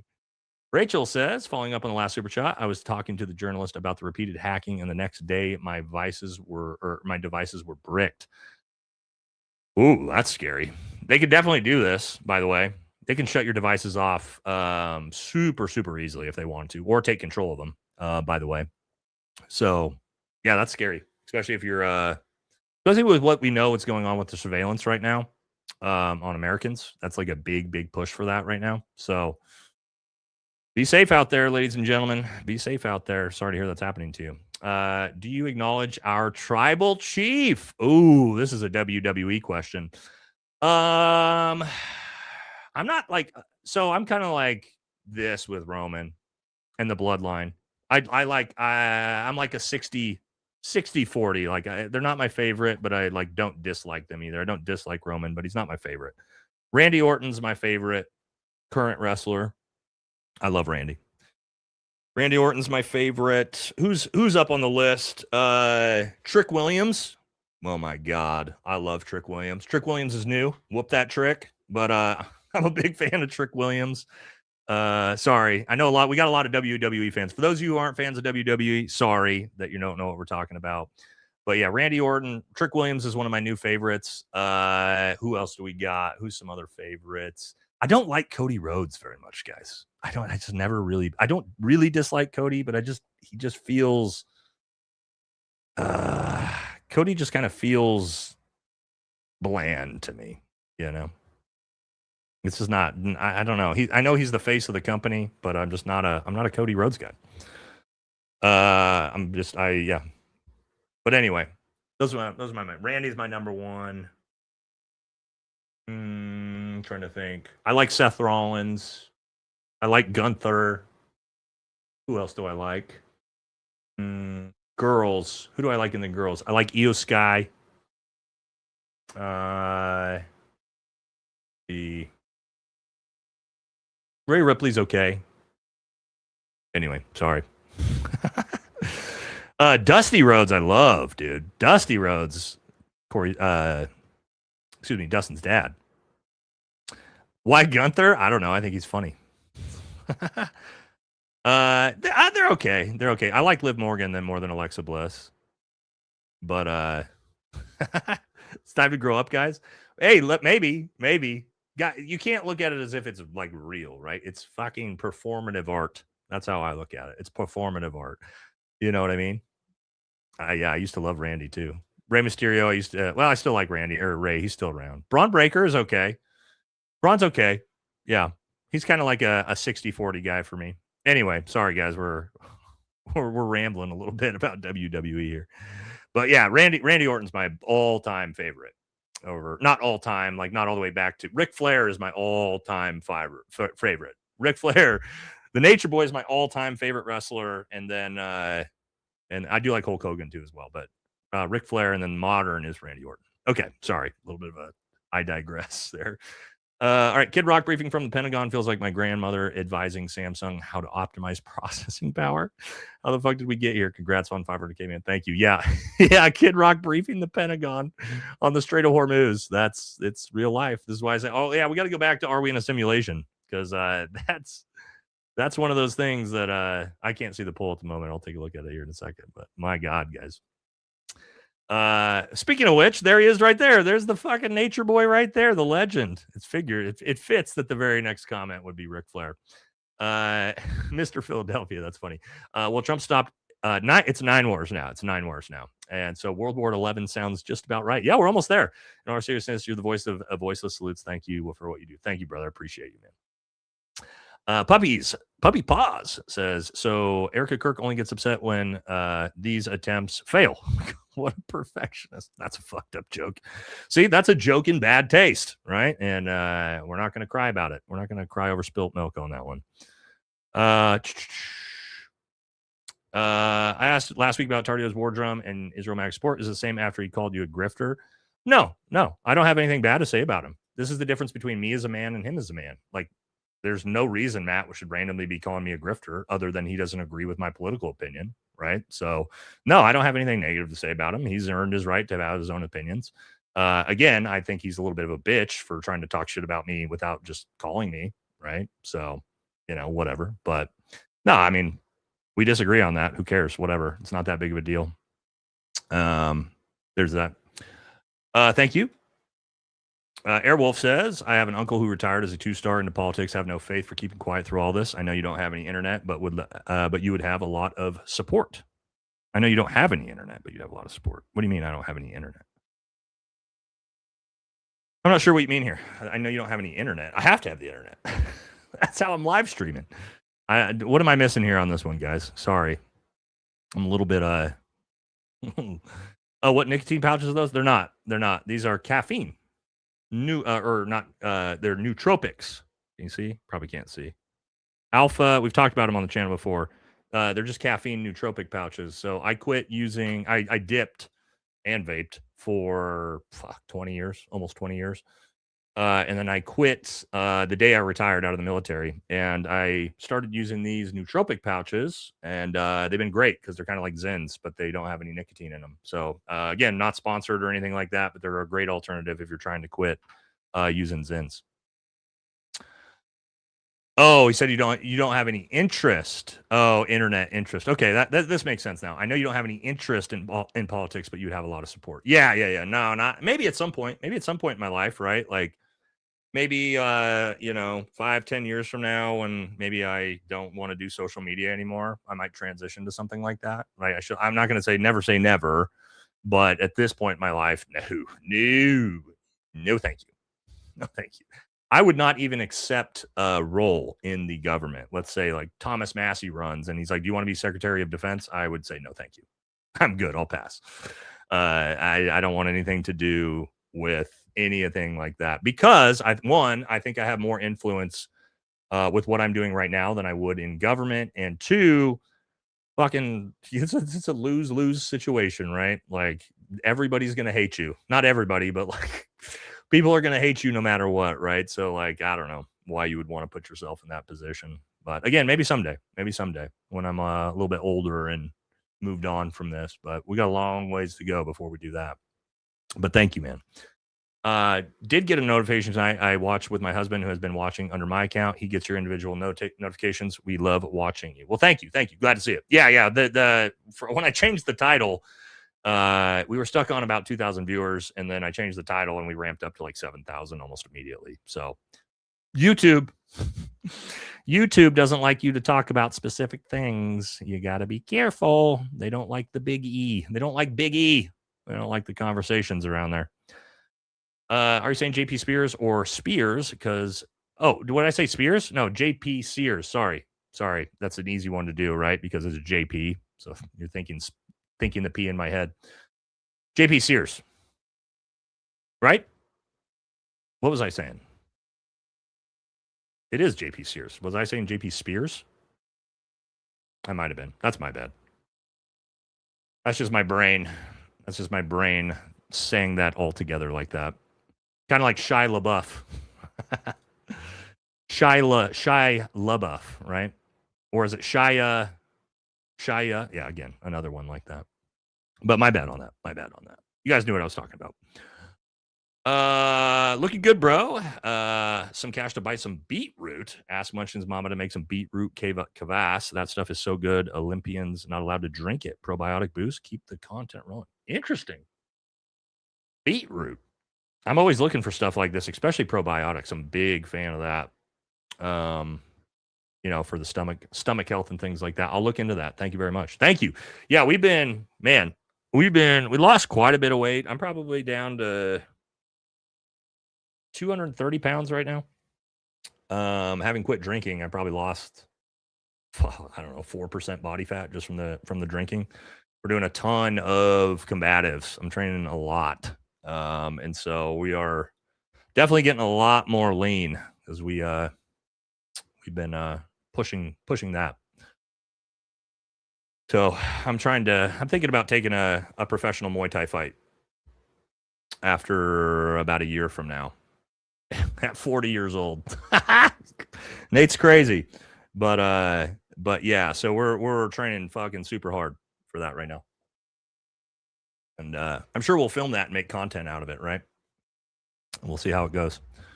But yeah, we're gonna try to take a professional Muay Thai fight. Nasty game, dude. But that's what we're working towards right now. That's like the side goal. Side goal. That's my big hobby. That's not really a hobby if I'm trying to do it for real. I'm not probably going to be taking, depending on how it goes. Oh, there's a lot of rip to the shins in Muay Thai for sure. Depending on how it goes, right? Because it's a nasty fucking. That's one of the fucking nasty sports. But also, I'm old. I don't need to be doing this shit. So, but I've always wanted to take a professional fight. So. That's going to be the goal for this year, probably. And then, hey, maybe somebody talks enough shit that they want to get brand risted against Nate, right? You talk a lot of shit on the internet.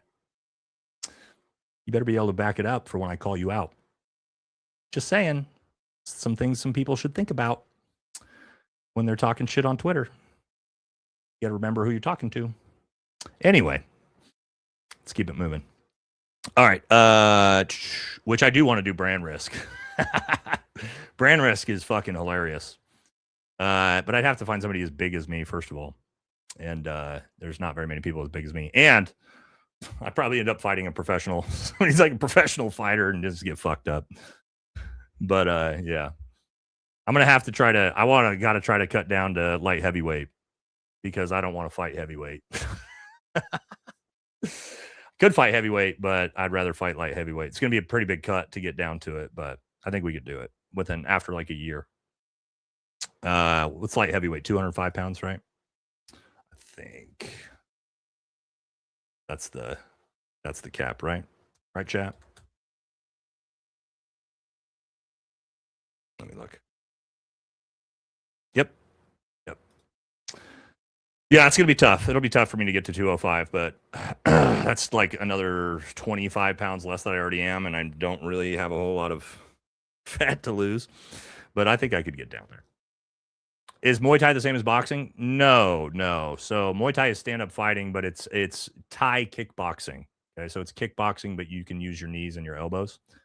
So it's a very bloody sport. I mean, from where I usually sit at, it's about a 45-pound cut. Yeah, but I'm already down to about 235 probably right now, or 230. So it would be another, but we've already been cutting quite a bit. So it'd be another 25 pounds, which will be a lot. Now, it won't be pay-per-view, but we'll stream it. We'll definitely live stream it. I'll have my wife live stream it. So, but yeah. Yeah. 100%. Yep. No headbutts. No headbutts. Can't headbutt. No thanks, dude. No, dude. TK, fuck me up, bro. Yeah. He's legit. That boy can fight. Okay, let's keep moving. Thank you, by the way, though. Lily says, ex-hubby graduates PJ Pipeline Friday, so happy for him, but worried about war with Iran. Any advice? This would be a question for my wife, not me. Yeah, this is a hard one. Well, we know the one guy, I hate to say this, but the one group of people that put boots on the ground in Iran is PJs. So unfortunately, he's got the highest likelihood of actually doing something kinetic because we're currently on an air campaign, and PJ's going one of the ones that are rescuing pilots. So that's always something that could potentially happen, but that's the job, right? That's the job he signed up for. So your husband's brave. So it's just like the bravest fucking job in the military by far is being a PJ. So, but pray for the best, right? But I'm sure he'll be fine. We haven't lost very many PJs either. So we have lost some, but we haven't lost very many. So hopefully it goes well. And congrats to your husband. That's awesome. That's a fucking massive accomplishment, graduating the PJ course. Sir, using the face recognition tech gadget or incompetence. Mm-hmm. Captain says, I was in the system. I was lucky and lived with a wonderful Christian home. I turned out great, married 31 years, and the grandma, that's a firefighter. Well, there you go. To our point. And I'm glad that, oh, you were in the system. Well, I'm glad it worked out well for you. I'm glad you got a good home because a lot of people don't. So that's awesome that you got a good home out of that, out of the foster care system. Because there's a lot of unfortunate abuse, physical and sexual abuse in the foster care system as well. So glad it went well for you though. That's awesome. Thank you for service. Freight is killing our jobs. I worked in grocery. Yeah, we know. We have to buy food. We're seeing it. It's brutal.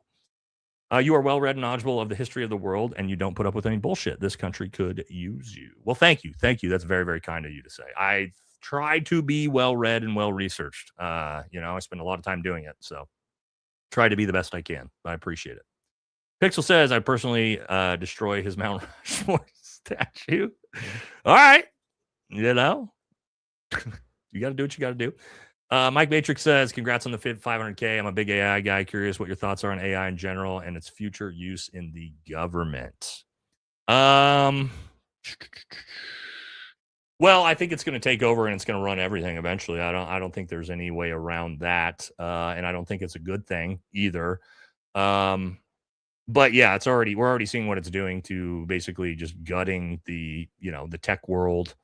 And that's going to transfer everywhere, especially when you integrate it into robotics. Once you can put an AI brain into a robot, like an actual functioning humanoid robot with an AI brain inside it, we're cooked. We are cooked, ladies and gentlemen. And how long until we put an AI brain, a chat GPT into a humanoid robot? Probably 10 years or less. So it's a little scary out here, but that's my feeling. I think AI is great, but it's also going to destroy humanity at the same time. It's like that's probably Terminator, right? That's kind of like Terminator is kind of becoming true. So that's kind of what I think. That's my take on that. I hope not, but it is what it is. All right.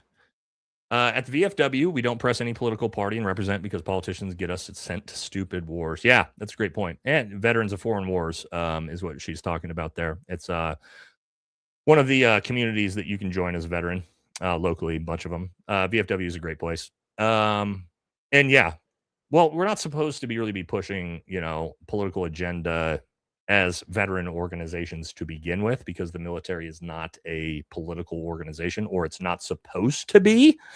Kind of currently is one, the way it's being run. But to your point, yeah, it's not supposed to be. It's supposed to be nonpartisan.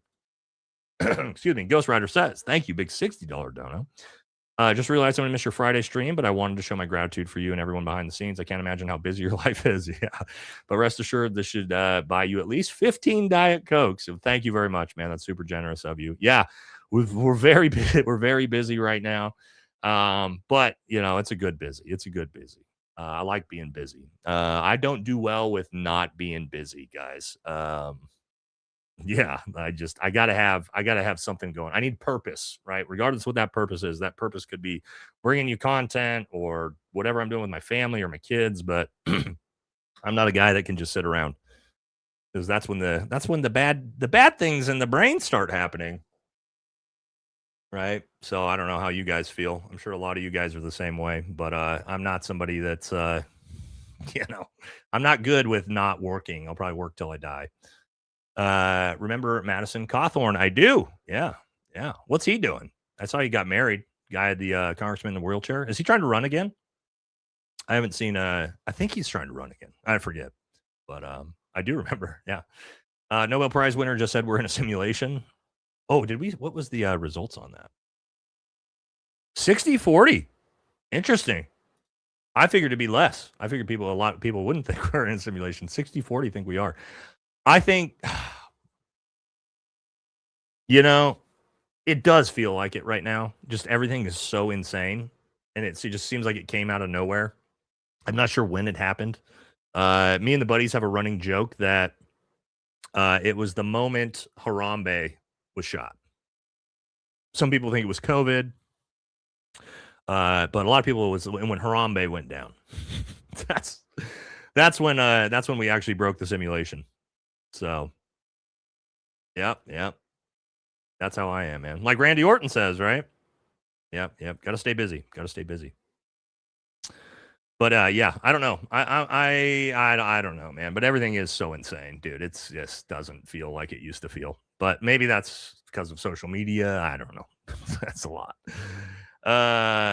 Rogue says, I'm living the dream. God bless you. I pulled a hat trick +2 this week. F the free world. Is this in hockey or in with women?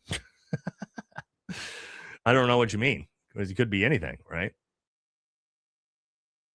I don't know how to congratulate you. I'm assuming you mean in hockey. But thanks, bro, and I'm glad you're doing well, man. Joe says, are we in a simulation? It would take intelligence to create a simulation. Brother, I'm not seeing a lot of intelligence these days coming from leadership. Just saying. True, but keep in mind that intelligence is creating the simulation outside of the simulation. And the reason why we kind of think it could be possible is like we have the technology to sort of create mini simulations ourselves, like the games The Sims or World of Warcraft or any of these other games. Like we're not that far away, especially with AI. Once we can integrate AI into, the brain of the avatar inside of the simulation, oh shit. Now it's going to start creating its own simulations, right? And so the question is, what simulation are we in? Are we in a simulation? Somebody made a simulation and there's more simulations and you keep going up, up, up? I don't know. This is where it gets crazy. I'm not smart enough to know.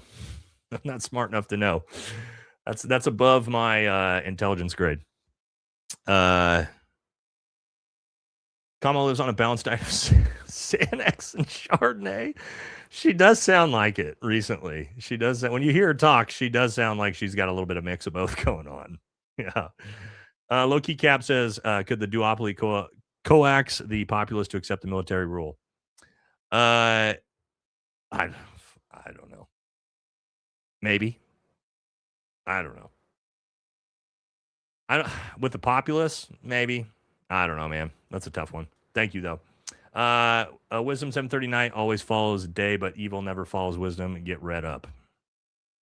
All right. Not even a tinsy tiny grudge against Taintum. No, I just think he's a grifter and a shill, right? And I think he gets paid by Israel. I mean, he's with Salem Media Group. Like his literal media group is run by a Israel agent that's actually identified by Farah. So all of those guys that are in the Salem Media Group are all obviously getting paid. So again, why would you not, or how could they not be? It's not all their channels are dead and dying. They got to be, it's got to be worth it financially to like destroy your channel over it. But values over stardom. Well, thank you, Horse Girl. I appreciate that. No ruin your family. If anyone doesn't deny father or mother, he isn't worthy of me. Christ. All right. Congratulations on 500K antelope story. Yeah, the antelope guy. Okay, maybe we'll tell it Friday. Okay, remind me on Friday. Friday we can tell stories, right? We can tell all the best stories if we want. Antelope story is pretty long. It is a legendary one, but it's a little bit long. All right, so we can tell it on we'll tell it on Friday if you remind me, or I'll try to remember. Reform Bernie, bro. Ideals over individuals. Well, here's the thing. I don't think you have to be reformed. I think Bernie has gotten.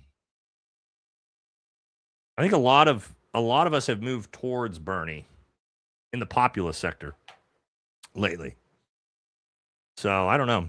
I'm not like full Bernie supporter or anything like that, right? I'm not a socialist by any means, but I mean, God, he's been a lot better on specific issues than everybody else in politics recently. That's for sure. But yeah, I mean, again, he's too old now. He's too old now. Yeah. Yep. He's too old. All right, let's keep moving. Interview Jocko, read his book, do the good. We got lots of I don't think Jocko's going to get interviewed by me. Not after we did some comedy sketches impersonating him. I don't have anything against Jocko. I think he's just funny to do comedy stuff on. To pretend to be good. Okay. Luke 14:26, get read up, deny your family for God. Okay. People still can't believe Trump would rig 2020 to be president on 250th anniversary. I don't know. I don't think he did a very good job of rigging the 2020 election because he didn't win. You know. Love Becky Lynch. Oh, okay, I do like Becky. I forgot about Becky. She's the champ right now. Becky's the champ. Just watched her last night. Yep, Becky's the champ. I do like Becky. Becky's one of my favorite of the females. Maybe not. Yeah, maybe one of my favorites of the females, actually. I do like Becky. What, you don't like the Macho Man? I do like Macho Man. Wasn't my favorite, but he was in top tier. Top tier. I do really like Macho Man. Yes. But not my ultimate favorite. Look, Ric Flair is my favorite. Ultimate all-time favorite. Never idolize politicians. True. That work for you. Never forget that and hold them accountable. This is a great point. This is what the tribalists on both sides can't do. We saw it under Biden. We see it under Trump, right? They just cannot criticize or hold them accountable, right? Because they're tribalists, right? Politics is a cult, and politicians are their daddy. And it's on both sides of the aisle, guys. Right? It's definitely on both sides of the aisle. Right now, it's getting a little crazy with MAGA, though. Like defending blaspheming Christ and attacking the Pope. That's rough. I mean, at some point, you got to be able to put your foot down and be like, that is not good. Regardless of if it's my political party or not, you got to be able to be like, okay, this objectively is probably a bad idea. Paige is back. Yep. Paige is back. I do like Paige too. I love this joke. Nobody, only people in the military are going to get this joke. I'll explain it in a second. Roy says, I'll find the Humvee keys my squad leader ordered me to look for on the first day I got to my unit. Yeah, this happened to me too. If MAGA could admit one thing wrong with a racist cheese cracker. Okay, so this is a joke, guys, and you get young dudes with this all the time. My first ODA as an 18 X-ray, right? So what an 18 X-ray is somebody that just goes, you have a contract that you join, you go to basic training, airborne school, and you go straight to Special Forces assessment and selection. That was the course I was telling you about it earlier, the selection tryout. Okay, so you're in the military for 4 months, and you're trying out to be a Green Beret. So I was successful in my first try. Okay, so I did my entire career in Army Special Forces, which is awesome. However, when you're brand new as an 18 X-ray and you get to a team, you have no military knowledge. Like I'd never been in a Humvee until I got to my first ODA. And they got me with this joke too. So you guys know Humvees don't take keys. There's no keys to turn on. It's just get in and there's just a push button that starts the vehicle, right? There's no keys to do any locking, unlocking, or anything like that. And so the joke is you have your new guys go up to the boss, either the squad leader, platoon leader. For us, it's the team sergeant, and ask him where he put the Humvee keys, because the Humvee doesn't take keys, right? And so, yes, they got me with this on like my first or second day, or maybe it was like a weekend. We were going out to training, and I go out to get in the Humvee with all the teammates. And of course, my teammates tell me, hey, go fucking ask the team sergeant where the Humvee keys are. So I walk my happy ass in there. Hey, sergeant, parade rest. Sergeant, I need to get the Humvee keys from you.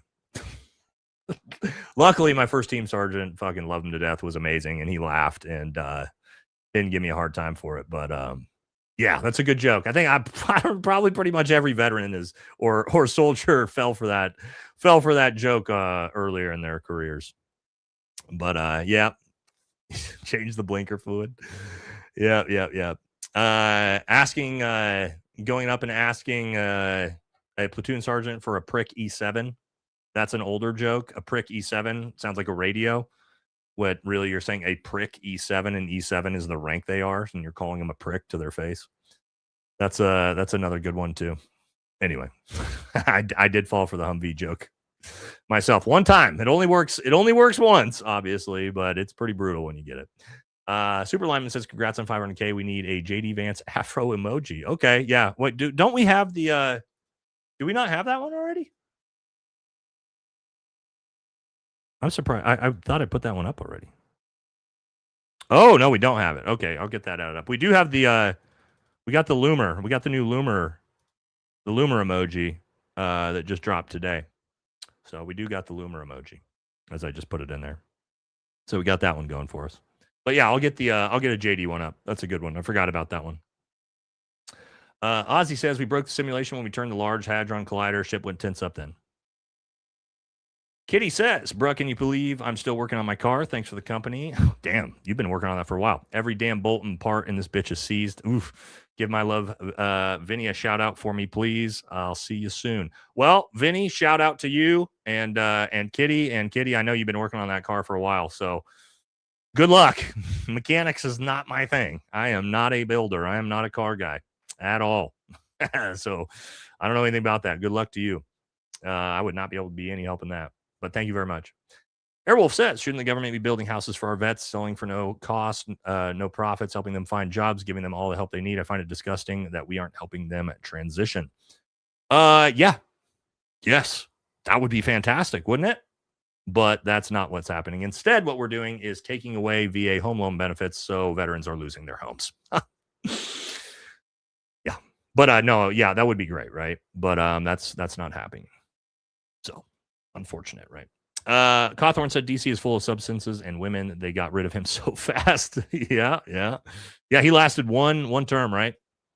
I flew into DC from LA last Saturday, was kept up all night from the fake Hilton incident sirens. Found out what's up on Sunday. Is it okay to be bitter? Yeah, I would say so. I would be pissed off if I was you, especially if I couldn't sleep. That's why I always bring earplugs with me whenever I travel. You never know where you're going to end up in a hotel with some crazy shit like that going on. Especially when you got places like up in Portland, right? Outside of like ice facilities where they just are doing sirens and shit all night long. Yeah, you want to make sure you bring some, I use the foamies. I bring foamies with me, you know? Okay. We did it. Not bad. 4 hours, 10 minutes. Okay. A little bit long. We're kind of how it rolls around here. Thank you all so much for staying for the whole show. We made it to the end. Again, Friday, we will be doing the 500,000 celebration stream. Going to be giving away a bunch of different stuff, merch and all sorts of different cool stuff. So make sure you guys tune in there. We'll just have fun Friday. We might talk about one topic and then we can get into stories and stuff like that I never really actually talk about or tell. And then we should be a fun one. All right. And we'll just celebrate together as a community for that one. So and then I'll have probably a couple videos out before that. All right. So I am going to go eat, hopefully, and then we'll be in the new studio after that. So looking forward to it. All right. Thank you guys so much. Thank you to all the donations. And thank you to the moderators. Thanks to all the regulars for being here. And appreciate all the congratulations about hitting 500K. It's very, very cool. And that's thanks to you guys. All right. So that's going to do it, guys. And I will see you back on Friday. All right. Have a good night, everybody.